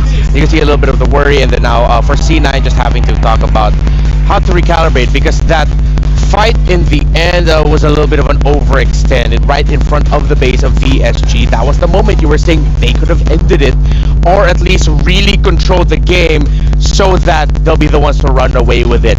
PlayStation MVP, wonder who it is, because VSG played like a well-oiled machine, but it is Synchro with that Lunox. That's right, a humble 5 KDA with 83% on kills, which is explained by the fact that in the early game, it was C9 running away with the small wins, right? I'm looking at the 7-minute 30-second mark, scores like 4-6, and net worth is relatively close, but this was a time where Synchro had to tell herself, you know what, Rian's also having it hard, Kiyoi isn't exactly getting the kills that she needs to get her stacks on the Skypiercer. Minun is jumping in, but at the cost of her life as well. It's gonna come down to this. It's on me, and it happened. Reptar, it happened. Where's the damage coming from? I see the blazing duet. I see Rian a little off. Yeah. But why are we all just melting? That's C9, by the way. Yeah. The collective. Whoa, that's cool. I just realized that's Synchro. That's Synchro right there. I like that. I like that. Nice touch. And oh hey. Oh hello. She's trying to go for high fives. I think we owe her a high five later on. Lunox. Great Lunox. Yeah. She does. Lunox now though, then the question is it a one-off? Is it now something that we feel like can continue to show up for other teams here? What's the verdict? I'd say it's a VSG special. There's a reason why they're the first to debut it. They're the reason why, very specifically, they picked it into what C9 would eventually draft. Neither you or me were calling out the Lolita. Neither you or me were, I think I alluded to it when I say, XP Grok? No, you wouldn't. Nope. Mid lane Grok. So, I think it was a specific tool for a specific situation that they used beautifully. And there's a very specific situation we have here at the Esports World Cup MWI. It's something to do with keys getting crushed, and we have a specific tool for that. Over there in the Filipino broadcast, way back in MSC, we call that Yasi. Maybe for here we'll come up with a different name for that for the press. But yeah, here's a key crushing interview that I got to do earlier. All right, I'm here with Team Falcons Vega. Congratulations! Wow, there we go. All right, so Melin, tremendous performance in this series. How does it feel to crush your opponent's key? It's kinda sad, but also, yeah. So it's kind of sad and also motivating? Fascinating. Yeah. So sad yet fascinating how it feels to crush the key. So you're going to be going up against your rivals in Indonesia, Team Vitality. How are you feeling heading into that match? I feel like, help me. We're just going to do our best. Yeah. Just going to do your best. Okay, so do you have any message that you want to say to Team Vitality? Good luck and have fun. All right. Good luck, have fun, and once again, congratulations to Team Falcons Vega. Let's go. Thank you. Team Falcons Vega, again, congratulations to them. And we're going to be seeing a lot more of that throughout the run of MWI. We'll have, if I'm not mistaken, 2 more today. It is just the nature of the competition. Now, here's something that cool that I love to do, that we love to do here in the English broadcast of MWI. We can go back to a very important moment. Leo got to pick one out. What was that? Let's break it down, shall we? Yes. That's me breaking it down. We join you. Let's throw it back to a moment in game about 7:33. This is where the game was relatively close. Check it out. You'll notice that there's a big fight in mid, and this is as scrappy as it gets as a mid-game power spike. You'll notice that Rian just suffered an early death. The aforementioned Synchro taking the 2 early deaths as well. So again, the narrative for VSG fans watching is this is difficult for us in the early game, right? And you'll see that trades are happening. Minun for Ashley. I think that's a trade that you would rather not take because Minun is a Yuzhong. Minun would like to keep fighting, and Ashley is willing to die alongside a roamer, Exia. But you go from there, the unimaginable happens. Kiyowei dies as well. So now you think of the remaining 3, Gale, Synchro, and Rian. Funnily enough, you go to the end of the game after this whole trade here. Look at that final clip. Remember the final clip. It's those 3 wreaking the most havoc. So they were the ones all holding out, and Kiyowei and Aminun understood that eventually, if we got past this moment, if we got past the utility that C9 was playing with, their aggression via the 2-way or 3-way initiation, all will be well. And that's where they got to eventually at 15-11, 15:05, roughly around that time. There you go. So again, despite VSG being a team for just what, a wee 2 months, they know each other's timers, they know each other's pace, and they know that, hey, if we can trust the process and we walk into battle with the equipment and the tools that we need, we can get the dub. And the dub they did get for game number 1. It's match point now of the draft. We are going to be heading into that in just a bit. Let's revisit it. The last 2 picks there were the Lunox and the Claude. So it seems like VSG, they changed things up. Usually when you see a Roger first pick, you say, okay, Roger is the priority. He's going to be the one carrying us. But then, yes, Kiyowei had an amazing game, but VSG switched it up. What happened was they ended up picking their main conditions in the end, and it seems like the first 3 picks ended up becoming just what you do or what you pick up to support those key heroes. Which is deceptive in its own way. These are all high-tier picks. Yuzhong, Minotaur, and Roger. You started with what would seem like your cores, and then eventually, again, it's all on Synchro. She was the MVP, the PlayStation MVP. She was up in there, dual sensing everything, and she knew that, hey, I just need to keep my priorities straight, and eventually this lineup of a Lolita, a Tams, and a Grok will melt before my feet. Lolita Grok already hurts, but even the Tams is like, I feel like that's an official voice line that could be right. That's me, because I used to play a lot of times when I was still an XP laner, and whenever there would be a pocket Lunox, you know, that just came up at the last pick. Back in the day, how many years ago was that? 2 or 3 now. So you're honest about that. Yeah, no, I it's in my past, my distant past. I am a jungler now. What hero? Bane. Let's see if that's gonna show up in this draft here, because looking at these two, I was thinking, I wonder what other picks we might be able to see. I thought, wait, the Bane could have slotted in here somewhere with these two teams. And you mentioned sword and shield, right? With VSG more of the sword, C9 being more of the shield. It makes sense because the last pick, that Lolita last pick for C9, literally was a shield, a bulwark, and it shifted the entire dynamic of the draft for C9.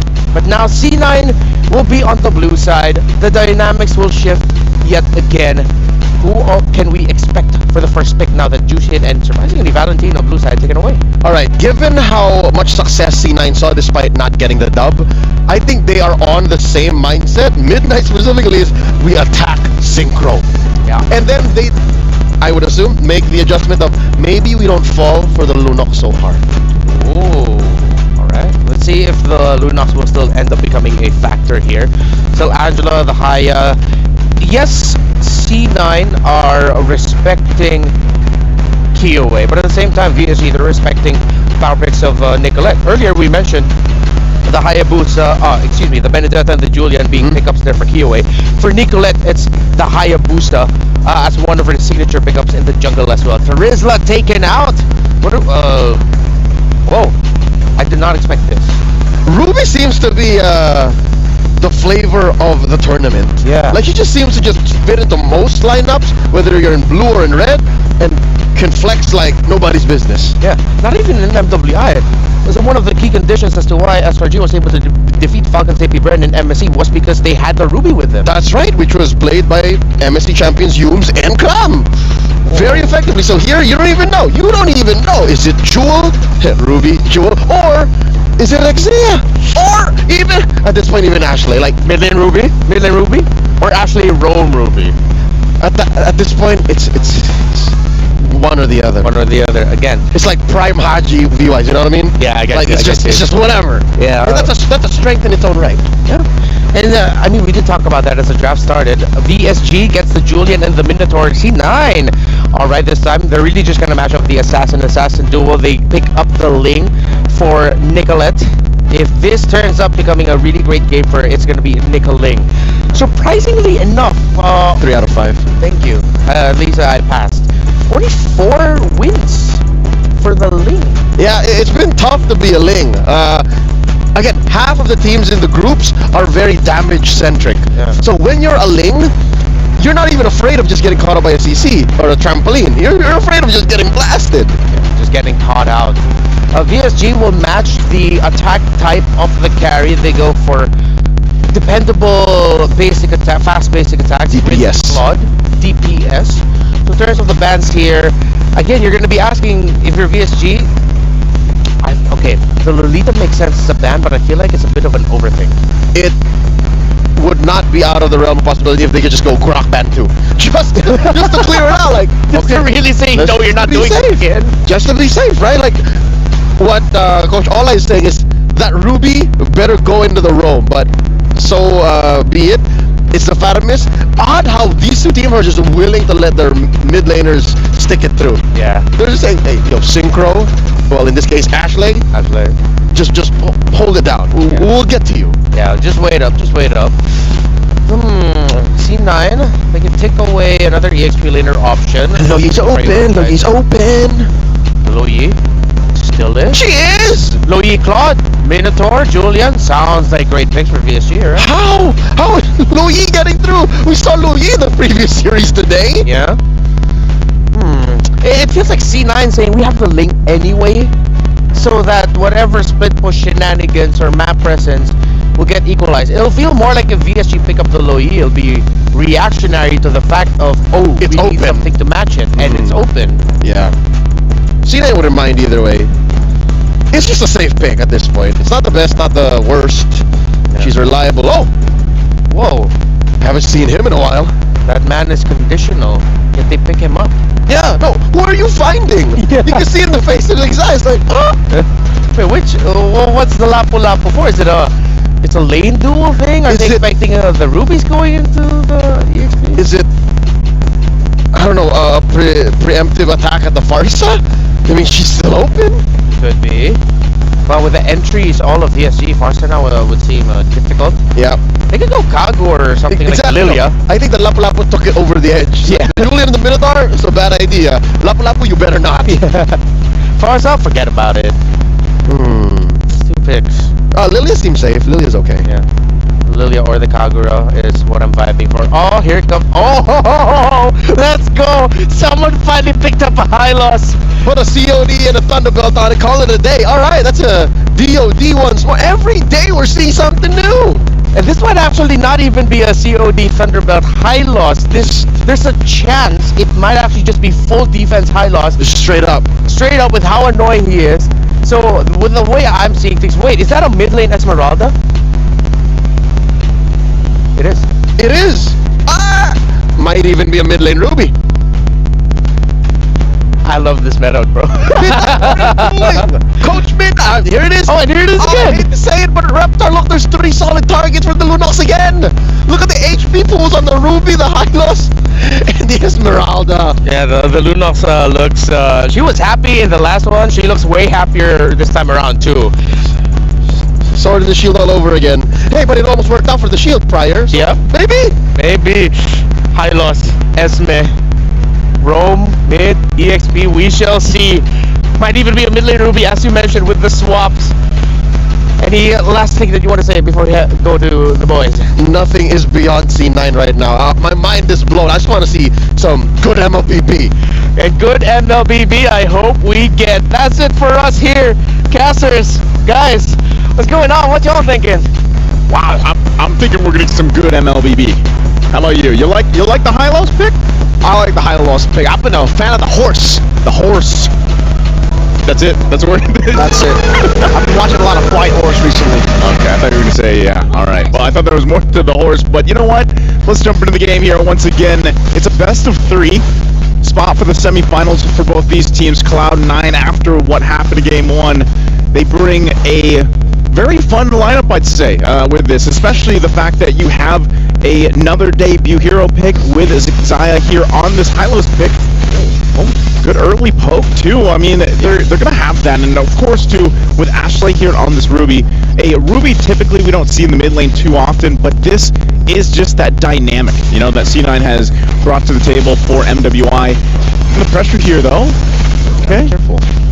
Alright, she's fine. But I think one thing too, you have to respect this damage from this Julian. I mean, Kill is also running the Warcry emblem, and you know, Julian already does quite a bit of damage alone. You pack in some extra percentage.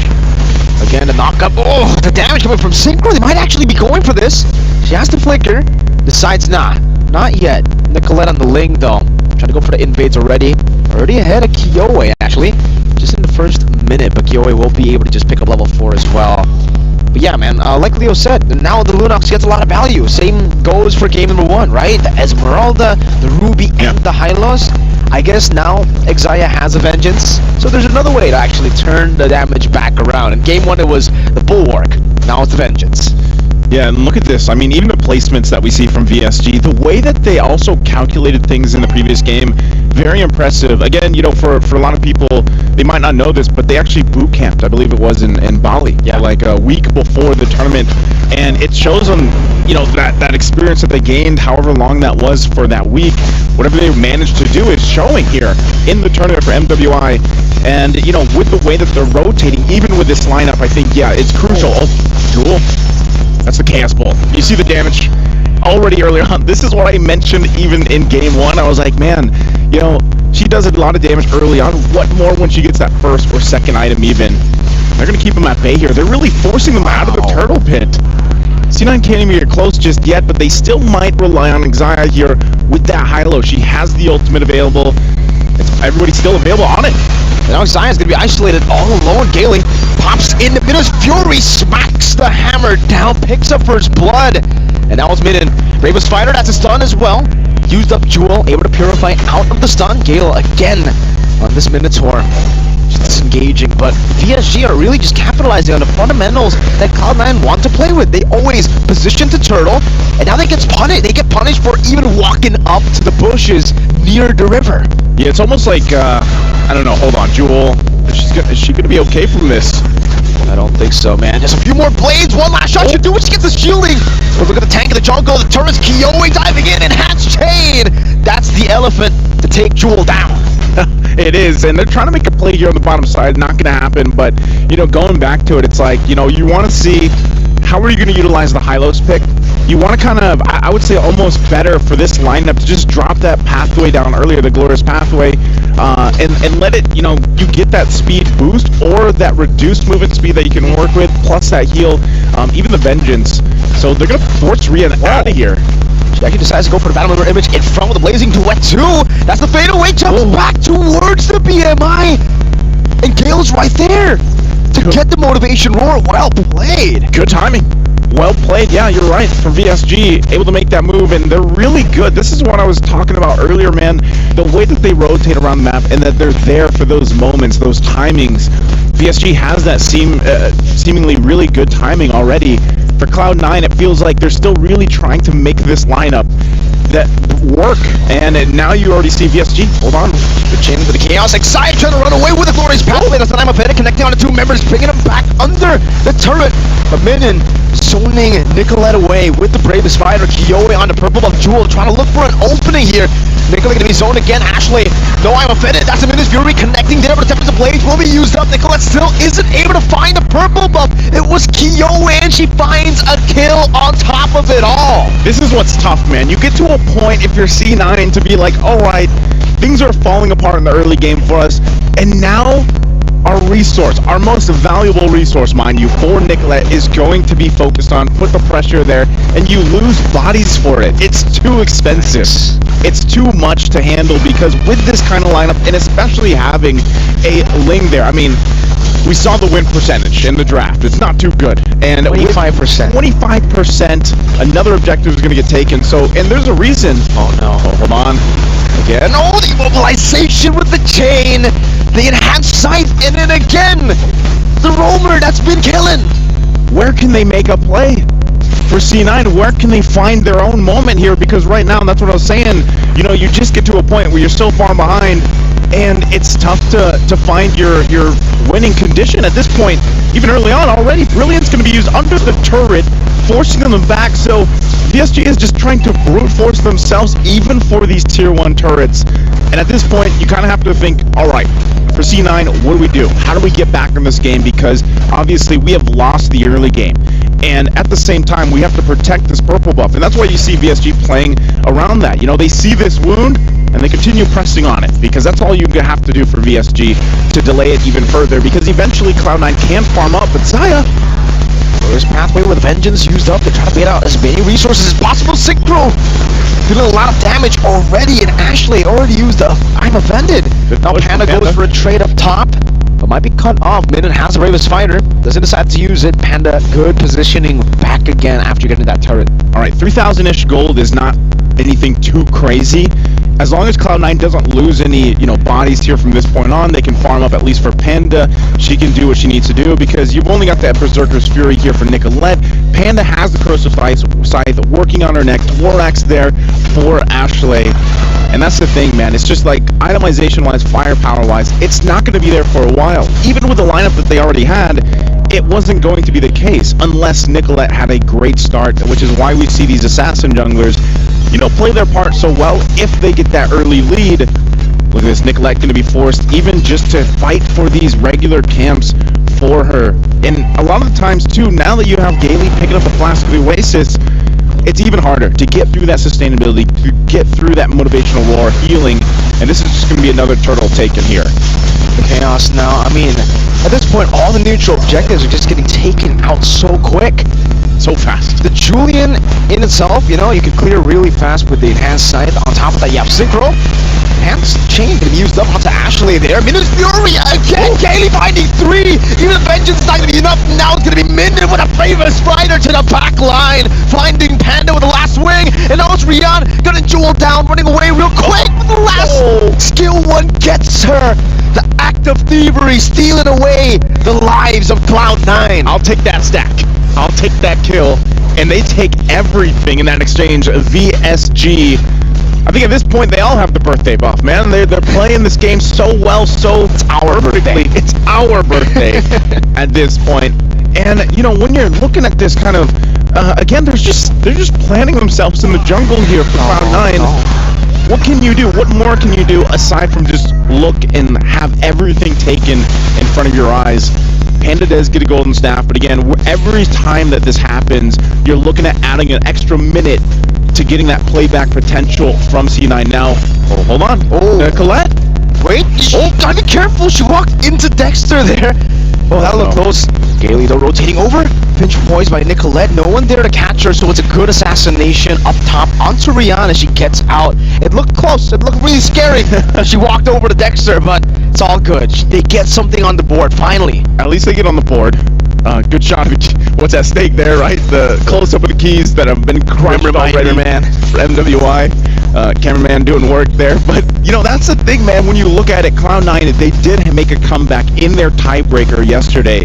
Now, can they do that here? Is that something that's possible in this game with this lineup? You have to start thinking about if they get to that mid-game, late-game transition and they get to the late game, what is this lineup going to be able to do for them? I think even yet, they should just give up the first Lord. They really shouldn't contest it because they're just not in position to go toe-to-toe yet. I mean, even look at the level gaps across the lanes here. You know, at that point, too, you have to be very control. I mean, Jules only level 8 to Minimum's at level 11. And even with an Esmeralda, you're not going to really be able to be up front like you hope. So it's up to VSG. They might even just try to bait this out, you know, for C9 to have some form of confidence to see if they can turn things around. But honestly, for C9, they need to buy as much time as possible. Wait for that moment. Nicolette. Another one blown blazing to it now. Rian able to get the solo this time around. Disaster for Cloud9. Minin. Bravest Fighter, a glorious pathway placed down by Xayah just to disengage. The assassin lost in a 1v1. That's not good. Yep, Nicolette going down there, especially against the gold laner from BSG, is just going to resort to a Lord secured, an objective secured. You know, again, she's really just trying to do what she can. That's you can't count out the fact that Nicolette at this point, especially because she hasn't had a purple buff in a while, she's not going to have the next one either. She's just trying to push the side lanes, trying to get something, because otherwise they're forced to get nothing. And for VSG, they're going to continue to put the pressure here everywhere. I mean, again, Synchro getting that purple buff is going to make things much worse. She's already got the multiple items that she needs to tear through the front line. I mean, what you can call it a front line from Cloud9 here. And as they get ready, Lord, it's down on the bottom side. They're going to keep Nicolette there, but VSG eyes set here on these other lanes, especially in the mid. Nicolette sent down there without a purple buff. You can see the rest of the members already going to the mid lane, picking up the tier 2 Kiyoi. Wants to challenge Nicolette into a 1v1. Enhanced chain to be used up there. Nicolette deciding to just pinch poise out away from that Lord. But VSG, they've always been really impressive with how they manipulate these waves. They let the bottom lane push by itself with the Lord, and they're just going to build up a big wave together with the mid lane. Luckily, Nicolette dealt with it a bit, right? It's taken out a half HP, so it might not be able to really crack the space turret open, but it will get the holy defense before even the next minute wave coming down. Xayah again, even with the vengeance, gets melted down, blazing into it once again as Kiyoi jumps in forward. A good falling star moon, locked them down into the turret. The Minion is still able to flicker out to safety. Enhanced sword there. They only lose the Minotaur. They traded for the horse. 1 for 1.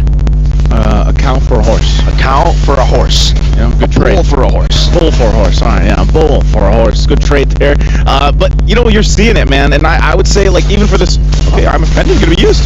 Ashley. Brilliant. I'm offended. Synchro just says, oh, okay. I see you guys are here, right? But now still, they're actually going to still force C9 to fight for this purple buff. I don't think they're going to get it, though. They know the I'm offended's gone, and they're not going to get it. Nicolette even utilizing the retribution.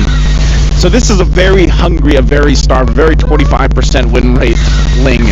It's so tough to be in. I mean, even looking at the damage dealt, guys, you can already see how much of a disparity there is here in terms of fighting potential for Cloud9. Best thing they can do is stall things out as long as they can. We're talking nearly 5+ minutes at this point to get the items that they need. Once they get to that point, then they can hope they can pull a defense off. I think one of the biggest problems, though, is, you know, when you're in the defense mode in your base, what's your clear speed look like?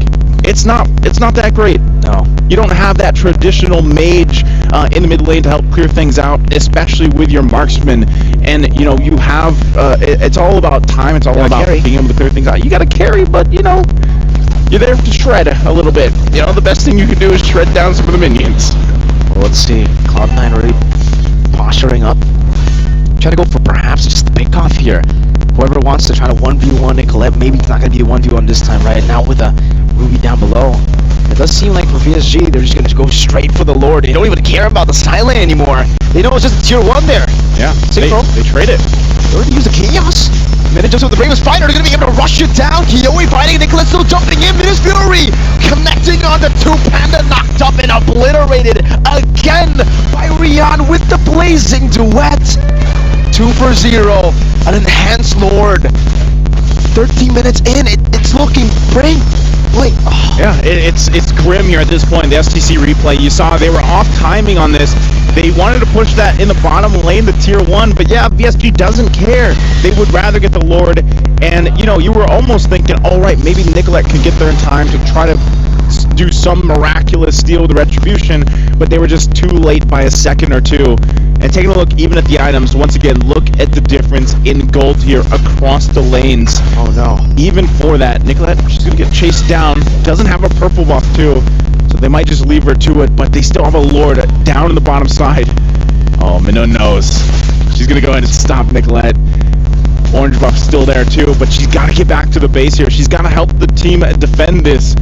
She is there in time, but now, will they be able to even hold on to the base? Rian going to be engaged upon now with Will of Nature, able to survive just a bit. Nicolette with an amazing assassination as Panda deals with the bottom lane. NGàY pops in the pathway. Synchro baited out there. The Chaos. Good start over the Jewel, still able to survive under the turret. They're able to defend, but they lose a base turret. Now another one in the mid lane with the Brilliance going to be used up again. Panda still able to evade. Now an I'm offended. Brilliant Synchro all the way back for Panda to bring hit. Jewel in the midst of it all, caught by the enhanced chain slash again.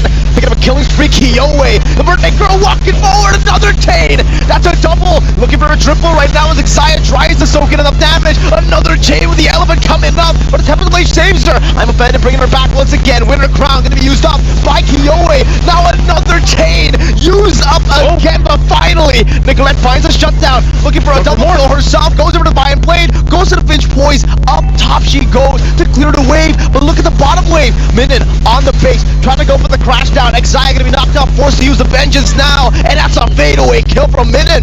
It's just 1 versus 2. Nicolette versus Minun and Kaylee, and she is able to delay for a bit. Is it enough time though? I mean, Jewel is up, but now Rion's here for the fight. Are they still gonna put the pressure on the base? It's gonna be tough again. Temple of the Blades used up, and the Miss Fury won't be dodged away from. Blazing Duet, the fadeaway shots now as Panda popped over to Nature, comes back in with the light wheels, but it's not gonna be enough. Panda's gonna be slain. That's a triple. Ashley trying to save the game, finding 2. That's 1 more member. Minun on the base. The Minute still there. Play the victory song. PSG has done it again. 1 hit, 1 minion left there. But VSG, they don't care. They'll go in together. It's their birthday, and it's their victory. Again, great try there. Great effort for that defense from C9. But it was just too much to get the grounds back.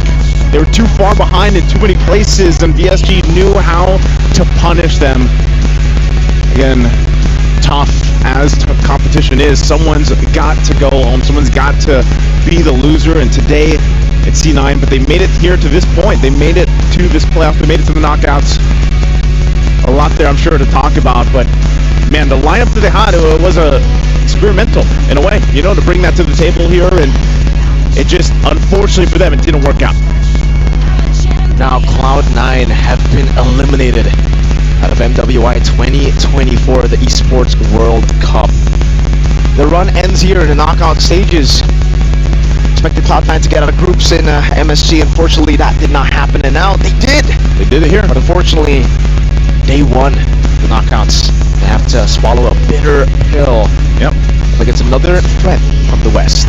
VSG victory song ringing today. Again, I can't wait to hear what they have to say, because that's going to be it for us here on the desk. We're going to throw it over to the stage to hear from them. Hosts, take it away. Thank you so much, guys. And in true dominant fashion, once more, we have Victory Song Gamers taking the third series right here off the knockout stage. Now we have Synchro right here beside us. Now, question to Synchro is she has selected Lunox twice. And this is a not so meta pick right now. So is Lunox a Synchro special, or tell us about it?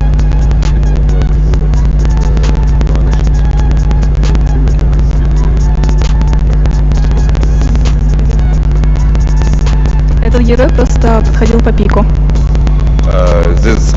That's just was good for our pick. That's why. Right. So you guys played it in the ECA for Lunox. So is this like your pocket pick? Is this your comfort pick, and that's why you chose Lunox? Yes, that's why. Alright, a lot to celebrate here today. Of course, winning and KOA's birthday. Any plans? Хотелось бы его отметить всем вместе после нашей победы. Вернее, которая уже есть. Yeah, we win, and I think we can do this later. So speaking of today is KOA's birthday. By the way, in-game, in the Land of Dawn, you guys were taking everything for KOA. Objectives, turtles, lords, the blue buff from Ling. And speaking of gifts from the team, yes, we would love to have our representatives, Ashley from Cloud9, to please hand on over your keys to our representatives from VSG.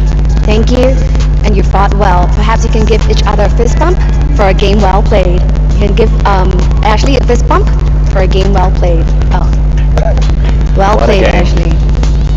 Thank you. Amazing performance all took place. So, you got the key, you had the win. Anything you want to say to the viewers right now? Поддерживайте нас дальше, мы будем очень сильно стараться. Спасибо за вашу поддержку.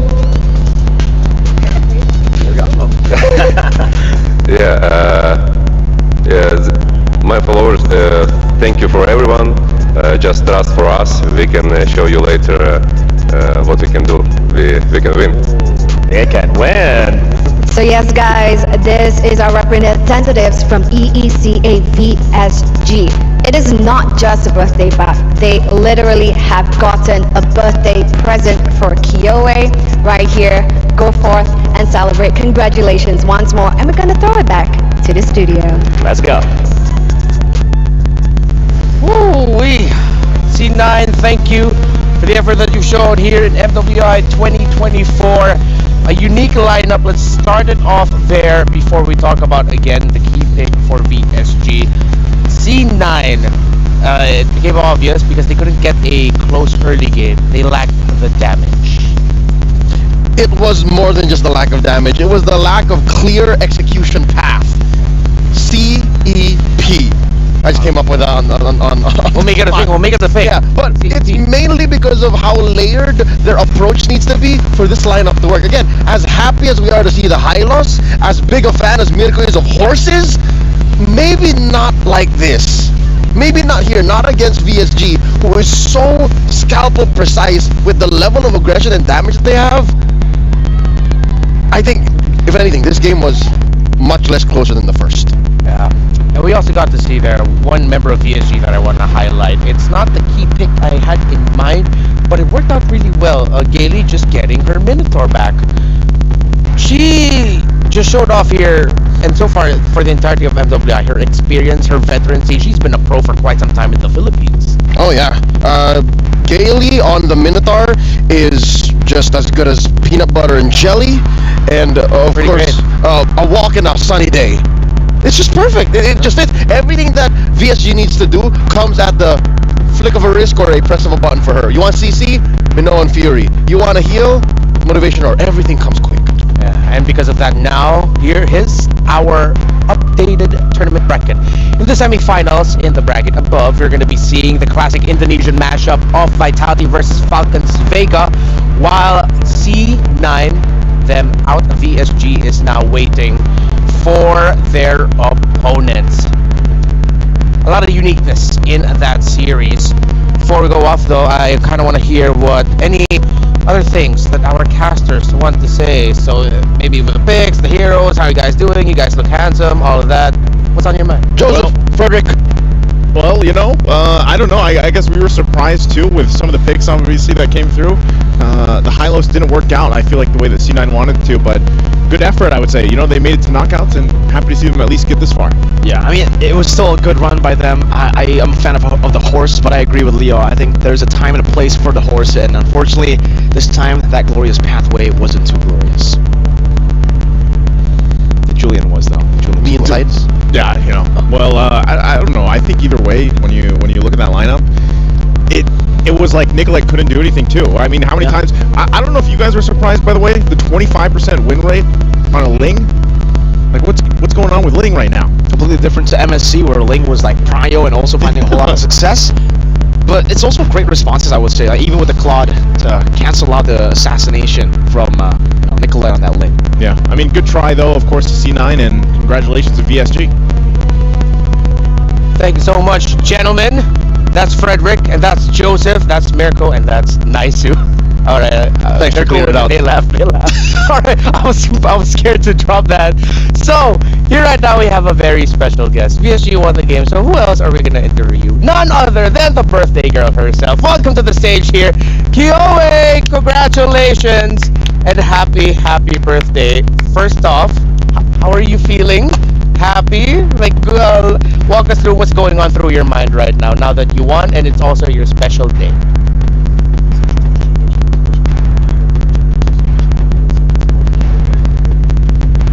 Я не знаю, у меня ощущение, как будто игр не было.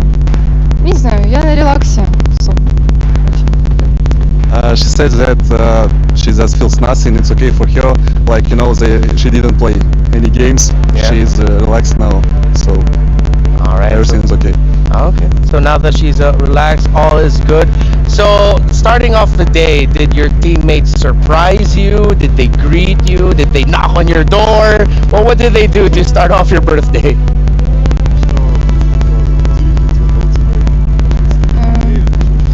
Меня поздравили с утра все мои тиммейты и коуч, и подарили подарочки милые, так что да. She said that everyone in our team congratulated her in the morning, our coach, every player, and gave her some good presents. Anyway, I sent her, you know, Diggy egg in Mobile Legends. You have the Diggy egg? Yes, Diggy egg. A Diggy egg? Diggy egg. In the game? Yeah.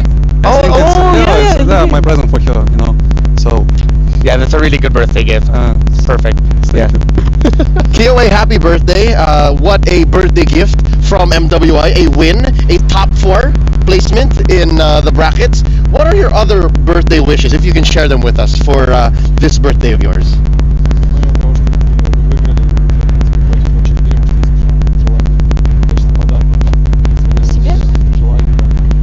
Занять первое место на турнире. Вот. И все. И вернуться скорее к своим родителям. Вот. She just wants to get the first place, and also she wants to come back to her family. So that's all. Now we're seeing your highlights here. At any point in the game, were you nervous that you might lose? Not just in game 2, but maybe even in game 1. At any point were you nervous?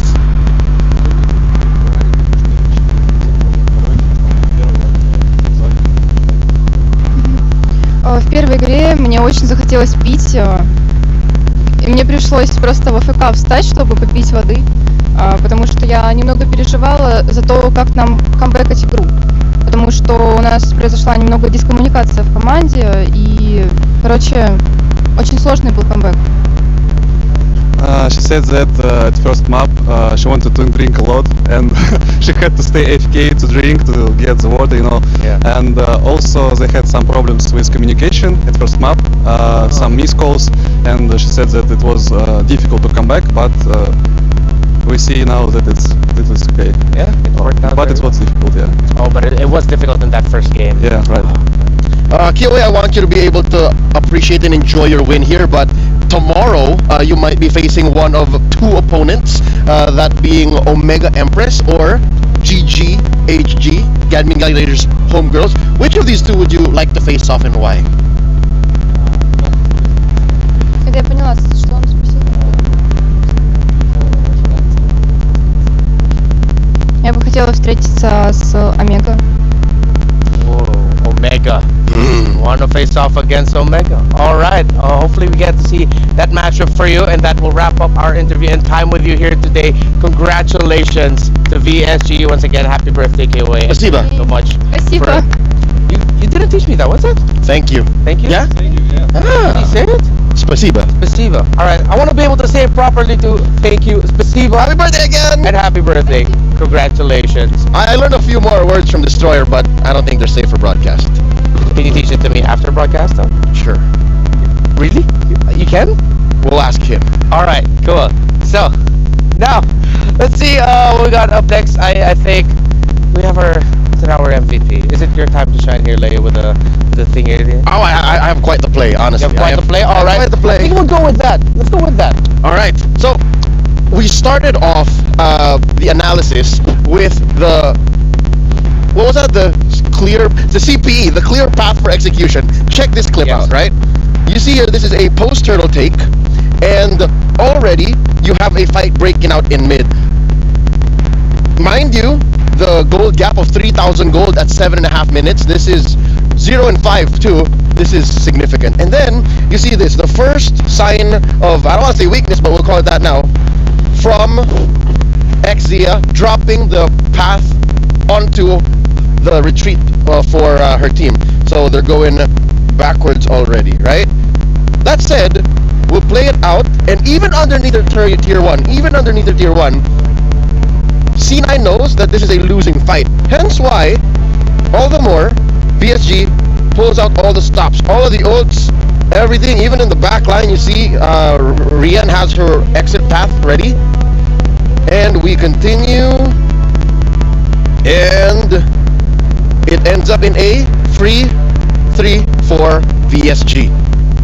That's only because, not the gold lead, not because of the point of entry, but because of how clear and easy it is for VSG to pick the fights. Again, you have the Minoan Fury, as previously mentioned. Instant knock up slow. You have KOA just needs to cast a spell 1, 2, and then she has enhanced everything.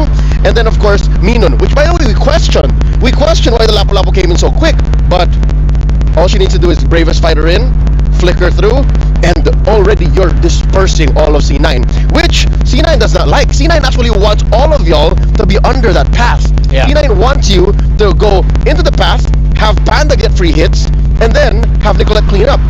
You see how you have to get 2 or 3 things correct before you even engage? That's their lack of clear path execution, the CPE. A little bit of a difficult lineup to utilize there for C9. I feel like in an alternate universe that definitely could have worked. I see where they were getting at, but it was just way too difficult to pull off against the lineup that VSG showed up. Our PlayStation MVP of the game showed off some really great performances all throughout this game, and it is that Lapu Lapu pickup, the one that we question. Minun, I will never question you again. 12 on the KDA. I owe you an apology. I didn't know your game. I didn't know your game. No apology. To be fair, like check thing. The basement for a Lapu Lapu is just solid damage, a straight line into the back line. That's the lowest point of a Lapu Lapu. At best, she's bullying even a Ling. She's spacing out 2 or 3 in a Lord dance. And that's what made me known our PlayStation MVP. I am impressed. Painfully impressed. I wish we see more Lapu Lapu, honestly. Because of how lineups are built these days, if they're not dispersing odd lineups like this, they're picking fights. So more power to Lapu-Lapu. More power to Mino. There she is. Ooh. Immortalized. Yeah. Well, that's mean. Oh, you missed. All right, here's the STC Play audience predictions. 32% are for Cloud9, 68% for VSG. Seems like a lot of people are getting their hearts won by VSG. Kumusta Lapu-Lapu? Mabuhay ka? He's from Cebu, bro. I don't speak Bisaya, right? You don't? Oh, alright. Damn it, no, that's not Bisaya. Yeah, but that's no, else. you know what, it makes sense though? Looking at the STC predictions, that is a whole region, ECA, with a few Filipinos on the back of versus NA. Well, step up. It matters. Step up. Vote for your country. Vote for your representatives. Vote for your favorite players. These ladies are modern day gladiators. Yeah. Make it count. And we're seeing a lot of tremendous action so far here on the first day of knockouts for MWI. We have one more match today. Smart Omega Empress from the Philippines. Gaming Gladiators Homegirls from Malaysia. We talk about PH versus ID, PH versus PH. How about a good old-fashioned PH versus MY matchup? More MLBB action will come your way after a short break. Don't go anywhere. MWI 2024 at the Esports World Cup. We'll be right back.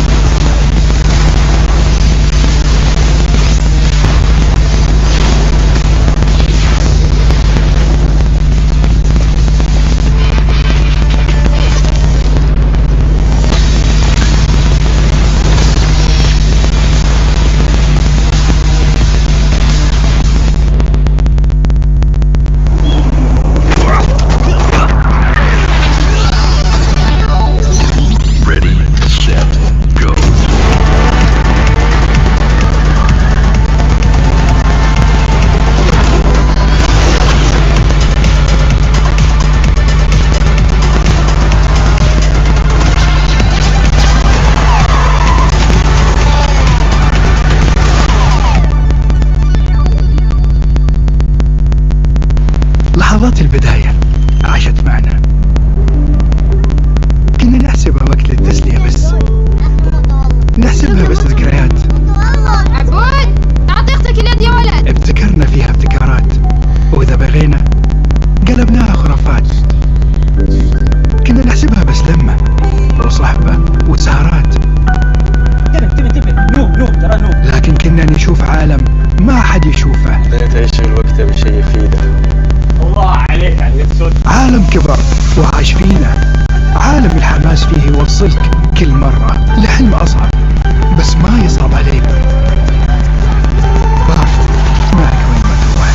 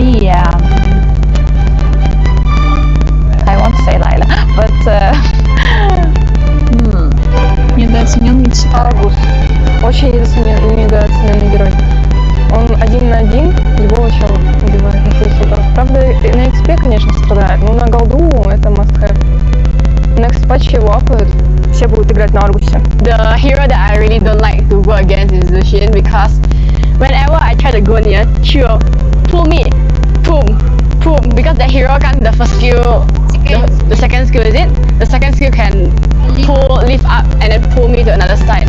Yeah, that one I really don't like. I get really annoyed. I don't know, for me, underrated is Alice, Esme in jungle. I love Esme in jungle very much, and Vendetta, of course. Yeah, Vendetta. Very underrated because it's my main hero, and I don't see a lot of people play with it, so don't like it. I think the underrated heroes is Zaz. Because he's good. Yes. Because in Malaysia, we rarely use it. But when I came here, and then I tried to play rank, and then people all ban Zaz. Yeah, ban Zaz. They respect ban her. Yeah, but in Malaysia, we don't ban any Zaz. Ну, Дариус считается самый сильный лайнер за счет того, что он берет соло первого и потом вторым скиллом шотает другого персонажа. Ну, типа, это можно задолжить, если быть умным. I think the hero that they're gonna pick the most is Ling because right now he's in the meta and he's a very OP hero that he can rotate through the map really fast. Yeah, I think the most hero that people will pick is Terizla because he is too overpowered in right now meta. Yeah, probably they ban or pick the heroes. I like K1, but yeah, you know his hair damage now it's not that good, so I can't play hair now.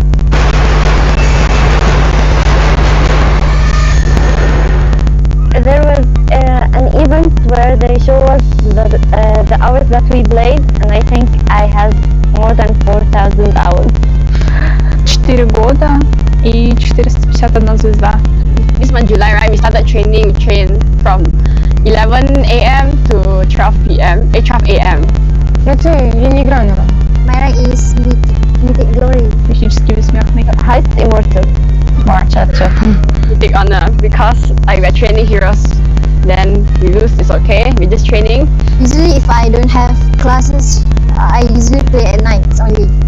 Usually after studying or something, we decided what hour we should play, and then we play.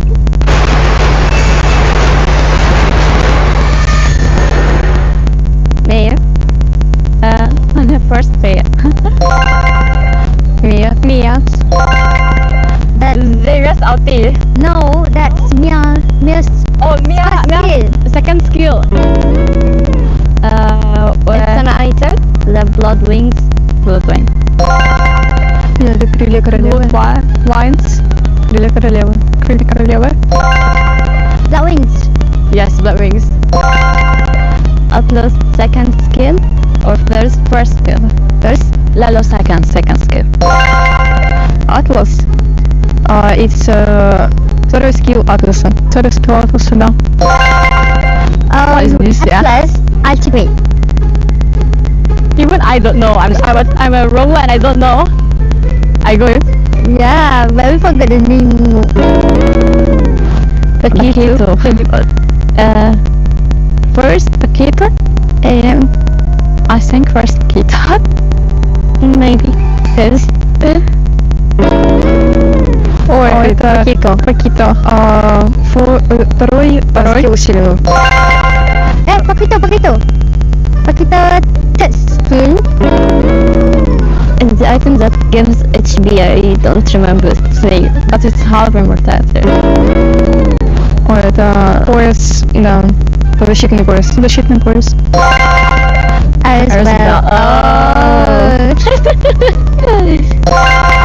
And has the new emblem, but I can't remember his name. Temporary, yeah. Это перк. Какой-то перк. Кубик. Quarantine charge. No. This is the new talent. But I don't know what the name of it. Florian. What about Florian? That's it. Yeah, that's Флорин? Пассивка Флорин. Yes. Пассивка Флорин. Oh my goodness. Florin. Florin is Fury. Brisker Fury? Yeah. Brisker. Берсерк. Я берсерка. Bazooka Fury.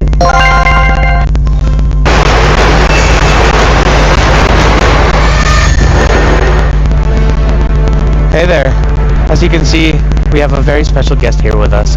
My name is Renmar. That's Leo. And here with us right now, all the way from the Philippines, is Miss Danica Suazo! Hi everyone! Welcome, welcome. It's good to have another, what we call a kabayan here in the English broadcast. And if I'm not mistaken, a multi-time correspondent of the season. Wow. That's what's now Thank two or three? Two. Two? All right. Yes. But three on the way. Oh. I don't think so. Nah, you're too humble. Pero, I have to remind myself we're in the English broadcast here. Okay. It works. Yeah, it works. How are you? What's been your experience like so far here in Riyadh with the Esports World Cup and MWI? Well, for now, I'm really having a great time here in Riyadh, especially being here, watching live on different teams and countries. It's really a great experience for me. Good to hear. Kumusta naman? How is the weather for you? Because coming from a tropical country, it's one of the first few things you notice, right? How is Riyadh weather treating you? Sobrang init. It's really hot, but it's tolerable. Yeah. As long as you have water and lip balm, it's good. It's a beautiful city, right? Yes, super.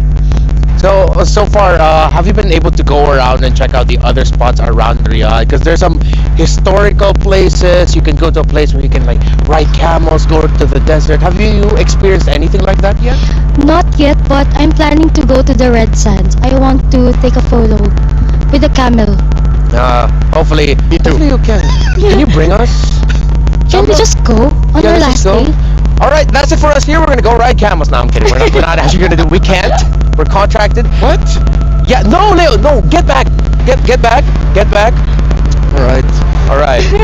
But then, anyways. Okay. You're here to experience the EWC. Of course, you're here to experience MWI. Have you met any of the teams?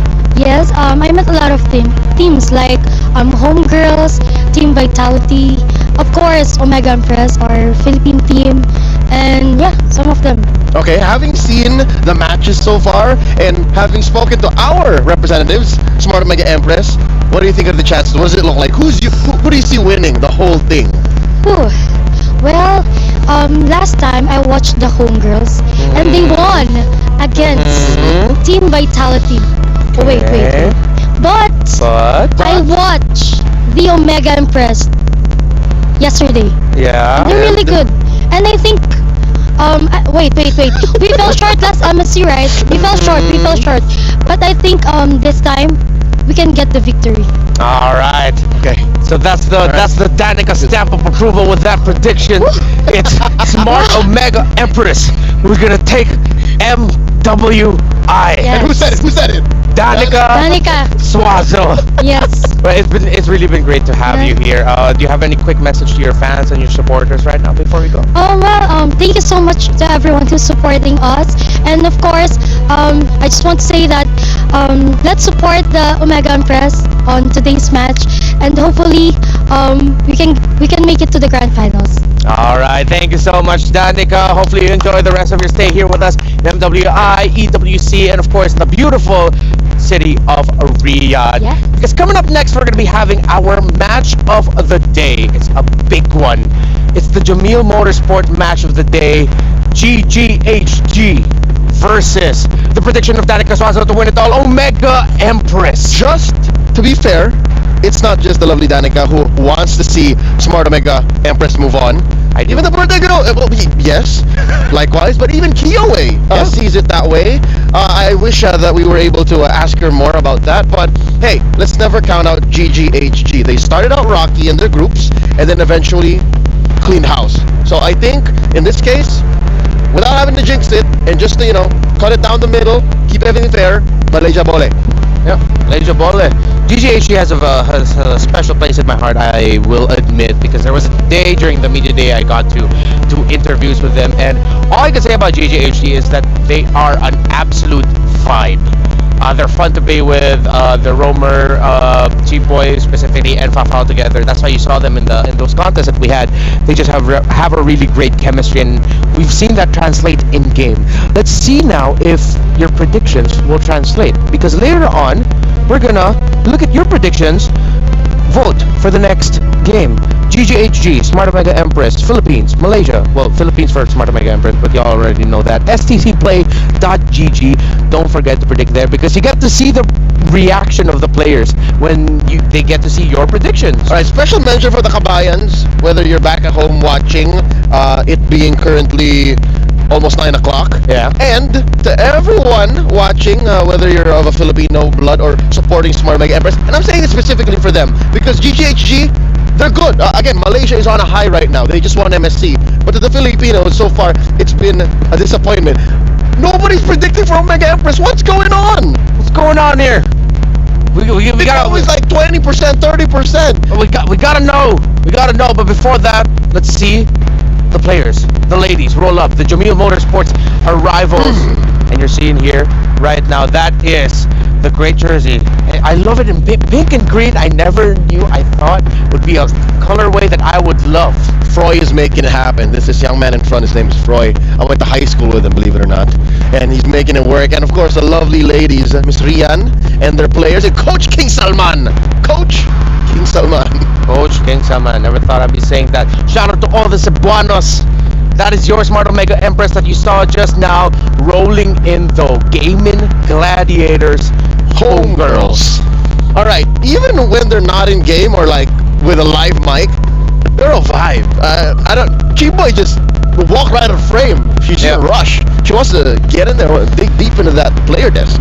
Yeah, with G-Boy, like, one of the things that I remember about G-Boy, other than just her great personality, is that she has this really funny clip for the players, like the high packages that we show off in the screens that you'll see later on. She's just showing off like her jawline. Oh, she's looks maxing. She's looks maxing, bro.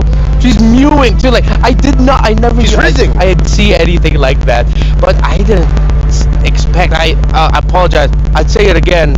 Sorry, Gaming Gladiators Homegirls wasn't familiar with your game. And they are showing us their game, but we also got to see the game of Omega Empress. What do our representatives from the Philippines, the Cebuanas, what is it about their playstyle that stand out for you, Leo? Aking palangga. Well, they did show a lot of macro prowess. Again, when you play the map, you look at a 0 and 3, 0 and 4 ending kill score. That means the Filipinos have done it again. Now, on the other hand, GGHG, they mix up that both. That's what made SRG so successful. They respect the macro, they have a flow, and when they fight, oh, do they fight. Yeah, they fight really well. Mega Empress, those are their strengths. Again, they come from a region that is oftentimes underrepresented within the Philippines itself. But here they are, all of them, a group of friends from Cebu in the Philippines, flying off to a country so far away to hope to raise up that trophy in glory of the Philippines and in glory of their region. MWI up against them, though, another pride of Malaysia in Gaming Gladiators Homegirls. This should be a really great one. Shinoa. I was thinking of quinoa. Shinoa, Fafao. Yes. I'm looking forward to that matchup. The gold lane matchup is something to look forward to. Again, Shinoa developing year after year. Fafao is someone we expect to really show up. So what else can they provide us? How deep do their strats go? Maybe now you bring it out in the best of 3. This could be another chapter in what is a growing story of Philippines versus Malaysia.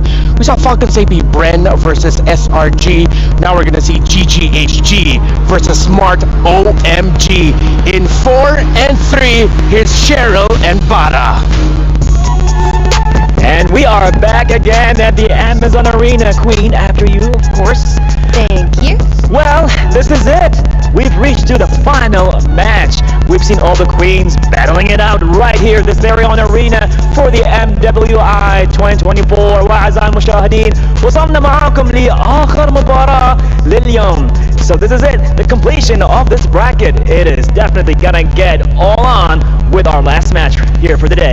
That's absolutely right. Now, this particular matchup, ladies and gentlemen, blast from the past, a matchup that we have seen in the grand finals of MSC just last week, the clash between Philippines as well as Malaysia. Now, unlike the MSC, we are seeing this matchup right here in the quarterfinals itself, where only one team will emerge victorious and head on over to the semifinals to live the dream of hopefully taking the championship, and that is MWI 2024. Now, with that being said, all the way from the Philippines, presenting to you Smart Omega Empress.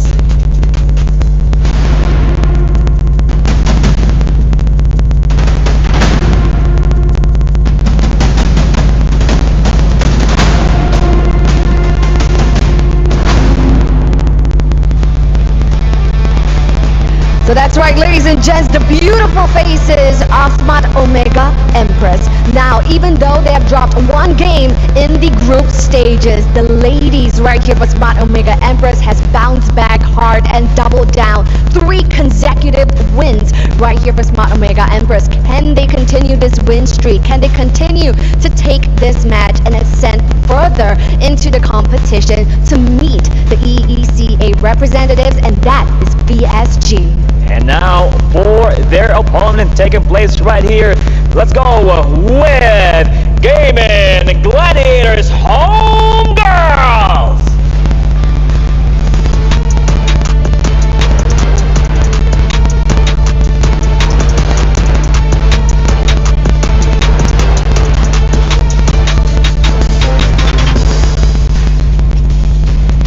They've been battling and standing strong through the group stages, and now they are here to face the strongest team from the Philippines. What's gonna happen here? We're about to see that. So yes, ladies behind me, queens of your respective regions, this is your time to shine. Please head on over to your respective battle stations. So now, the Amazon Arena is ready for our queens to head on over to the battle stations. And now, with that being said, the queens are deployed. Smash them! Over to you at the studio. Yalla. Thank you, Cheryl and Bara. And I've been wanting to say this. Thanks, Mom and Dad. Smart Omega, Empress, Gaming Gladiators, Homegirls. Let's take it roll for roll, because there's a lot of talent, and I want to continue where we were on earlier. Shinoa and Fafao. That's right. Fafao has been incredibly dependable for Gaming Gladiators Homegirls. There's a lot of action around the mid lane with how G-Boy is rotating around, but that just means that it puts a lot of pressure into the gold lane to do gold lane things. Get your gold and don't die. Where this leads me to think, when you're trying to break down what the matchup might look like, is the jungle matchup. This young lady on the screen right now, Keishi, has stepped up. Again, we followed her career, if you're a fan of a Filipino women's MLBB, and she's always been one of the more soft-spoken members of Smart Omega Empress, and she will be going head-to-head against Quinn. Quinn is the Queen of Steals. She stole so many lords in the group stage that I think now you gotta watch out for the Lings, the Hayabusas, more than you would any other matchup here today. Especially since even I think both of them play at Julian too. Yeah. So those 3, watch out. Yeah, well, it's been proven that Omega Empress can be a slow to warm up type of team. The more that matches they play, the stronger they become. And that also happens with their games.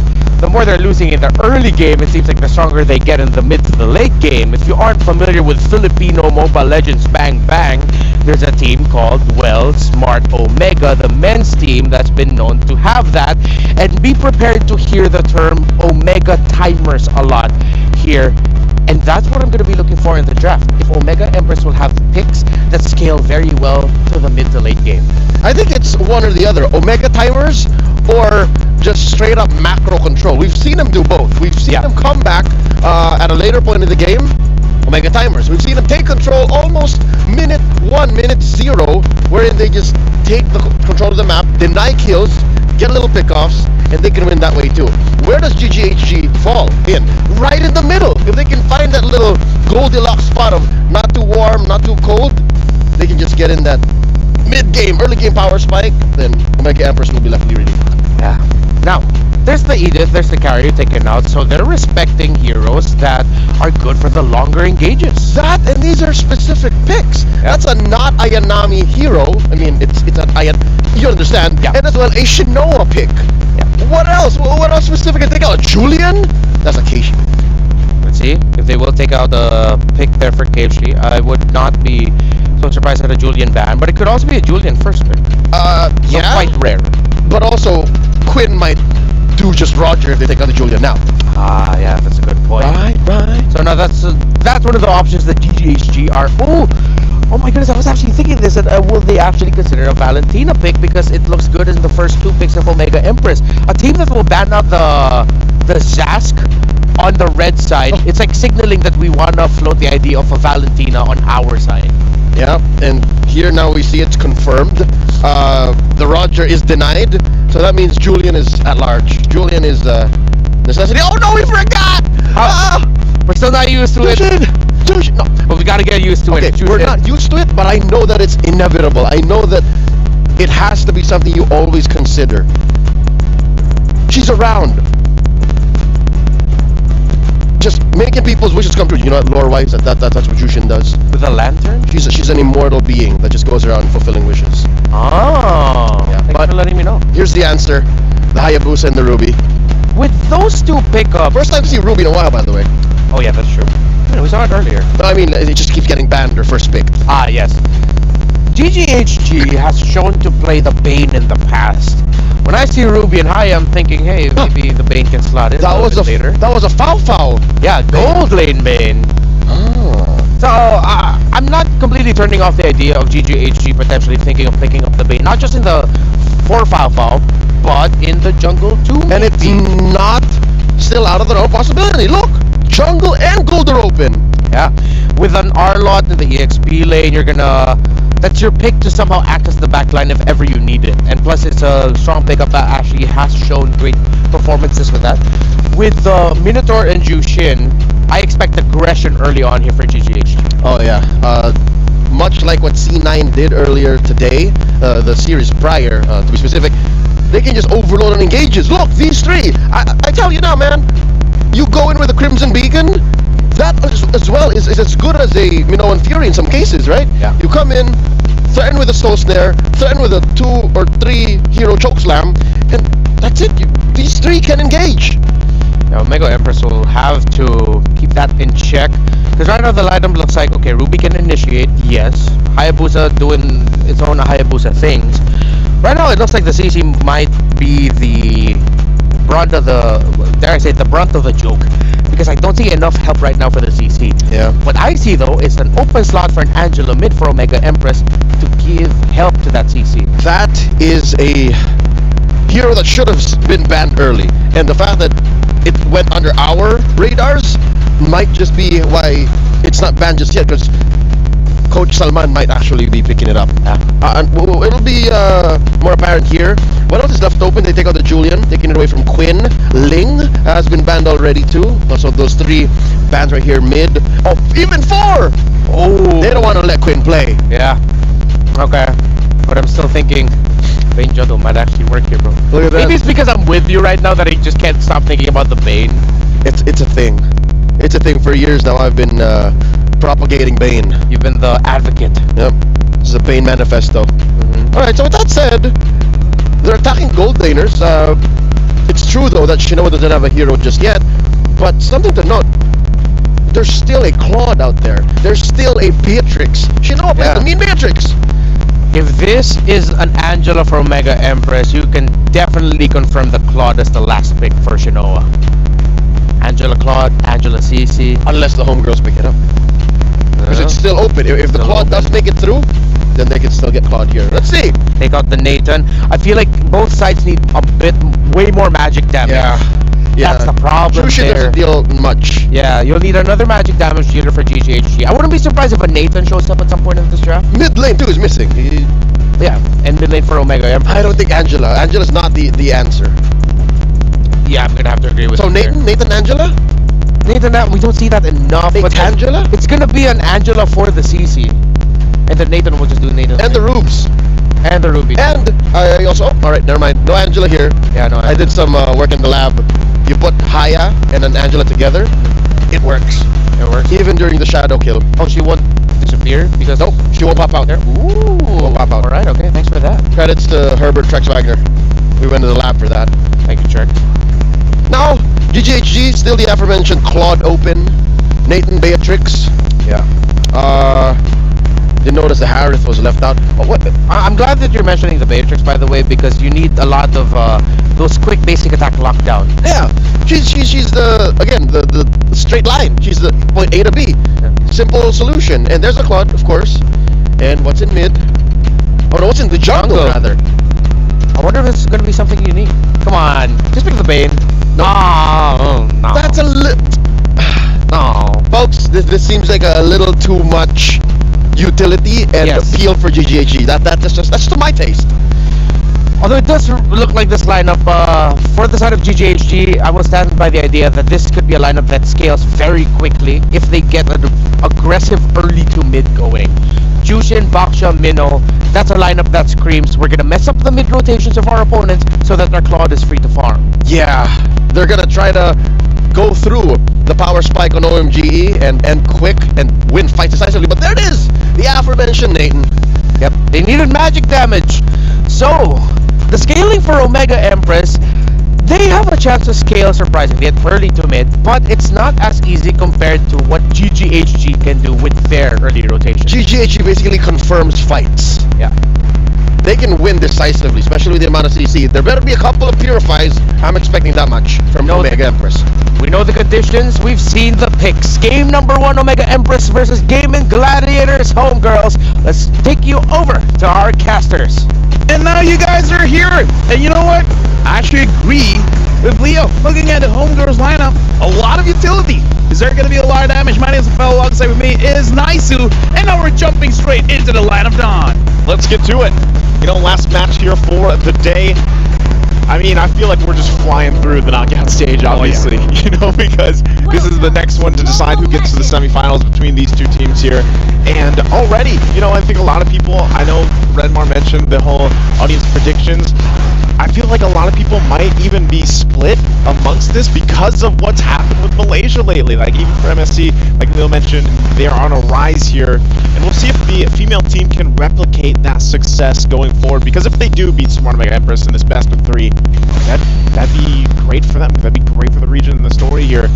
But I think they have a lot to kind of handle here, LaFell. I feel like for this one it's going to be difficult to call because, again, even though I'm Malaysian and seeing what Red Giants did in MSC, even I can't really say that Gaming Gladiators Homegirls can really take this one. Now, I want to talk about the draft here. I kind of feel like the draft is kind of good going up against the Hayabusa because you got the healing coming in for the Minotaur, and mostly all of them are pretty tanky. Like, even the mid laner is going to build up a Clock of Destiny. Yeah. So, this Hayabusa, the real target is going to be Fafao on this Claude, and as long as Fafao is able to take care of herself, or Chiboy is able to hover around here to make sure that whenever she does get Ogi Shadow killed, she'll get healed up once the Flash of the Oasis is done.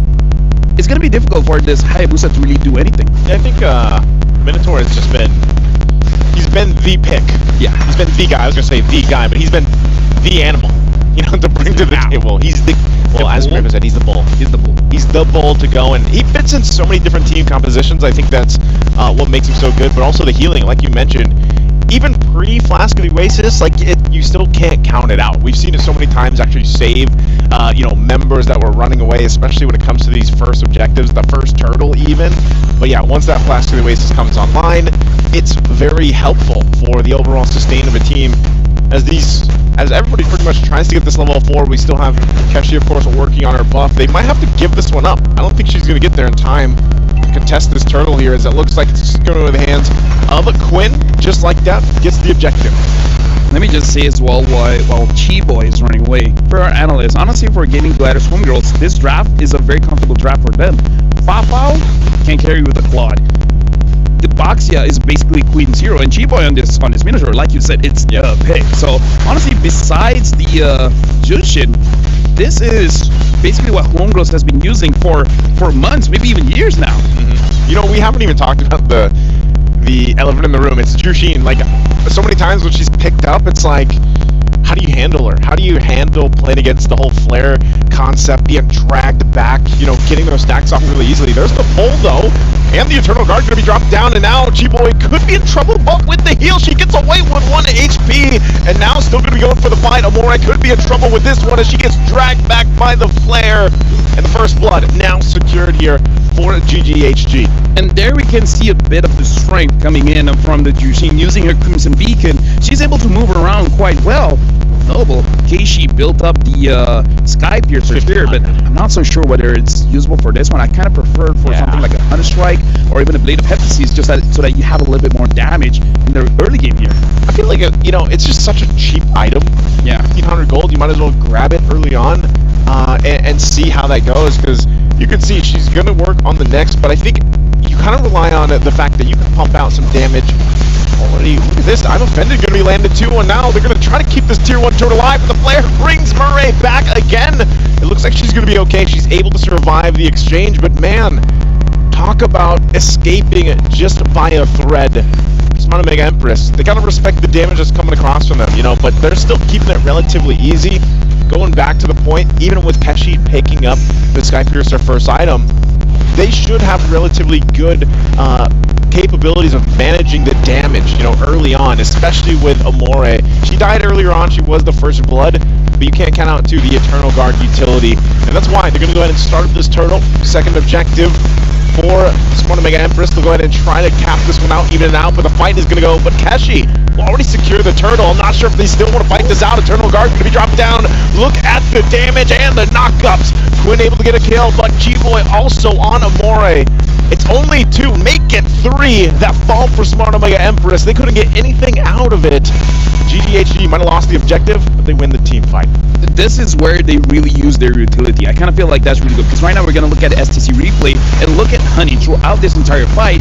This is so rare that we see a mage being the pick-off hero. She's the one that can isolate a target. Like, look at this. She was even able to go to Keishi and take him down. Like, the amount of crowd control coming in from the Jushin as well as the Minotaur makes it so that Smart Omega Empress, they don't want to commit to the fight, but they didn't have a choice. This is just like, I don't know, Odette 2.0. Yeah. You know, a different kind of Odette. Odette deals damage. This one deals stacks. Yeah. And utility. Utility, yeah. Like, I mean, the way that you play it, it is. And the fact that you can even flicker forward and then, you know, get those stacks faster and then drag them in, because you can drag multiple targets. Multiple targets, yeah. As long as they're in that little radius of the flare. And also Flask of the Oasis was just picked up by G-Boy here, so she's got that now. A little more extra sustain that we talked about leading into this. You can see, I mean, the good kind of gold lead that they built up, all just based in the last couple seconds or last couple minutes. Gotta say as well, despite having a Hayabusa, honestly, Fafao has been having an amazing time in the lead. I wouldn't necessarily say it's a gold lane experience, because I kind of feel like she didn't really have that time of her life, but still, not yet. Good. Not yet, no. She's getting there, you know, but turret is going to go down. First one there for Smart Mega Empress to get. There's the drag with the flare. This is what we're talking about. Not Ayanami could be in trouble. She pops the Vengeance, though, returning a lot of that damage back. She's trying to escape. She's going to get dragged again. What do you do against that? Time and time again. And now bring it to the mid lane. Not sure if they're still going to re-engage this, but yes, you're seeing this, the power of the Jushin pick. It makes it so that you don't have a choice. Where do you go? That makes it unfair. It's like, legit, I don't want to. No, Mom, no. No more. No. I want to pause the game. No, you can't come here. It's like, yeah, it's unfair. It's one of those catching mechanisms where it's like, for example, catching heroes, they can do it once every, say, 20 seconds. This is like, what, 3 to 5 seconds? Okay, pull back then. Okay, pull back then. Pull back then. There's probably going to be a change on that. There's got to be. It's probably going to be a nerf. Yeah, maybe a little bit longer until you can activate it again. I'm not sure. Because it's just more mana usage. That might help. Yeah, that might help. Because I mean, how many times have we seen whatever team does have to play against the Jushin, them trying to escape from it? I mean, looking at the items. Hold on, the fight though for this purple buff territory.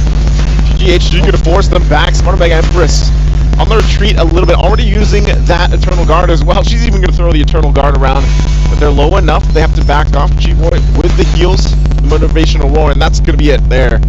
So again, as we were saying, you know, the power of that pick is showing here.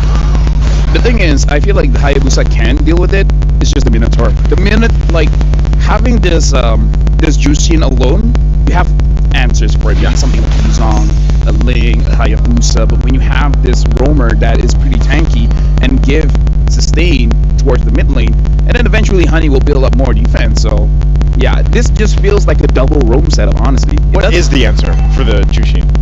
Honestly, for me, I think it's the EXP, the diving kind of EXP that can tank a lot of damage and actually deal a lot of damage, especially an EXP laner that has a War Cry or a Hunter Strike. I kind of feel like you can deal with the Jushin that way. The only thing is that it has to be able to move around, because if you're just in her face too long, she's going to pull you in. So it's kind of like once you use everything in your kit, you just kind of have to accept the fact that you're going to be thrown around. Exactly. Like, you're not going to be able to run away from it unless you have a flicker, unless you have a dash or something that you can gain some space, you know, or distance between you and the Jushin. But so far, it seems like Smart Mega Empress hasn't been able to handle that, hasn't been able to solve it just yet. Honestly, the CC, I feel like if you have maximum stacks on a War Cry, she could try. Not sure if she will succeed, but maximum stacks on War Axe might be enough to do the Jushin.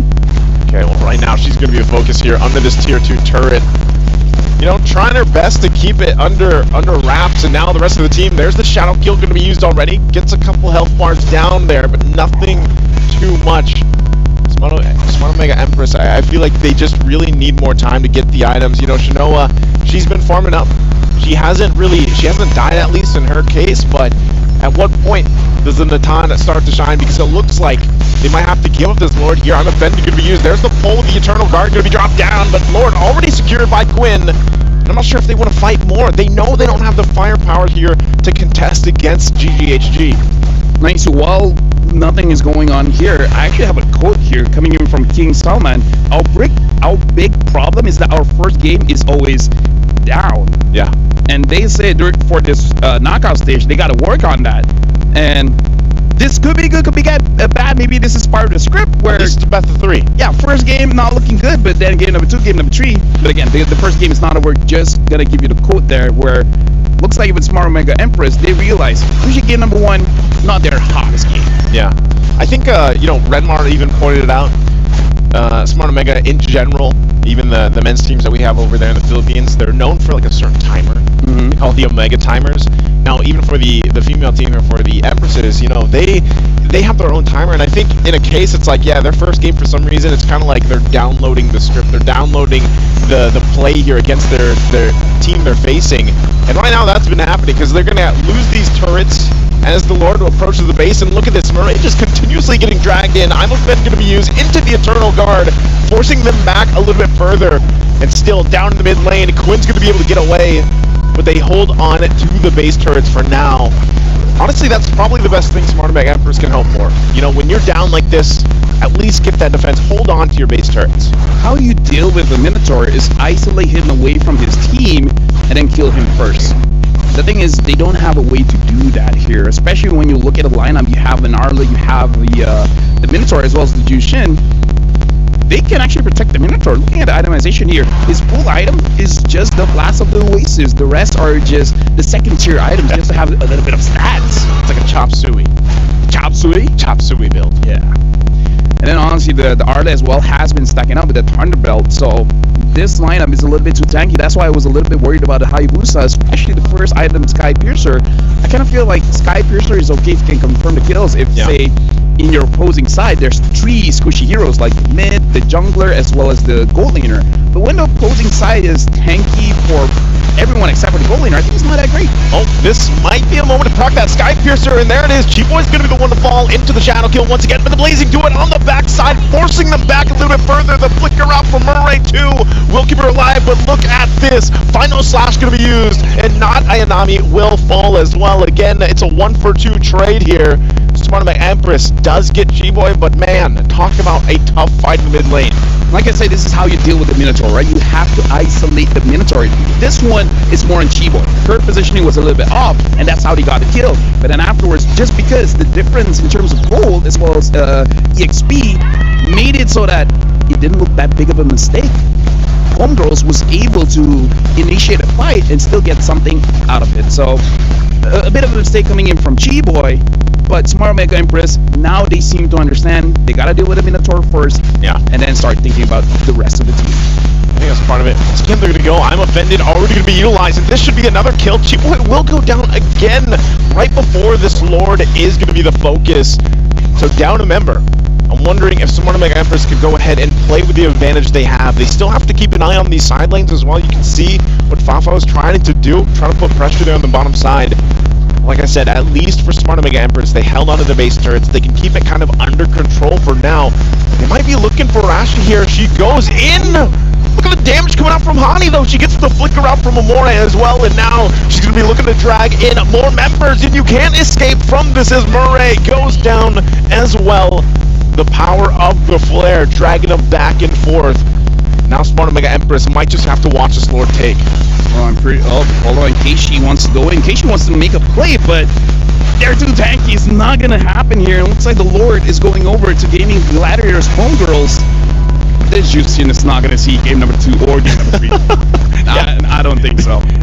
And maybe that's what it takes, you know? Maybe that at that point you let it slip through game 1. But I don't know, man. Like, at this point, you've seen it so many times. Have so much success throughout MWI alone. We didn't get a glimpse of her, you know, at all during MSC because she couldn't be played. But here for MWI, it's been a nuisance for any team to go against it. Because even when you have a good initiation, you set things up, once she joins the fight, someone is going to kind of have to be that sacrifice. Someone is going to have to be the one to get dragged around and stay back and just pretty much die, you know, because at that point, how do you escape it? Even a Winter Crown here picked up for Quinn. And now this is a big play. This is a big moment for Smart Mega Empress. Can they stay in the game here? The Lord making its way down the bottom, nearly 15 minutes in. We'll see how they play this out. Yeah, honestly, this Jushin can force out mistakes, but Mireille probably could do something with the Unoffended. Maybe could force an initiation coming in from Gaming Gladiators and make a mistake. I mean, right now, taking a little bit of damage coming in from Not Ayami, as well as the Lord comes in, but they're focusing on mid.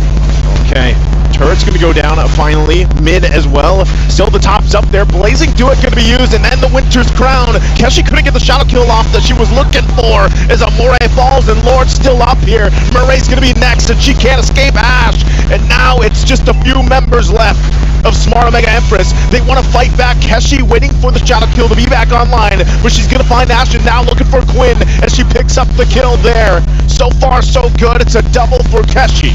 Good news, bad news. Good news for Homegirls, they were able to get all of the inhibitors. The bad news is, honestly, there were moments where the minions was already in the base. They could have just ended it there, but not Ayanami pulled them away and able to delay the game, which is something that Smart Mega Empress really need, because once Natan has his items, which looks like is delaying the Holy Crystal, maybe that's why we're not seeing a lot of damage coming in from Smart Mega Empress.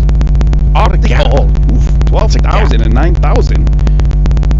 You know, you said she didn't have the gold lane experience earlier.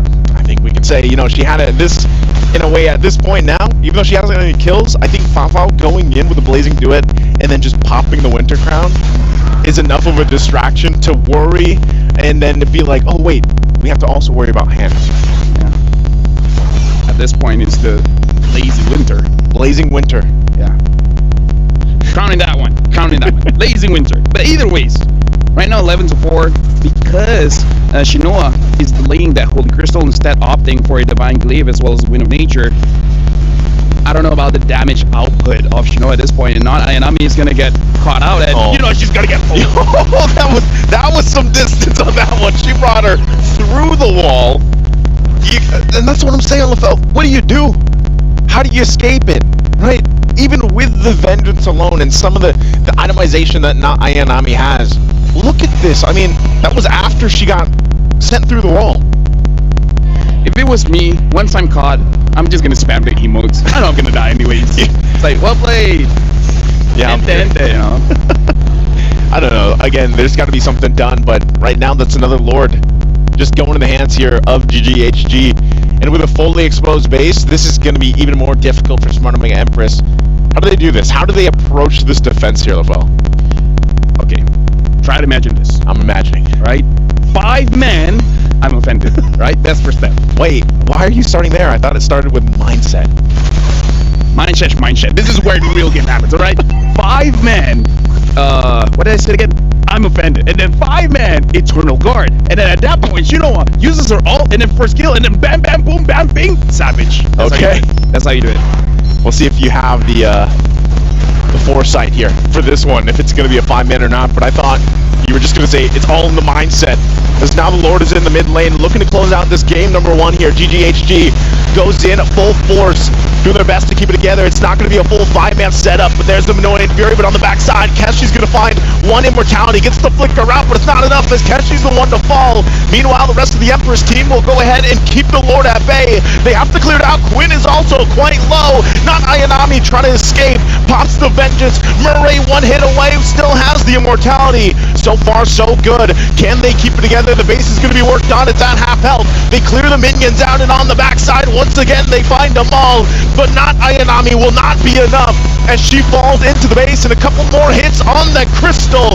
But they can't find it, but they finally get the hit. They get the game, and it's GGHG. Well, Honey looks pretty happy with that one, but I gotta say, if I got the Jushin and I had that kind of protection, I'd be pretty happy too. I mean, like, in that game, she's pretty much untouched, and the moment she is, it's like, I got Clock of Destiny. Get me down below 50%, I'm regenning back up. Yeah. It was a good, valiant effort, I would say, to go ahead and defend at that point, almost to the 20-minute mark. You know, almost 19 minutes in for that one. But it just, again, 6-0-9 for Hanny.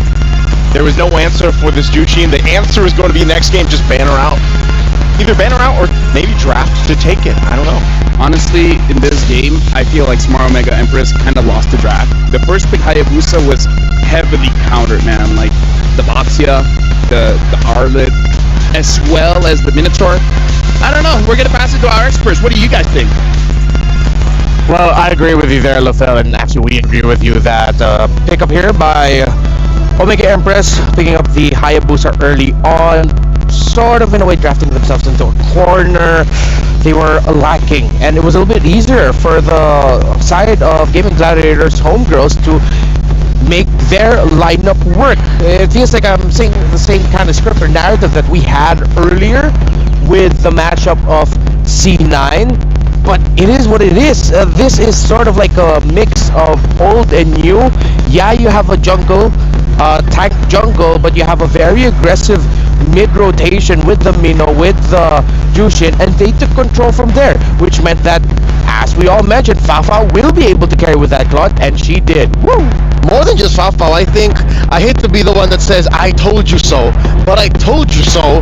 The Jushin is such an impactful and significant pick. Like, besides Fafa carrying, right, all the roses and flowers for the Claude, I think that Jushin almost single-handedly, starting as soon as she got the chokeslam, as soon as she got the soul flare, she was demanding attention and just the same claiming space like nobody's business. A mage has no business doing that. I don't think there's any hero in MLBB right now that has that capability under that role. Yeah, let's see if that was enough to get the PlayStation MVP honors for this game number 1. Was it the Jushin or was it someone else on their team? Yeah, of course it's going to be the Jushin. 100% kill participation, 15 KDA. There's a reason why this hero, once she came out, it took some time, but just like her kid, it takes time until you feel it, but then people realize you don't need time. Just be aggressive early on and make sure you maximize Lantern Flare. You know what the time is? What? About 3.5 seconds. That is from 0 to a choke slam. That's what it takes. Like, if you have no stacks, and then you get that Lantern Flare on, yeah, not even using Crimson Beacon, without the ult, it's 3.5 seconds. And looking at the draft of Omega Empress, picking into the CC eventually felt like their attempt at a response at the Jushin. But based off that highlight that we saw, I will go down with the hill of CC needs Angela. It's not always the case, but CC needs an enabler for herself. In this lineup, with Hani getting the MVP, CC trying to get the Jushin alone, even with a vengeance up, not going to be enough. It's a non-starter already. Jushin wants you around. Yeah. CC wants to be around to have Yo-Yo deal the damage and get stacks. You're asking to get chokeslam, and you are going to get chokeslam. And that hero right there, oh, those butterflies are huge. Oof. In just a bit, we're going to be seeing a glimpse as to what happened earlier. We just saw Smart Omega Empress and GGHG Game 1, but of course, behind the scenes, we saw VSG get to crush the keys of Cloud9 earlier today. Is that Minun? That's Minun. Oh, Minun's such a sweetheart. She can't... it's a mixture of excitement and sadness that she has to be at the hands of the... What do you call it? Yasi? What Yasi? The name of the press. The press, Yasi. She had to be the one to press that button. Yeah. Oh yeah, she was. Right? She's the one in front. Yeah. So a fun fact: the players that you see in front of Yasi, the hydraulic press, they're the ones who actually press the button to engage the process. And now you're seeing here the reactions of the players. Of course, Homegirl's very happy. Fafao, when asked about Malaysia winning MSC, she said, "I'm shocked because Malaysia has never won any big tournament, but SRG finally did it. Because of that, I feel hyped and I want to prove that Malaysia can excel or can win in the female scene too." And so far, they've been impressing all throughout MWI. Not the perfect performances they're not perfect performances. They're not, you could say, like complete stomps. They have drop games and all that, but they're really showing that they can play with the best of the best here in MWI. Real quick though, I want to change the narrative now to Omega Empress. Yes. What do they got to do? What are your experts' recommendations for what they need to do to secure this game number 2 and force the game number 3? All right, number 1, get that draft down. Already based on the quote from Coach Salman, Game 1 always seems to be rough. Always. All throughout MWI 2024 for Smart Omega Empress. So I think now we've gotten that out of the way. You know how aggressive and you know how well GGHG is able to use utility. Address that. Respect the Jushin. If you're going to draft a dead lane, make sure that the other lane is active. And if you're going to go for combos that are, again, straight lines, A to B with a solid CPE. Clear path to execution. That's it. GGHG, well, they're a team that are relatively quite newer on the scene, but they did dominate their qualifiers going here. Smart Omega Empress have been together since 2023. We all come from one region, and they were 3rd place in last year's MWI. Quick note, since 2021. Since 2021, even this specific roster. This specific roster, 2023, a majority of them since 2021. Atayanami came in late 2022. There we go. So, the Smart Omega Empress is the veteran scene, the experience is here, you know. So, if there's a team that can come back from a situation like this, I mean, you expect veterans to go for it. Again, Coach King Salman did mention that they are a team that when it comes to Game 1s, it's just not their cup of tea. There's just something up with Game 1s and Smart Omega Empress that just doesn't work well for them. So I'm more excited now to see the adjustments that they'll bring. But I am even equally excited and fearful because, again, I'm a Filipino, y'all, of what adjustments GGHG will do to respond to what Omega Empress brings out. So there's still a lot of questions up in the air. Let's put some cool things up on the screen because I think we're ready for you to revisit a key moment during the previous game layout. Just to make my point clear, not just was the gameplay relatively mum for Smart Omega Empress. I mean, this is a draft that they were ready for. This is a draft that they had a plan for in the late game. But in this moment, 1647, this is a sign of them being a little scrambled all throughout the map. You have a bare base, you've left it clearly. You want to farm up on Shinoa, and you're leaving Amore in the center right there. You have the farm up on Shinoa there, waiting for that wave. But the question is, how did not Ayanami get in this part of the map? How far was she? I'm sure they had a shot call for this. I'm sure they had a play. But already you have the nagging issue of Miss Hani right here. I'd like to apologize prior that a lot of the clips I'm showing you guys are very crowded clips, but you'll also note that based on the positioning of the CC, based on the position of Not Ayanami, this was a choke slam through the wall. She went from this point to this point right there. Is that not maximum range? Is that not a ridiculous range? Even a heavy spin could not take you from that point to that point. That is one of the strengths of the Jushin. She could have done it through here, but if that is what happened, I think Keishi would have a better exit plan. See? Keishi would be able to respond. But instead, put her there, just shows you the mastery of Hani on that hero. There you go. That's just but one of the moments that was, I'd say, the nail in the coffin. It wasn't the decisive blow. It wasn't what ended the game. Yeah. But I think it was one of the signs that showed us, yeah, no, maybe Omega Empress are just really trying to scrap throughout what's left on the map. And sadly, Not Ayanami was the fall gal. You know, like she's, you know, just buy time. We need to know what to farm.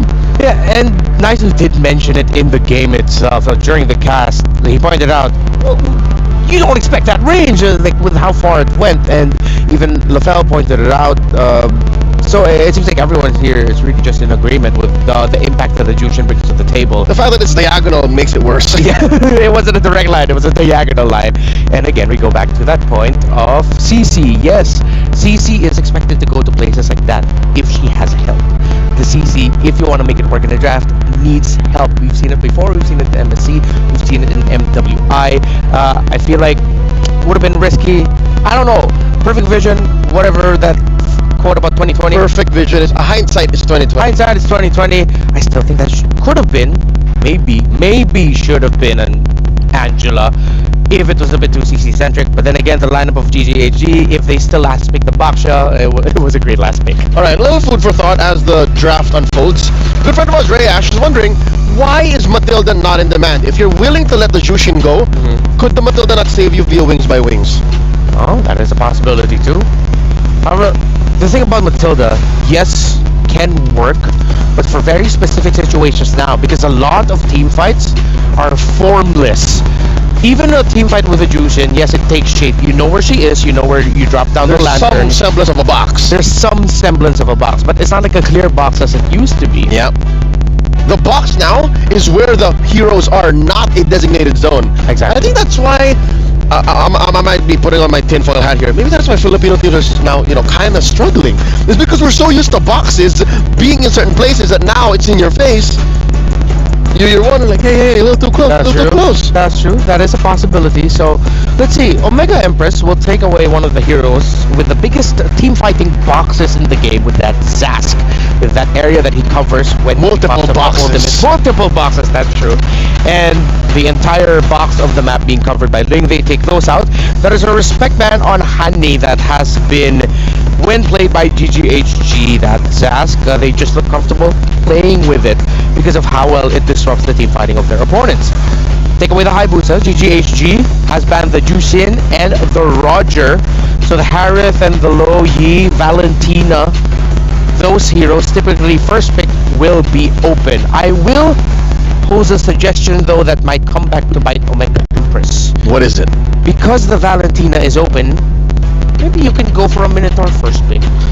Minotaur first pick.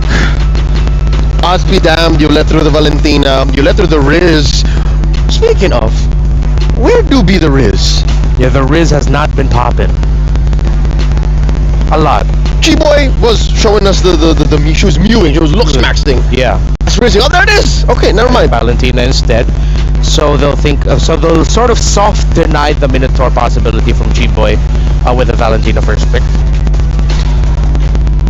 Is the Minotaur that bad, really? I mean, it's like the other day, Kerias Tigreal, right? It's very similar in the effect, but you can find a solution to that. You just don't lose the map. Easier said than done. You're right. Easier said than done. But if they do decide to pick up a Minotaur eventually with this lineup, I wouldn't be against it. But maybe they'll consider a Grok third or fourth pick later on if it's possible for them. But oh no, yeah, it's the Minotaur still. Nope. Keyboy gets the Minotaur. That is law. Yeah.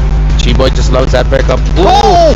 Layering crowd control. Not gonna be easy for Valen. It's not broken. Don't fix it. Exactly. This is literally just, well, a majority already of the draft from game 1 just on red side. There's a Nolan. I haven't seen him in a while. Oh, wow. Okay, with the Hayabusa, Ling, Roger gone, yeah, Nolan is the next best bet. But Julian's still gonna be up here. Julian, Minnow, Arlott, sounds good for a team fight. A lot of CC. A lot of CC. Very bouncy house. Very bouncy house. And that might give a bit of difficulty for the Valentina. So Omega Empress, I like how they went ahead and picked up the Edith. Usually that's the pairing we see together in the mid and roam, Edith and Valentina, because the Valentina damage isn't enough. You need Edith to cover it. I mean, this could possibly be the mid trio already, right? It activated very early. I'd say level 4, like bare minimum. This can kill. No, Edith doesn't even need to hit level 4. She just needs to get the Earth Shatter and the Onward. So with that, GGHG, instead of going for the Julian, they invest in Faofao already. This is very dive. It's very in your face. Very in your face indeed.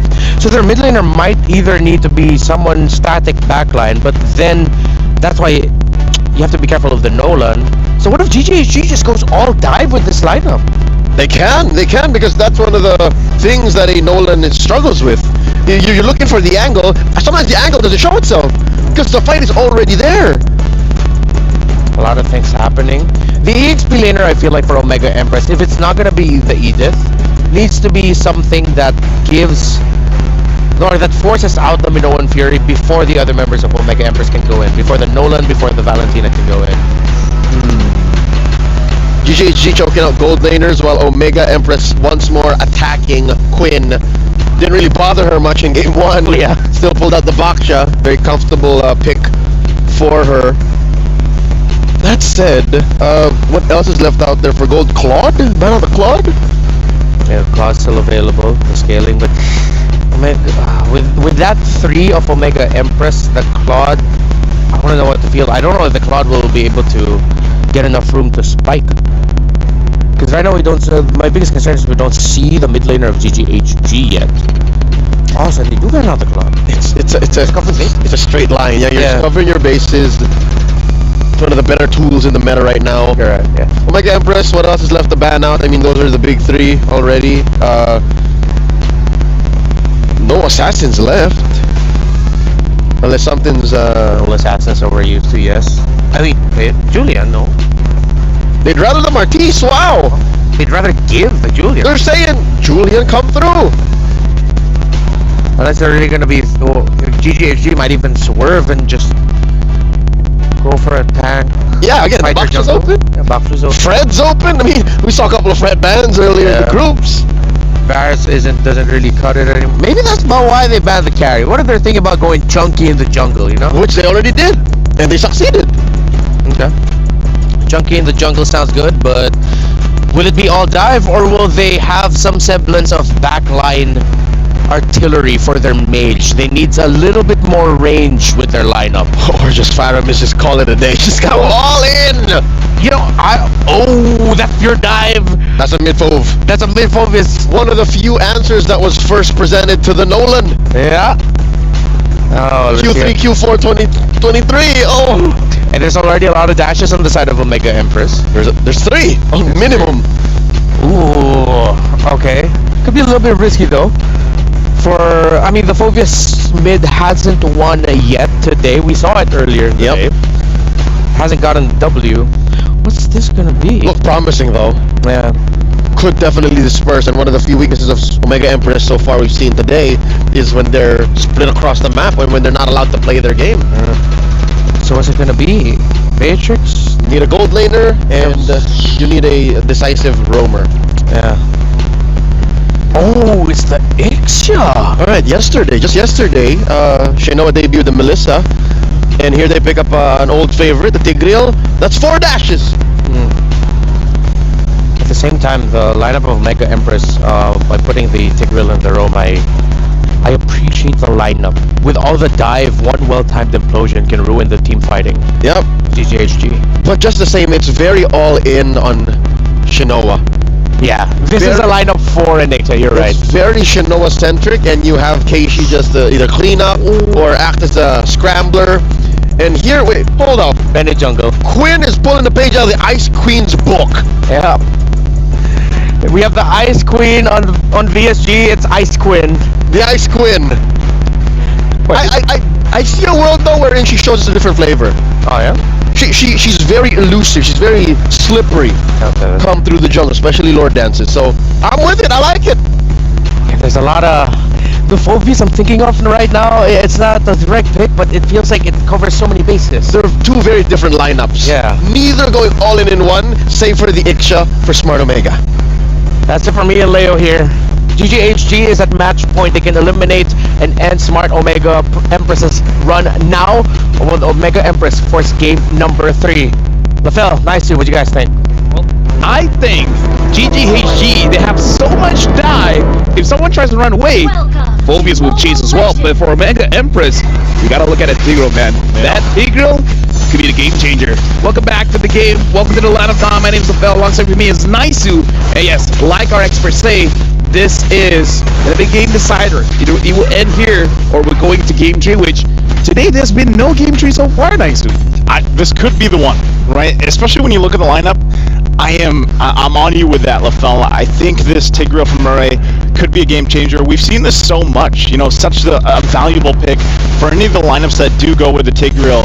And even on that note, the Iksha, come on, like this is the most glass cannon gold lane Hail Mary pick that you can pick up for that. Again, going back to the draft, so many gold lane options were banned out. Speaking of, Shinoa going to take quite a bit of damage, but here comes Kashi looking for that first blood kill and will be able to find it on Foul and now gets the flicker out from G-Boy. Good start for the Empresses. I would say if Homegirls had their mid laner as well, maybe they could have done something, but the mid laner is a Phobias, and now the Phobias is getting chased down. 1 HP left, Keishi, not gonna go for it. Yeah, okay. I didn't know if she would be able to get away, but she does, so you can tell definitely this early on, LaFell. Smart Omega Empress wants that game 3. They want to take this lineup, start fast, start strong, and then get to the next one. You're the one that mentioned, you know, that quote from King Solomon, their coach, that yeah, the first game they kind of used that as an, I don't know if it's an opportunity for them to just learn their opponents or what, but always by the second game they come out swinging like this. Well, we got to remember as well in an interview, they said that they know that they're very strong in the early game, right? So why don't we just play for that and then just end the game as fast as possible? And it looks like game number 2, they're already starting well with that kind of mindset. And you're right, it's all about the mindset. There it is. It's all about the mindset. I've literally heard you say this for days now. At this point, for a month. Actually, yeah. Yeah, for a month. It started a month ago.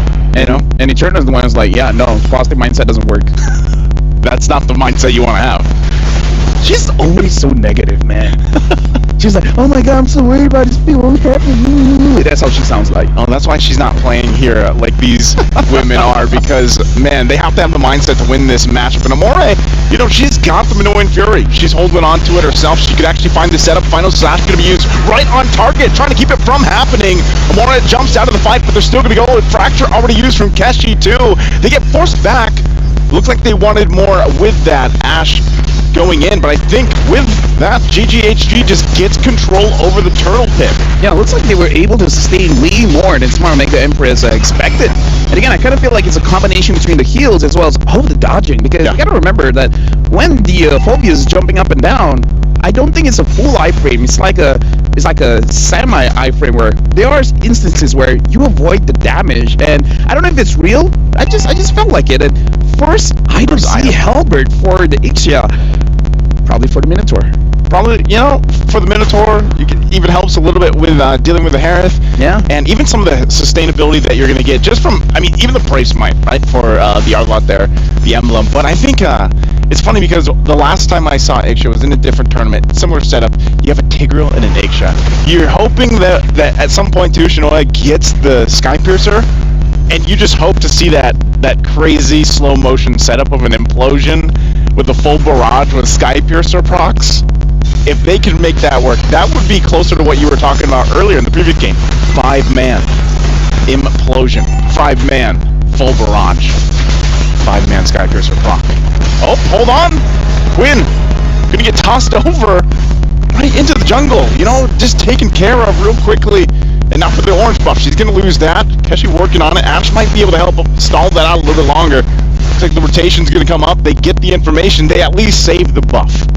Yeah, again, looking at the goal difference here, we got to talk about this, how even though Gaming Gladiators Homegirls, they were able to secure the first hurdle, 2 kills over to Smart Omega Empress, where in terms of the goal difference is about 900, 1,000 gold, which is okay. But now Ayanami taking a lot of damage, but Ash having to use the flicker is to make sure that she doesn't get taken down there. Whole lot of ankles getting broken there. A lot of flickers being used, obviously, for that exchange. But yeah, I think that's part of it too. If you want to look at also the power spikes or the timings here for both of the teams, who has it faster here? In terms of the power spike, I actually do feel like Smart Omega Empress, Shinoa takes time, but everyone else, like Amor, Keishi, and Mirai just needs level 4, same as not Ayanami, so I kind of feel like they have the power spike advantage. To be fair, Honey only needs the Clock of Destiny, but it's about your opponent or something. There it is. Once again, the damage is going to come through. Demonic Force already popped. Getting the airtime that she needs, but still staying strong. And now they're going to force Smart Omega Empress back. Demonic Force being too much. Not Ayanami trying to get out. Scoots out, but not enough. As she goes down to Quinn. And even with the setup, with the implosion, it was not enough. And so that'll be another objective secured, but they trade it across the map. Tier 1 at the bottom side, that's Turtle in the hands of GGHG. If I could suggest, Mirai, don't look for anyone else, just look for T-Boy, because we saw that counter engage hitting on to 4. Yeah. 4 women knockup. It's about as good as you can get it if you can't get that 5, you know, at that point. So for Mirai, even when you find those setups, that setup potential, even utilizing the flicker early on, sometimes you still gotta be very cautious in that counter play, that counter punch with the lineup that we've seen so many times, especially with the Minotaur locked in here for T-Boy. So they'll kind of get, I guess this is more like a check, you know, you were building on that momentum early game for Smart Omega Empress. You go in for what looks like to be a good team fight, a setup, but then you kind of get just checked, you know, and that's exactly what GGHG did. And also you saw, T-Boy just picked up the Flask of the Oasis. We talked about how that is such a good item, even in the previous game. This is going to be a rare moment for me, Naisu, but I'm going to say it here. Alright, don't go for 5-man implosions. Don't go? Just go for 1. Just go 1! This time they're going to go for 2. There's the knock-up again. A Demonic Force going to be used. Ash and Fafu joining the fight. Shinoa also on the backside goes in with a full barrage. Looking for targets here to lock onto, but gets thrown into the wind. Ash there, already using that final slash. And now, once again, they drag it a little bit further under the turret. Mirai trying to keep alive, but they're just going to go full sending it under the turret to fight them out. A flicker going to be used by Shinoa. Can she outplay it a little bit further? Looking for another kill. She gets a double kill. Can she get the triple? She's waiting for time to get here. She heals back up. She gets a triple maniac. How does she do it? And now she gets the savage. What an outplay. What an outplay from Shinoa. I did not thought that was going to happen. But like I said, you don't need 5-man implosions, just do 2 and then get savage. Sometimes less is better. Now we gotta look at the SEC replay here to see, like, homegirls, they were very ambitious here, which you can't understand. Look at Shinoa, she's so low. Look at that healing, right? The healing coming in from her own kit, and maybe this is why she grabbed the CA Halberd, just to make sure that those extra heals, it's not gonna happen, and not Ayanami. That was a key onward. That onward was savage like, because of that they got a savage. Oh man, what a play. You can hear the crowd love that too. One bad thing though. What's that? If she dies, that's a huge shot. that's a lot of gold. That's a lot of gold. That's the only thing that we gotta emphasize here. So that's on the list now for GGHD. They're like, yeah, alright, we gotta go ahead and shut her down. Is that the first savage of MWI? I think so. Right? I mean, I know we've seen Maniacs. I don't think we've seen Savages. I think that's the first. So there it is. There and you also go. with that, like she gets the Corrosive Scythe. I'm wondering what the next item she's going for too. Demon Hunter Sword. Yeah, Demon Hunter Sword. But even with that, I mean, now they're gonna. This is the thing. Mid lane, you're gonna find it out. Full barrage already gonna be dropped once again. Demonic Force might not be enough for this one. They're trying to get the positioning. Final Slash gonna be used too. They finally get Murray, but look at this in the mid lane. They're gonna be shut down a little bit further as she does fall. And Demonic Force from Hanny is too much. But here comes not Ayanami. The shield is there. The stun. And now Ash will help disengage. Talk about a swing back. Momentum continues to go back and forth, but GGHG wins that team fight. Okay, she went for the one-person implosion. Okay, get to. All right, no, we see the middle line, right? Don't do 5, don't do 1, do 2. But again, that's the big shot on goal, right? We just said it. We literally just talked about it. You're on desk, LaFell. You gotta be careful what you say. I would like to give my apology for the management of Smart Omega Empress. I only have one thing to say. I'm just doing my job, man. Hey, you're stating the facts. That's what they had to do. They knew after the Savage, we got to get the kill. They got it. Now the gold's there. Obviously, also Skypiercer being picked up here by Kashi. So all this leads into a relatively even take for the Lord. You know, itemization-wise, it's pretty evenly distributed. They're pretty much neck and neck in terms of economy, but right now, who's going to get the advantage, the upper hand? And I would still say something that GGHG has to be careful of is that full barrage. Once they see that laid down, someone has to put the pressure on Shinoa and hopefully cancel it out early, because it's a lot of damage that can be pumped out. But as we're seeing, man, Hani on this Phobius. This Phobius mid that pops up. Hold on. Speaking of, Demonic Force could be used once again. Quite tanky yourself, but also in the bottom line, Shinoa going to be the one in trouble. Under the turret, they're going to dive in. Ash goes in, takes a ton of damage, but will go and trade it out. And it's a 1-for-1 trade. A 1-for-2 trade, actually. Conceal going to be used as well. Pushing them back a little bit further. GGHG on the run here. This might be the opportunity for Smart Omega Empress to take the Lord. I see what you did there. Yeah. You talked about Honey and then Honey died. Sorry, I threw it back to you. Yeah. This really is Malaysia against Philippines. More than one way. With that being said, now we're kind of going back to equal here. Every member is alive, and now they're fighting around the board. I would say it's a slight advantage to homegirls just because they have the healing coming in from the Minotaur. But with that being said, there's honestly a lot more engage coming in from Smart Omega Empress because Amore has the Mino and Fury. So Miri can pick people off. Just do 2 Implosion, and the rest of the members Amore can handle. So now you honestly have the perfect setup. You have 2 roamers, and both roamers can initiate a fight. So 1 for engage, 1 for disengage. So on one hand you have healing, the other hand you got a lot of good ults. Plus the Edith. That's the Edith as well, yeah. And Edith not only provides a lot of that CC available, but even damage once the Primal Wrath form is popped. Holy Crystal though picked up. Speaking of damage for Fao. Quinn here now, getting eyes set on Kashi. Has the information. Also a little more defense for Hanny. Flicker going to be used.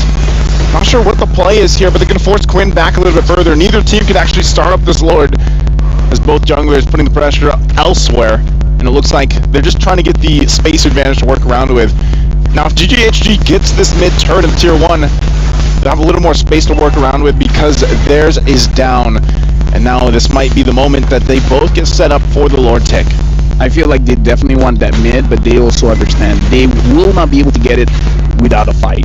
And right now, Quinn is having to do cleanup duty. She has to handle the top lane.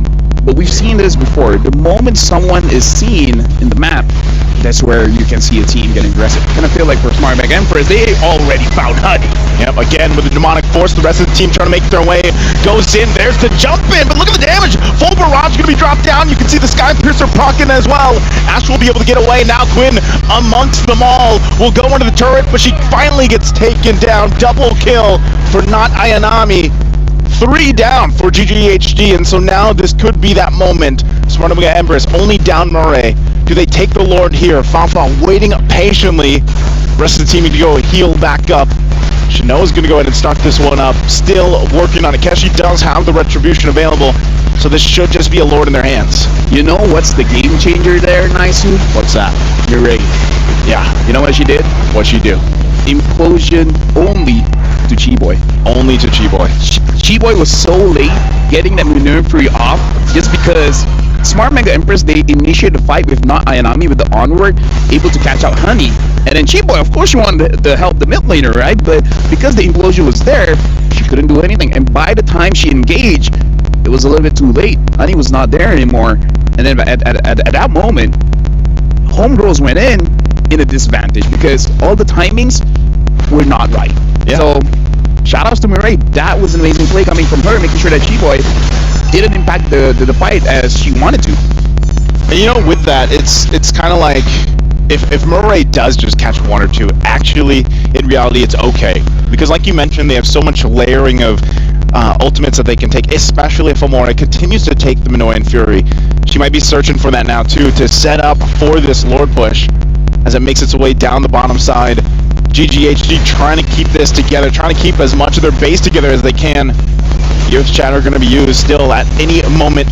Not Ayanami could force a situation with that onward. She has the flicker available too, but they're just going to get that one turret for now. Might take the discipline route. Everything, again, what they're facing is this match point from GGHG. Amore now having the Fury, so again, a lot of initiations here. Queen having the Blade of Despair should be able to deal a lot of damage, but I kind of feel like damage isn't her problem, it's survivability. Can she survive this game? Oh, good eye for an eye. Good eye for an eye. Good usage there. Able to go in. Ash, though, with the final slash. Going to find Murray. Implosion going to find two. There's the knockup, too. Quinn jumps in the backside. Shinoa tries to flick her back, but she's got everybody on top of her. She tries to get away, but she will fall. 3 down for GGHG. It's only Shinoa that went down. Hani could be the next one. She has tons of health and shields, but they battle it out. Falfala as well. They're on the retreat, though. Smart Mega Empress happy with the 3 they got. Right now, it does seem like Homegirls, if they want something, they gotta trade something. And that's something that they really do not want, because Queen was able to get Shinoa because that Queen herself was taken down. And this is not good, because when you're the defending team and you're losing members, you're losing map pressure. And when you're losing map pressure, you're gonna lose turrets. And they might lose the mid one here. They're going to go for it. Look at the damage coming out once again from Kashi. Demonic Force going to be used again. Hani trying to hold the front side, but won't be able to escape as she finally falls. But at least for now, GGHG holds on to their base turrets. 2 of them. They only lost that one at the bottom side. And now, where does Smart Mega Empress continue to put the pressure? 15 seconds from the Lord coming up here. Are GGHG in a position to contest this Lord once Hani is back alive? If she responds and then goes to the Lord, sure, but I don't think Smart Mega Empress is going to give the time. As we see, the Lord is getting rushed down immediately, so Honey doesn't even get time to respond for this one, so they got to protect the base. Now the problem is, look at the wave clear.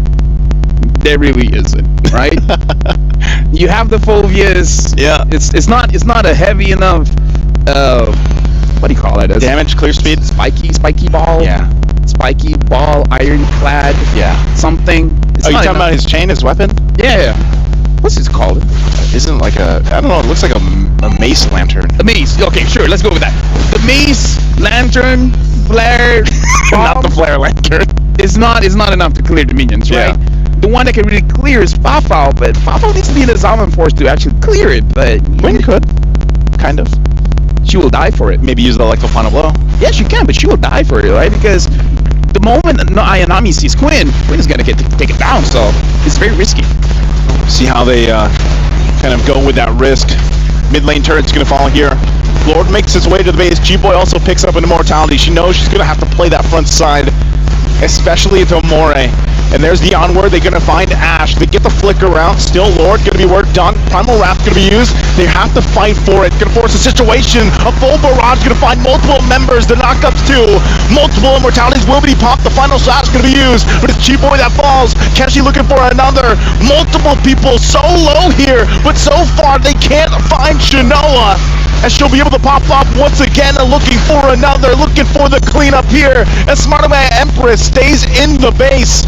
They approach to Shinoa, full health, full locked in, goes in, tries to clear the wave, and that's Ash gonna fall, and Quinn's gonna be next. But the tower lock is there, as Quinn takes a couple shots, but it won't be enough. And we are going to Game 3, as SmartMega Empress takes Game 2. And again, Mirai is, I would say, the disruptor here. But we got to talk about not Ayanami on that Edith. Honestly, that Edith looks like the control to make sure that homegirls, they don't move around. Like in this game, Quinn did not have a good game.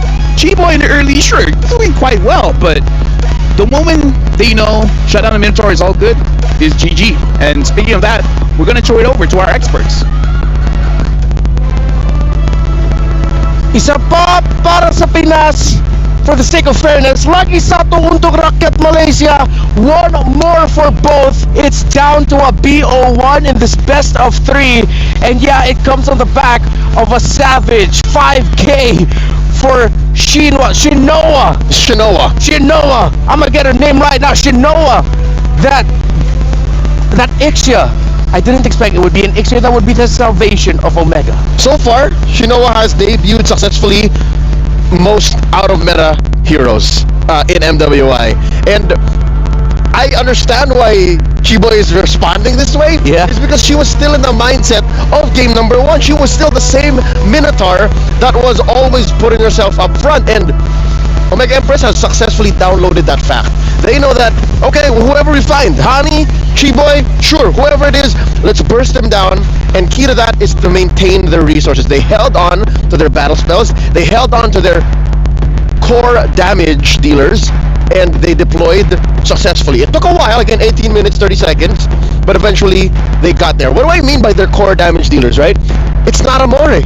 It's not even Ayanami. Sometimes it's Ayanami, but it's not Ayanami. It's mainly Shinoa and Keishi, which by the way, makes it such a lethal back and forth for GGHG. The aforementioned Savage, yes, but also the fact that Keishi is such an inevitable force.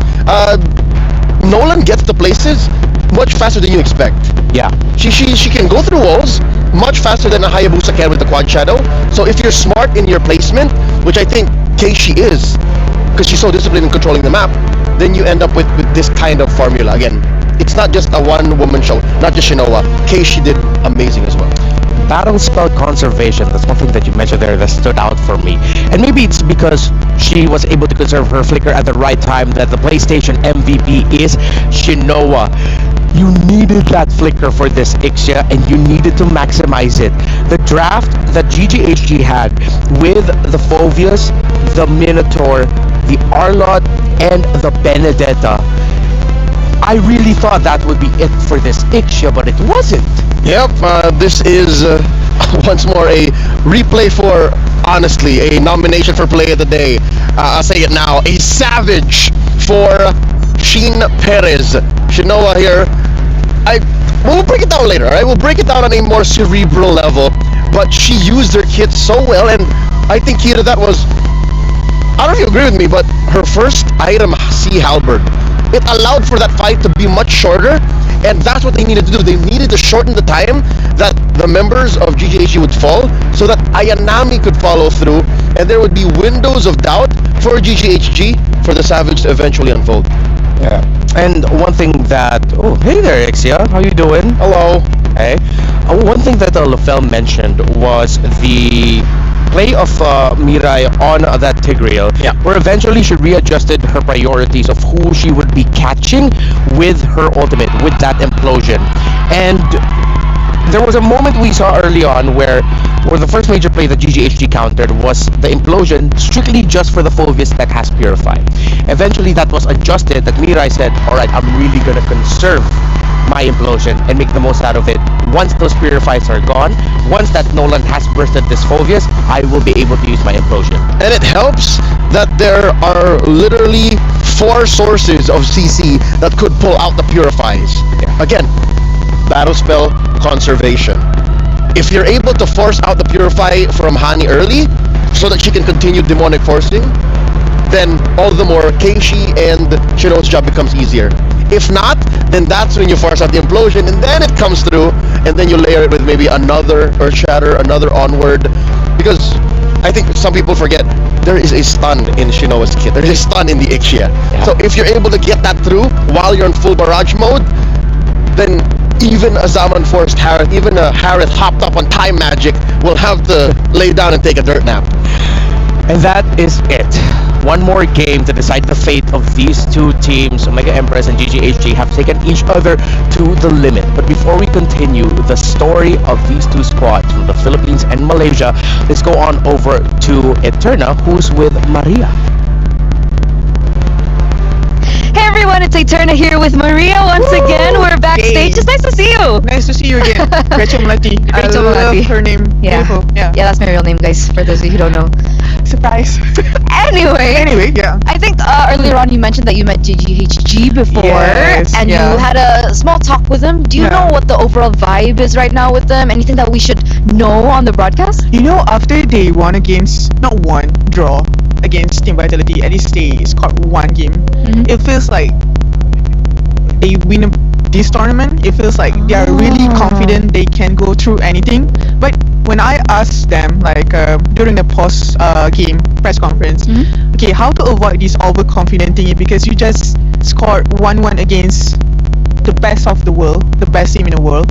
They say that, okay, we know that this is a game that we just won and we made it to the playoff, but then we don't want to overconfident. We respect all. Okay. Yeah. That's the vibe. Like, we can win against the world, but we need to respect everyone. Yeah. So morale is high. Super high. Okay, that's good. Like, because super high. After Vitality, it's Smart Omega Empress. And Yes. people like to say, you know, Smart Omega Empress is the vitality of the Philippines. Okay. Right? How do you feel about this matchup? Do you think that they can go through? Oh, obviously. Like, super confident. Super confident. Because this is, okay, you know, MY is a short name for Malaysia, right? Yeah. I want to start hashtag campaign, this is my era. I love that. Yeah. This is the beginning of my era.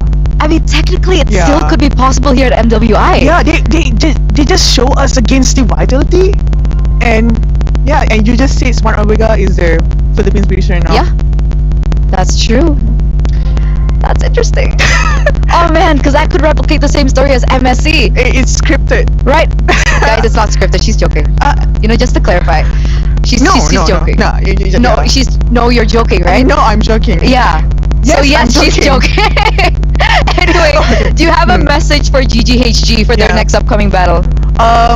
Just do your best, believe in yourself. Like all the Malaysians supporting you, even right now because of your recent winning. The government also stated that they gonna give all supports to the MLB team. So just be yourself with boundaries, not like Lafel, and yeah, just have fun. Just be like you, homegirls, and this is our era. This is my era, and thank you so much for the hard work. Yeah. Okay, and thank you so much, Maria, for this interview as we're heading over back to the studio. Hashtag, this is my era. Wow, thank you. Yeah, I really love that Maria there put the Lafell on blast. I didn't expect that. Thank you so much. Kind of out of pocket. Thank you so much, Rachel Jasmine. Excuse me, Eterna, for the lovely interview with the lovely Maria. It's looking like, I mean, this could be the potential my era or the MY era, but there is still one more game for the Malaysians. They have to play up against Omega Empress. Looking back at what we saw here, Fulvius in the mid made sense, but it was responded to well by Omega Empress. Still, I really feel like Fulvius mid is so risky. It's a acquired taste. Your lineup has to have agreed. Your team has to have agreed from a player to player and even to a coach level that, hey, this is not your traditional artillery mage, not even your utility or support mage. So there was some semblance of promise here, right? Like, you almost saw its full potential, and I may or may not be putting Reptar on blast here, but at some point he had his hands in his head, his hands in his head in his hands. It was miserable because there was a 3-for-1 trade, if I'm not mistaken, mid-game. Even after that Savage by Shinoa, which hopefully we can break down very soon, and that's when it could go well. That's when you can time out the stolen ult, you can time out the stolen the stolen angles, and if that works out, then yeah, the Phovius mid is beautiful. I think we can go back at that moment specifically. Will we be able to go back to revisit the Savage that Shinoa was able to show off? Again, these are the members of Smart Omega. Empress behind me, the He's woman on the of line. the hour. He's on the line. That's her right there. Shinoa. Get the name right, Renmar. It's not Shinoa. We also did sing the praises of Keishi, and again, you always have to consider the fact that Chiboy is a force to be reckoned with. She will always be in the front line, whether that be for better or for worse, and Quinn is not afraid, she's not above getting her hands dirty. When you need her to steal a lord, she'll be there. When you need her to assassinate a soft gold lane marksman, she's there as well. And of course, Hani can pick up a Phovius and still show up. Again, a gold lane Phovius isn't for everyone, or rather a mid lane Phovius isn't for everyone. I think I can count in my hands, I don't want to say in one hand, but in my hands, how many times a mid lane Phovius was picked across many different leagues and regions. That here now, even Hani, I gotta tip my hat off to her. There were times where I really was feeling like, looking at that Phovius, wow, Omega Empress has to spend so much just to take one pick down. But okay, going from Shinoa, let's go on over to another player I'd want to focus on the side of Shinoa. Sorry about that. Shinoa. Continue. Look at Keishi this time. In person, when you get to meet her, she's quite very low-key. Soft-spoken. And her playstyle is somewhat similar. Excuse me? Drafts up. I don't think this is what we should be seeing. Yes. We'll be repairing this. Yeah, it will be repairing this. This might be a... It will be amended. It will be amended. That isn't the actual draft, but we can go back to Keishi. Yes, sir. Talk about Keishi. What she I'm a does, big fan. I'm a big fan of Keishi too. Like when I got to interview her, she really is the type that she just goes with the flow. Literally, I asked her, who are you looking forward to face? It's like, I'm looking forward to face anyone. I thought they would mention everyone. I thought she would mention Vitality, Vega, of course, but she didn't put a lot of focus on the Indonesian team, so she just said, you know what, just give me anyone. I'm ready for anyone. Truth be told, anyone includes GGHG. Yeah. And currently, they are who stand in the way of Smart Omega Empress from breaking through third place. But take this as well. Talk about GGHG. What if they snap into a different mode? What if they get a brand new laser focus and they show something else? Because it's one thing to take the momentum, to have the momentum taken away from you, right? After winning game one, oh so dominantly, and then suddenly, losing to a Savage. So I hope and pray that GGHG have something left in the tank. I'm sure they do. I mean, a pick that can rock Jushin really well, a pick, team, excuse me, that can rock a gold lane Bane, that has excelled with Zask, tells me they are a team that is ready for this current meta.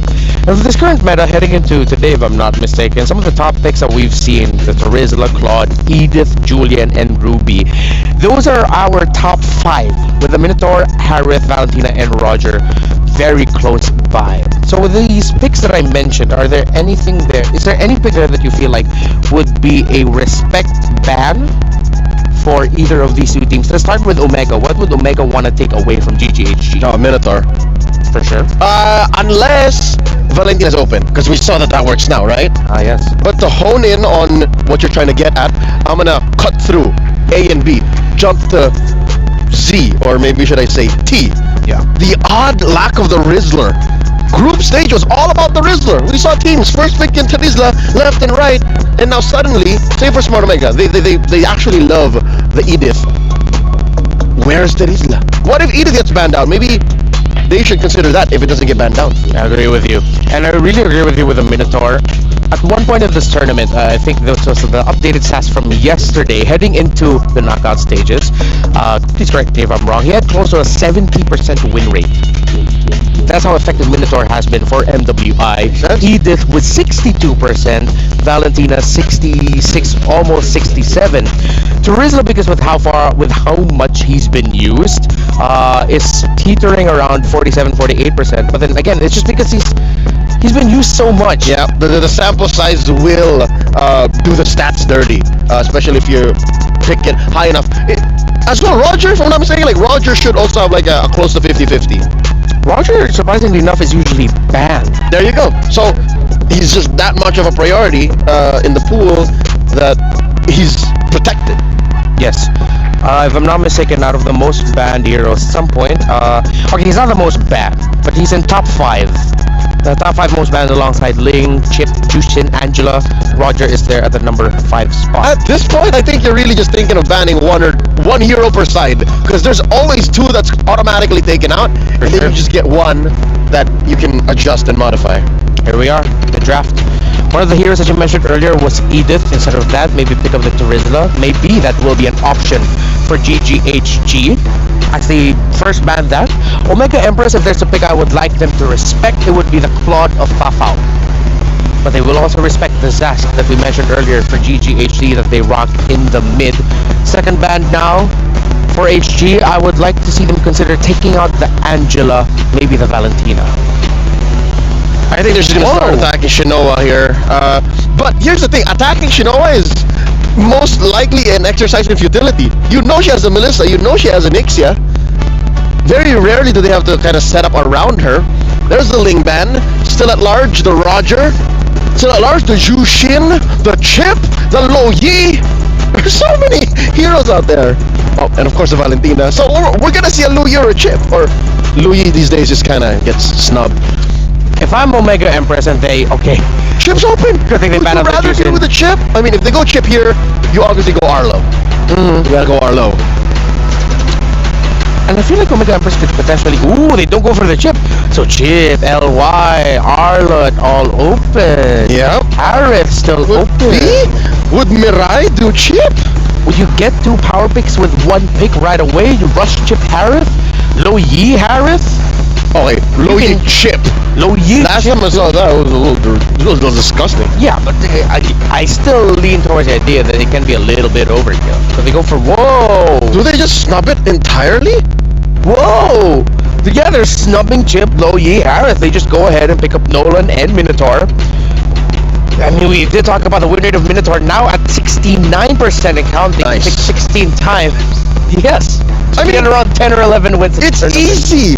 Again, if not for the Valentina, the Minotaur would have single-handedly dominated the game. Chi Boy is notorious for that. So, with that said, no Valentina on the board. How does GGHG respond? Do they pick up the Arlo this early? Do they pick up a Tigreal this early too? Because again, I think the Tigreal is great against Keishi. Yeah. It's great. Ruby's also out there still. I'd rather the Ruby than the Tig. If you're gonna pick up the Tigreal, could be later. I would like the Ruby now. Oh, but this is also really great. You pick up the Lo Yi, self-sustaining, great crowd control. So this seems to be a lineup by Omega Empress that isn't so honest.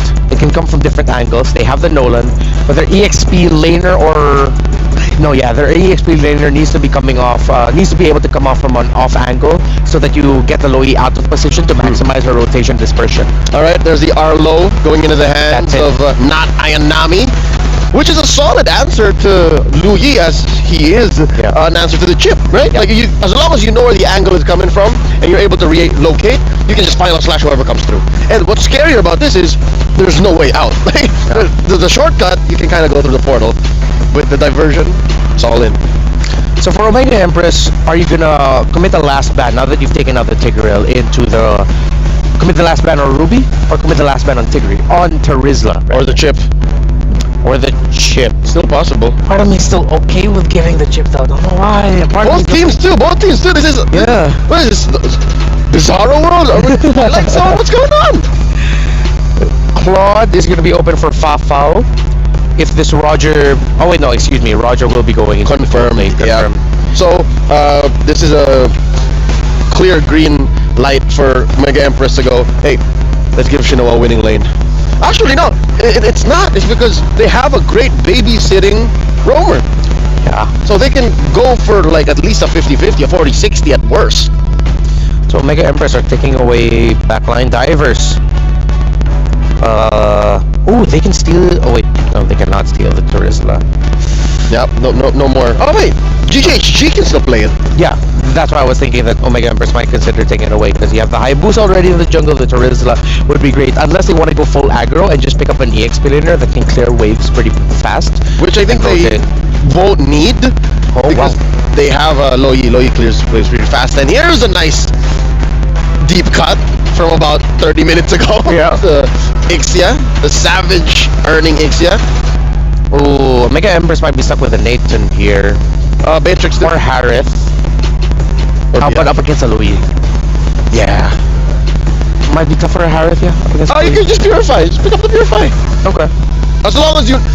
I think mid lane is gonna matter too. You want to have a vision enabling mid lane. Like, you want to make sure bushes are clear. So what, Nova? Huh? Nova? Or Faramis. Oh, okay, yeah. Or Nova. There is a Nova. They go for the long range instead. Gold laner here. Excuse me. EXP laner for GJHG. Rizzler making sense? Rizzler's still open, yeah. Yuzhong! Oh no! Oh, Yuzhong no Yihaya. Hunt down the Nova. Come through with a diversion from an odd angle. Oh. Yeah. So if it's gonna be a Yuzhong, what's the roamer for GJHG then? It's a crouching Roger hidden dragon. I like that. I'm here till Saturday. We're here till Sunday, technically. Well, I mean, on the podcast. Okay. Okay. You're welcome. I got scared. I thought my flight was scheduled at a different time. Alright. Roamer, what would it pair with? What's on Chi-Boy? Chi-Boy is such an impact player for GGHG, and it looks like they're taking their time. 5 seconds left on the clock. He's thinking. What type is you gonna Kufa or something? Atlas? Nah. Kaj! And the Rizzler. Oh, right. How could I forget to mention this? A classic combination of Kaja and Loyi a la Rebellion Esports in MPL Indonesia. Alright. Crouching Roger hidden Garuda, I guess. What's it gonna be now for the gold lane? Kai was taken out early. Tough.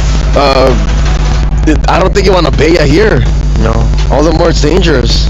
Claude entries will be difficult. You need a bit more magic damage. It just can't be the Nova. You're both burst. You need a lot of sustained DPS. Is Harith not sustained DPS? Not in the traditional way that I would consider it.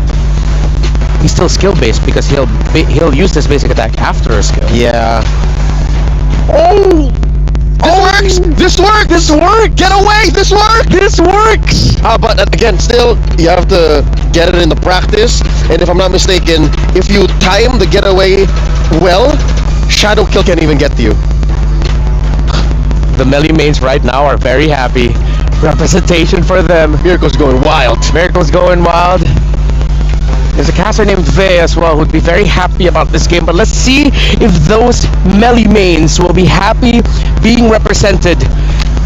Will this be the pick that sends Omega Empress to the next round, or is GGHG's lineup enough to give this melee hell?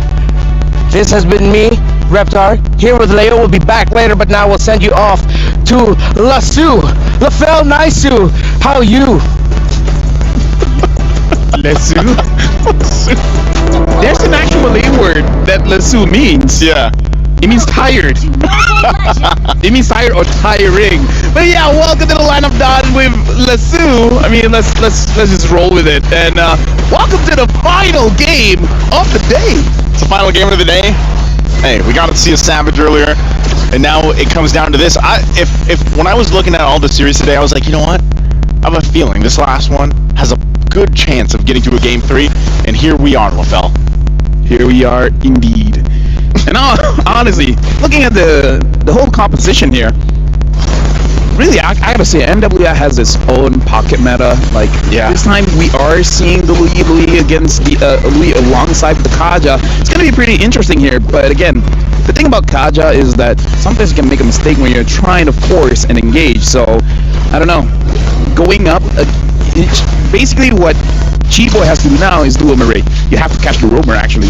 You can't, yeah, I was gonna say. And then kill the roamer as fast as you can. Because if not, the Minotaur is gonna be like, you want to engage? Who decided that? Yeah. And you know, the thing about it is, I guess when you look at the Kaja, because this is a pick that it's always there, kind of like in the back pocket of a lot of teams, but it's very specific situations where they bring it out. And I think in this case, the Kaja is going to help. You're really just trying to get the numbers advantage early on, but you have to make it happen fast. And I think part of that is utilizing the fact that this is a Loi Yi. You can go in with a diversion and make some surprise picks happen. But if it doesn't happen, then you have a response, especially from Murray, especially with the final sash. And I think it was a great pick, a genius pick to pick up the Navaria, a hero that has been slept on through MWI a little bit because you're just playing for vision. You know, you're looking to get at least a vision, at least a sense of where the rest of GGHG is. And even for Shinoa, I think the experts handled it really well about the whole go away, the way that you can actually time that correctly to even deal with Quinn in a sense here. So we'll see how it works. We've seen Melissa at least a couple times. I've been hit by a go away once. Have you? It was not pleasant. I did not see that coming. And I gotta say, I was hurt. What were you playing? Oh, not MLBB. But anyways, not Ayanami as well as more. Taking a bit of that Chiboy gets taken down. That's a good final slash from not Ayanami. We'll see if she's able to get away, and now Murray there to help him out. There's the Minoan Fury, gets the knock up into the air. Quinn goes, and Quinn will fall 2 down. Monomega Empress gonna get everything in this exchange. 2 kills plus the objective. Well, we saw quite a bit of mistakes coming in from Homegirls there, where essentially the abilities are not hitting anyone, and you don't want to see those kind of mistakes in the final game of the day, because again, Smart Mega Empress, they're good in the early game, and after game number 1, they're gonna make sure that they hold on to their lead. Looking at a goalie here, Fawa is not having a good time. Ooh, yeah, not having a good time. Also, not Ayanami gonna go ahead and pick up. Oh, hold on, gets the Thunderbelt already, but look at this. Oh, they know. They know, they have an idea, and that's why the Navaria is so good, and now they might actually press this situation. Murray gonna jump in, they forced Chiboy back. They couldn't get the kill they were looking for, and so at least stopped in their tracks for now. Now Quinn gonna join the fight, the shadow kill gonna be used. It's all on Murray. Go away is gonna be dropped down, but it's not gonna be enough as Murray falls. Good response from GGHG. Yeah, at least they get something here. Excuse me, the crab's still there. Quinn. Oh yeah, there you go. It looks like both tongues are still like, I mean, there's no way I'm gonna get that right. Even the crab is like, hey, what's going on? Excuse-moi. Hola, mi amigo. I'm here.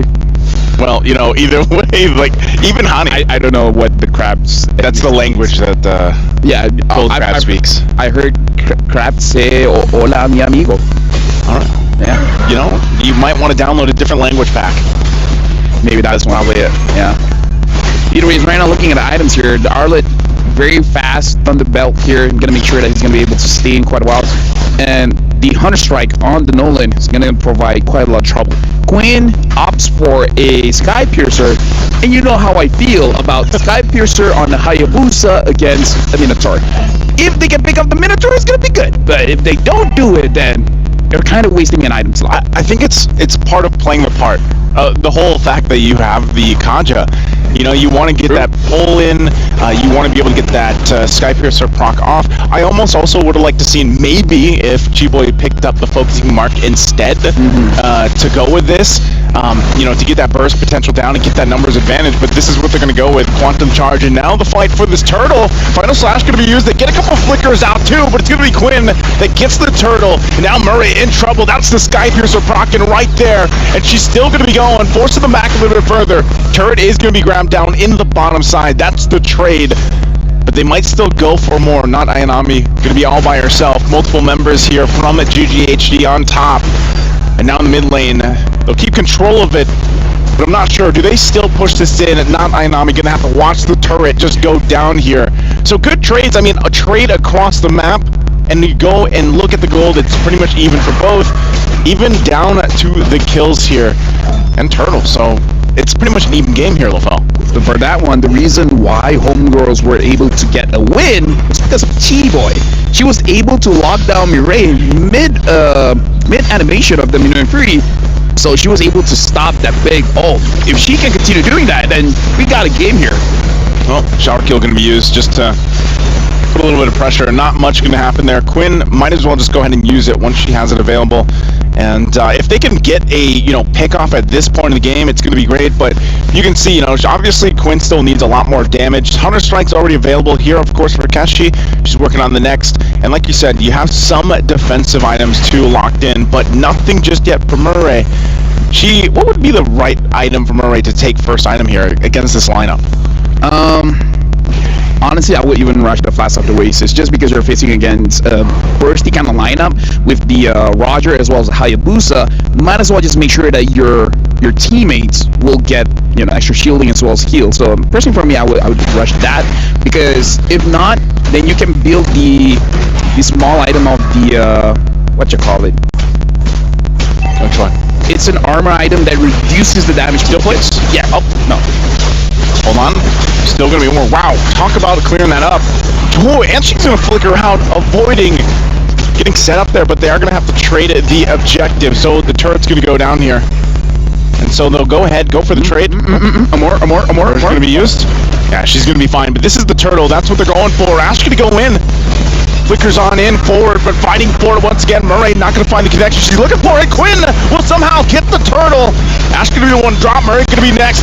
She goes down there, the rest of the team on the back end, and they'll get zoned out, but there it is again. GGHG somehow getting that turtle, getting the exchange. Do they get more? Not Ayanami jumps in to keep the turret alive. I'm going to say that was overextending. Personally, for me, that was a bit more aggressive than I wanted it to, but they made it work. Like, they trusted Ash. Ash went in. Oh, and now Honey still survives. Honey still survives. Good try there with the final slash. But not Ayanami, not going to be able to get that one. They trust Ash. They trust her. Even I was like, okay, Ash, you already missed your ult. You're still moving forward. You're taking a lot of damage. And still, she says to Quinn, is like, trust me. You need the right mindset. If you think you can get the turtle, you can. You can. And she did. And that gives them this, I mean, it's a very minor advantage to work around. Nothing too crazy. And I think Smart Omega Empress, knowing this, it's kind of like they're just waiting for Shinoa, obviously, to get the item she needs. She did lock in the DHS now, so she's got 2. But even on the flip side, Soa does foul. So when it comes to it, it's utilizing the setup potential or even the disengage potential of the lineups that they have here. Noin's Fury is great for that, even a final slash.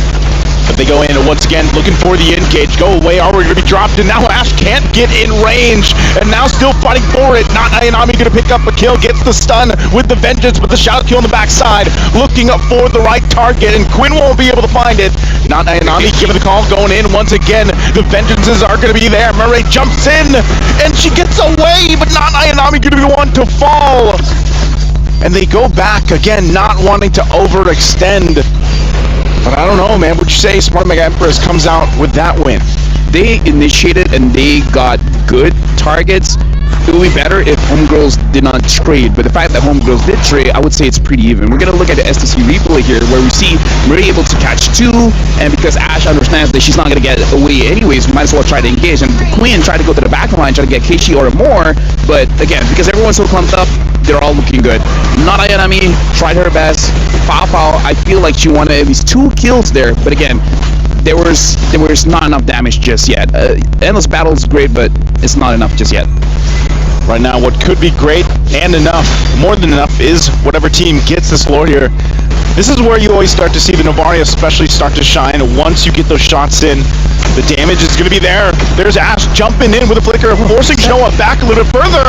Could be a trouble as Ash going to be the fall, but also not Ayanami will be going down the exchange. Murray could be the next target, goes in with a quad kill. The quad Shadow won't be able to go in any further. Once again, fighting for this space, fighting for the Lord here. Chiboy in the front of the fight, but it's going to be a reset. Yeah, definitely, because Homegirls, they got to be careful, because the Minotaur is still there, the Minotaur is still healing. Shinoa as well as Keishi can deal a lot of damage, so I feel like for Homegirls here, you don't want to overextend. You got your advantage, you get away. If you get a catch, that's amazing. Looking at Chiboy, still having the ult, you can pull someone in, preferably pulling in the Mireille. the thing is, do they have enough damage? Pao just completed her. Okay, looking at items here, having Wing Talker and this battle as well as the Lift Roar, you have enough damage to take down Mireille, especially when Mireille does not have any armor at all. So it's a good time if you want to catch her out. So it's really on both roamers at this point. Whoever engaged first has a higher probability of winning. Yeah. Quinn also doing top of the damage here. You know, she's doing work on this high boost, and I think anytime you see the high boost drafted for these lineups, for these compositions, it's such a... You really have to be able to use the mechanics really well. You know, the shadow kill timing, a lot of times we've seen her just use it early on for the pressure, but even her placements with the quad shadows has been really good, playing against the amount of crowd control that this lineup has for Smart Omega Empress. So, you know, this is just a showcase of how close this game is. Again, it's come down to this one game for both these teams to move forward to the semifinals, and it's going to be Smart Omega Empress that just gives it a go, but here comes the diversion. They're going to be too late as the Lord is secured. Unless something can happen, Conceal going to be used. G-Boy might pull, not Ayanami. Is that the right target? They're going to force them to fight. A final slash going to find 2 targets. And now still working at it. She's going to fall next. Keshi trying to join the fight, but Murray falls as well. They still have the Lord. Do they want to fight this? Fao can't get the kill on Shinoa. She's trying to run away, but it'll be too late as Fao falls. So it's a 1-for-2 trade, but the Lord goes to Smart Omega Empress. Yeah, I feel like, just a little bit too late. I feel like Smart Omega Empress, they saw Quinn down her bottom, and then they just called it. It's like, we got to do this now. While all of this is going on, STC replay here, I feel like the targeting coming in for Homegirls is a little bit off, because it looks like they're going for different targets here. Pao is going for the damage dealers. Everyone else was cutting back. Not really their fault, because all of their HP was so low. Yeah. It's more on Pao being a little bit too aggressive here. But something I do have to say is 30 minutes in, and I don't know why. Ash only has 1 item. Kind of doesn't make sense. I don't know why Ash only has 1. Like, I feel like we've seen the item pop up quite a few times. I don't know if there's a bug or something, but why does she only have 1? I feel like at this point, the minimum you should have is 2, because you're the EXP, you're not a rope. Yeah. Interesting to point it out. Yeah, just 1 item. Yeah, she's only got the Dominance Ice. I mean, she picked up the Fury Hammer probably early on just for the lane. The thing is, their goal is not different. 5.4, 5.9, 500 difference, but looking at the Arlet is going to finish the 3rd item first. Right? Interesting. I mean, it looks like they have, what, 2 conceals? Oh, Quinn, wow, she just deleted. Diversion going to be used, but they won't follow up on that. So with this, once again, it's just going to be put the pressure on the bottom lane. That's the game plan for Smart Omega Empress. Want to get as much territory as they can. And now eyes set on the base turret here. 4 members for GGHG. Is it going to be enough to hold on a little bit longer?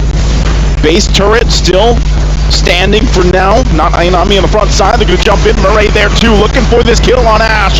Ash Immortality going to be popped. There's the final slash.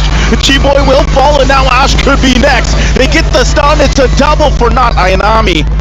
And now they're going to take the discipline approach and back off. They still have a tier 2 in the mid lane to work on. Right now, Homegirls is definitely in a bad spot. Looking at the STC replay here, it does seem like Chi-Boy is not going to have a good time trying to force a fight, because now with the map pressure that they have, Smart Omega Empress, they can initiate. Mireille can do whatever she wants at this point. And looking at the management here, they're not really pleased with how the game is looking so far. Well, at least for Homegirls. Yeah, for Homegirls. Smart Omega Empress team looking really confident at this point. Look at that, Hanny just deleted with a combination from Keshi. 5-0-4. This pick really paying dividends here, and now I'm going to work on the Lord. Not sure if GGHG can really turn this around. Conceal going to be used from G-Boy. There's the jump with the penalty zone, and Quinn going on the backside too, going to force them back a little bit further, even with the go away. But Quinn will find Keshi. Final slash going to be used. Key-Boy going to be next. G-Boy will go down. She's out of here, but Quinn still there. Not Ayanami going to try to keep her here at bay. Quinn goes in with a quad shadow. And once again, Lord's still going to be a take here. Smart Omega Empress will be able to secure the objective. Fao jumps in. Quinn, what left can they do? The final slash won't be able to connect. Oh, but the shot from Amore will find the mark. But Honey's still around. Homegirls, they really don't want to let this lord go. They're like changing ships at this point. It's like, okay, now it's my turn, now it's your turn, now it's my turn, now it's your turn. Make sure they don't get a lord, but looks like they don't have much say for this one. The lord is going over to Smart Mega Empress. It's going to be betrayed right there. Again, a very messy fight for them to go in and secure this, and Hani really trying to do her best. She has quite a bit of damage too. A little bit longer if she could have, but Quinn will get a kill on not Ayanami. So once again, Smart Mega Empress, they get the objective, they get ready for this push into the base for GGHG. Could this be it? Could they defend? I feel like they can defend one more time. Just a feeling, but the moment they're able to take down Fafao, I feel like that's it. Because I feel like Fafao is the saving grace for Homegirls right now, even though her KDA is 2 and 3, but she's been able to juggle this team fight quite well, going in and out, dealing enough damage to make it so that Smart Mega Empress doesn't fully commit to any kind of engage. But again, that Minotaur is a problem. Mireille 0, 4, and 12. Again, Chiboy hasn't been finding the right targets, having to force to pick up not Ayanami instead of Mireille or even Keishi. Comes down to this point. This could possibly be a game-ending lord for Smart Mega Empress. They went through it in game 1. They had a game for themselves with a Savage in game 2, and now for game 3, looking to clutch this one out. Ash on the front side, trying to keep it at bay. The mid turret's going to be the focus. They go in with a shadow kill, but it's not going to be enough to pump out the damage they're looking for. There's the final slash and the Minoan Fury with the flicker combination. G-Boy in trouble, one hit away. They will be able to get it. Lord's still going to be worked on, and now running from the backside with Smart Mega Empress still looking to cap out the game, and they will do it. They'll force it in.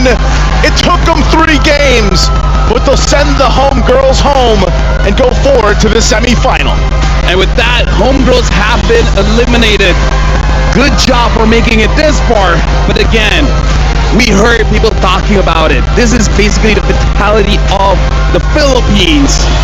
Pinas La Malacas, they're moving through. That was good. Very well said. Thank you very much. What a game. What a series. I'm glad that when we got to get to this last match of the day here at LaFell, for us, Lasu, we got to see 3 games. Because with everything at stake, of course, this is how you want it. You want it to go to the distance. You want to see these girls put their best showing on, and that's exactly what they did. Even for GGHD, man, they held up a good game. This was a relatively close game 3, even. And Smart Mega Empress just comes out on top of it. Again, like, there's no other way to end the knockout stage. And we got to put this into, like, just think about this. Tomorrow is the very last day of MWI. This is the second last day. By tomorrow, we have 3 best of 5s. And tomorrow, we'll find the real queens of MWI. So, honestly, thank you very much. Naisu. I would say thank you for everyone watching. I'm going to say thank you to all the casters for today. You guys have been doing an amazing job during the knockout stage. All the winners you guys have seen are all going to play for tomorrow, and it's going to be intense. Tomorrow we'll find, for this year, the queen of MWI. With that being said, thank you very much, and we're throwing it over to stage with Sherry Yao as well as Bara. It's on you guys right now for the interview. Ladies and gentlemen, what a way to wrap up, the final day with the full best of 3 series. Now, I have beside me, so are you or are you not Ayanami? I am not. No. Not Ayanami. So it was just a trick question. Now, when it comes to Smart Omega Empresses, you guys usually have a rocky start, but you guys clean it up afterwards. And very similar to the Smart Omega Boys, which were once called the Comeback King. What happens? For us as the female counterpart, I'm not really sure, but it's always like that. Even last year's international tournament in SEA Games, we lose the first game against Indonesia, and then we cleaned it up. But then what happened next, and also yesterday is what happened. Our first game was a bit rocky. We didn't play that well, and then we cleaned it up afterwards. It's like always like that for us. I don't know why. You don't know why, but you gotta find a solution and a solution fast, because make no mistake, right here at MWI, Yeah. not just you guys are looking for the championship. Every single team all has the dream to be the queens of Mobile Legends Bang Bang. And speaking of which, I do have another question, and that will be coming from Dara. Well, now pretty much, first of all, great performance and all. Now you'll be facing VSG. Any player maybe pretty much you'll be having a look for, a look out? VSG has 2 Filipino players, and I'm looking forward to both of them. Oh, okay, okay. And how you feel about that? I'm not sure. Good luck to both of us. Okay. Good luck to all, definitely. All the queens shining beautifully here. Yes, so let's not forget the prize after taking this full series of a best of 3. We would love to have our Malaysian representatives from Gaming Gladiators Homegirls to pass on their tournament key over to them.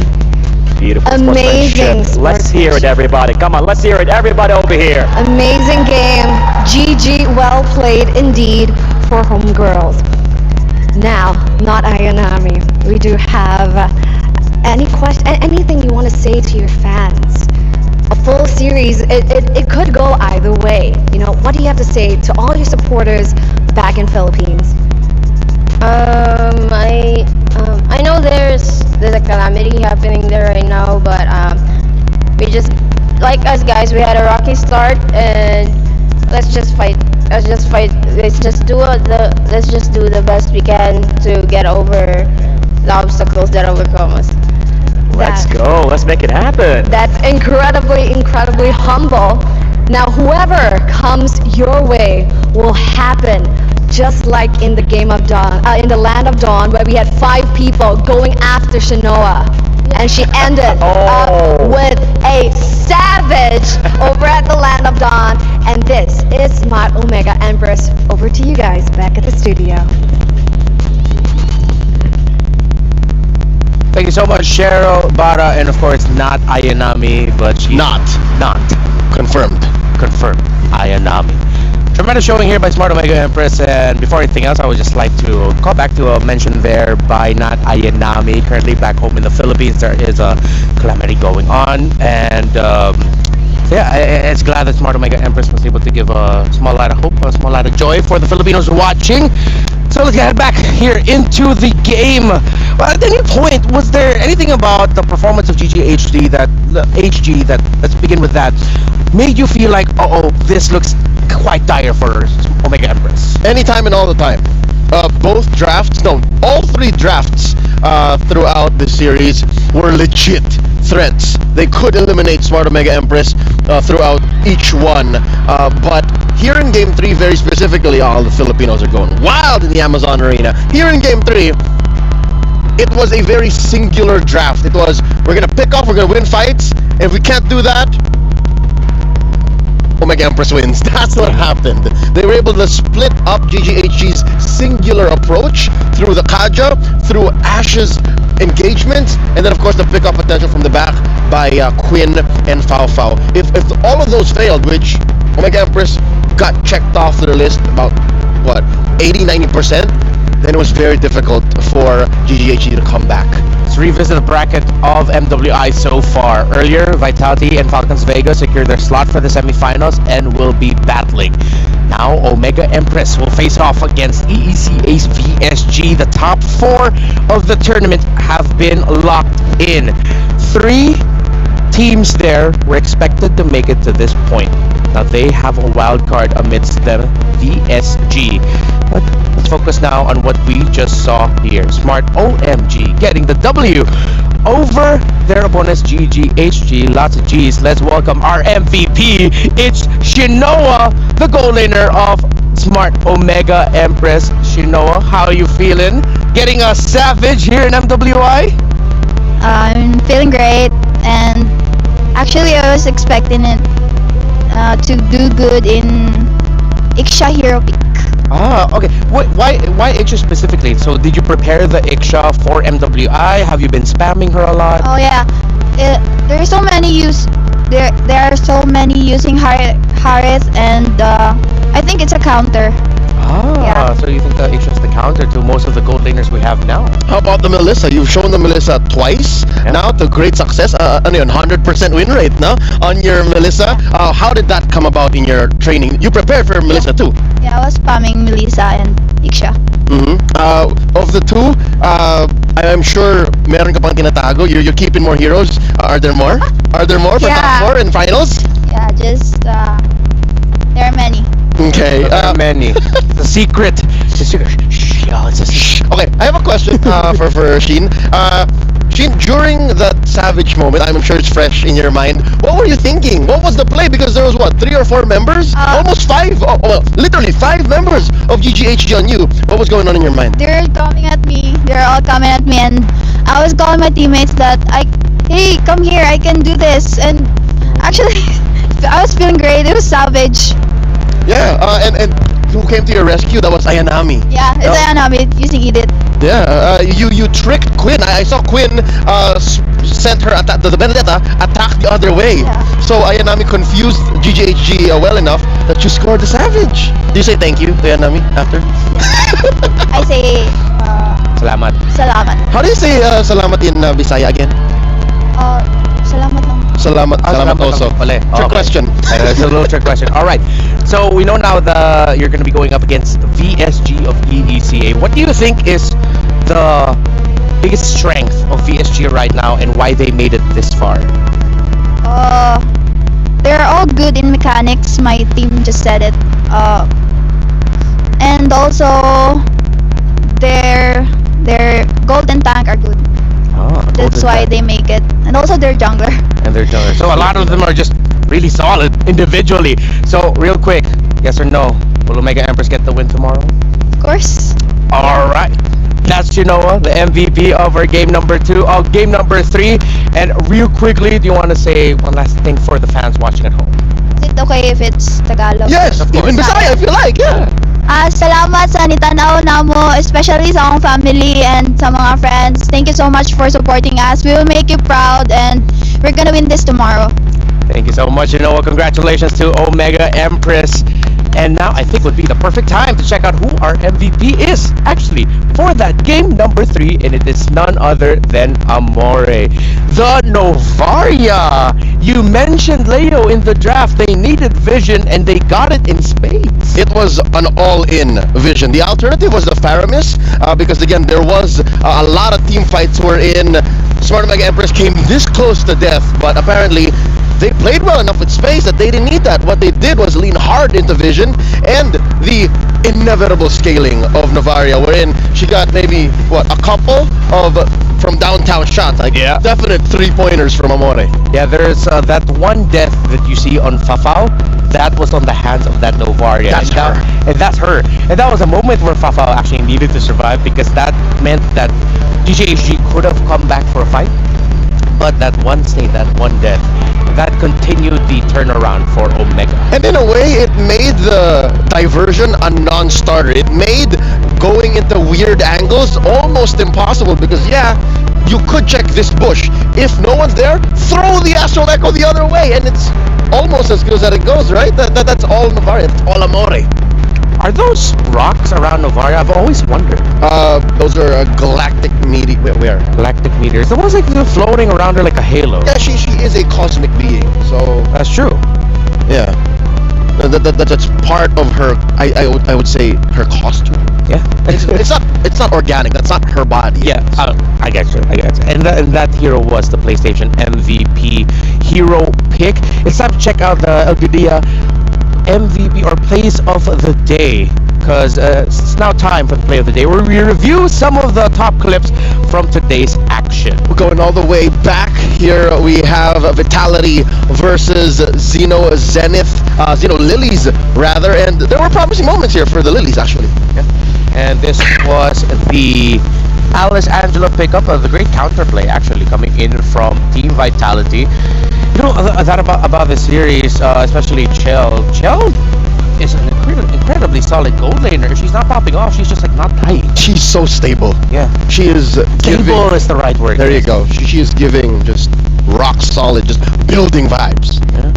And it was just a great effort by the entire team to make it work. Countered it. Thought it would be over for them, but now let's revisit Falcons Vega. One of two mid-lane Phobias. phobias. But of course, you can't count out Falcon Vega's understanding of the metagame and fundamentals. So despite all that, here we go. If I'm not mistaken, you say Chinchaw, damn you Chinchaw. Like, this was a good fight for Net Angels, but look at the base. The split push there coming in from upper left corner. Chinchaw. There you go. What a split push end there for Falcons Vega, and you could actually see the heartbreak when that happened for Net Angels, because that looked so competitive for them. They could have won that. Look at that beautiful smile. She was devious. Yes. She knew what she was doing. The energy I got was, oh my god, I can't believe that actually happened. Or all according to plan. You'll never know. We'll have to ask Chinchaw. You're seeing C9 go up against VSG, and as much as you'd like to see C9's shield go up against VSG's sword, all it takes is one little crack. One little just turn around, and that's what happens. Yeah, it'll be great to see VSG. There's a bit of history also between like Rian, Gailey, and the members of Smart Omega Empress, so it's gonna be a reunion battle of sorts for them. And this was just from the series that we watched, game number 3 of Omega Empress versus GGHG.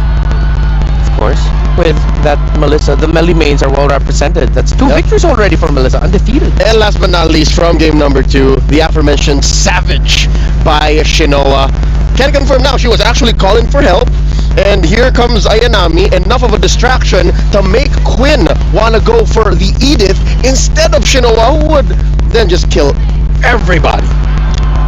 And from that game number 3 play that we saw before this beautiful Savage by Shinoa, it was the 4-man Minoan Fury knockup by Mirai, which led to a double kill there for not Ayanami, which allowed Omega Empress to continue their momentum and control in that game. What a day, man! And throughout the day, we've been asking for your predictions. And I'm pretty sure we already have the results of the latest predictions from that previous series up. Let's bring up our SEC predictions, and it was quite even. Finally, someone has acknowledged Smart Omega. Thou hast heeded my request to show love for our kabayans. Now it makes a difference. See, like, if you guys show support, whether through the SEC play predictions or through just watching and sending well wishes to the teams, you see amazing things. You see Savages happen. Yeah, but what I also feel like is, with those predictions, this is a perfect time to acknowledge the rising star that is Malaysian MLBB esports, not just on the men's side but on the women's side as well. Of course, GGHG's roster don't have the same amount of playing time and experience as the roster of Smart Omega Empress does. Some of them has been doing this for so long, and they've been doing this as this entire group for a whole year now. Yet they take it to the wire. Yet we see a game 3 that really could have gone either way. So kudos to GGHG, to the homegirls, the Diamond Gladiators. We hope to see you guys very, very soon. Now, I know that in the game right now, there's a lot of skins. There's a bit of a fair for the youth. The youth fair is here with incredible bonuses and exciting events. You can grab multiple permanent skins for free, just like Sylvana's Classroom Charm and its Painted Skins Classroom Glam. Both skins I do not have, and I'm jealous of anyone who does. More exciting events will be revealed, so watch out. Do you have those skins? Yes. You do? Dude, I've been spamming Bane and Jushin. How can I not have the skin? Alright, you go. Pretty, by the way. For a skin you get for free, you feel like, hey, I should be paying diamonds for this, but thanks, Moonton. Alright, thanks. Okay, yeah, you have the skin. You have the skin. Do you want to say the thing? The next thing is scheduled. You know, you be the one. You have the skin, so you be the one to say the Yeah, you sulk over there, Reptar. Ladies and gentlemen, folks around the world, do tune in. Tomorrow we are coming to a conclusion. MWI 2024 ends through a back-to-back best of 5. That's right, starting off with Vitality versus Falcons Vega. It's civil war here for the Indonesian queens, the uncrowned queens versus the de facto dominant force in women's MLBB, and of course VSU versus OMGE, and then in the grand final, whoever wins those first 2. Yeah. We'll be seeing the semifinals and the grand finals tomorrow. It's packed. Potentially 15 games of MLBB. 3 BO5s. Before we go off, Leo, is there anything else you want to say? Thanks to everyone who tuned in. Thank you to the Filipino fans, the Malaysians, those from ECA, from Indonesia, from Myanmar as well. None of this would happen if you did not show so much love for the ladies competing here on the grand stage. I'll see you guys tomorrow. Thanks again. It's been an honor to be at your service. On behalf of Lafel, Naisu, Eterna, and of course the other casters, everyone who has graced the stage, your ears, and your screens today, our production team, we thank you. Our journey here in MWI is about to end, but we have one more day of action ahead of you tomorrow. Tomorrow, we will crown the new, or maybe still reigning and defending, Queens of the World. If you want to find out who it will be, then watch us. That's it for the second day, or not second day, first day of playoffs. Everything will culminate tomorrow. Join us. We will see you here at the Amazon Arena. Stay safe, good night, and good fight.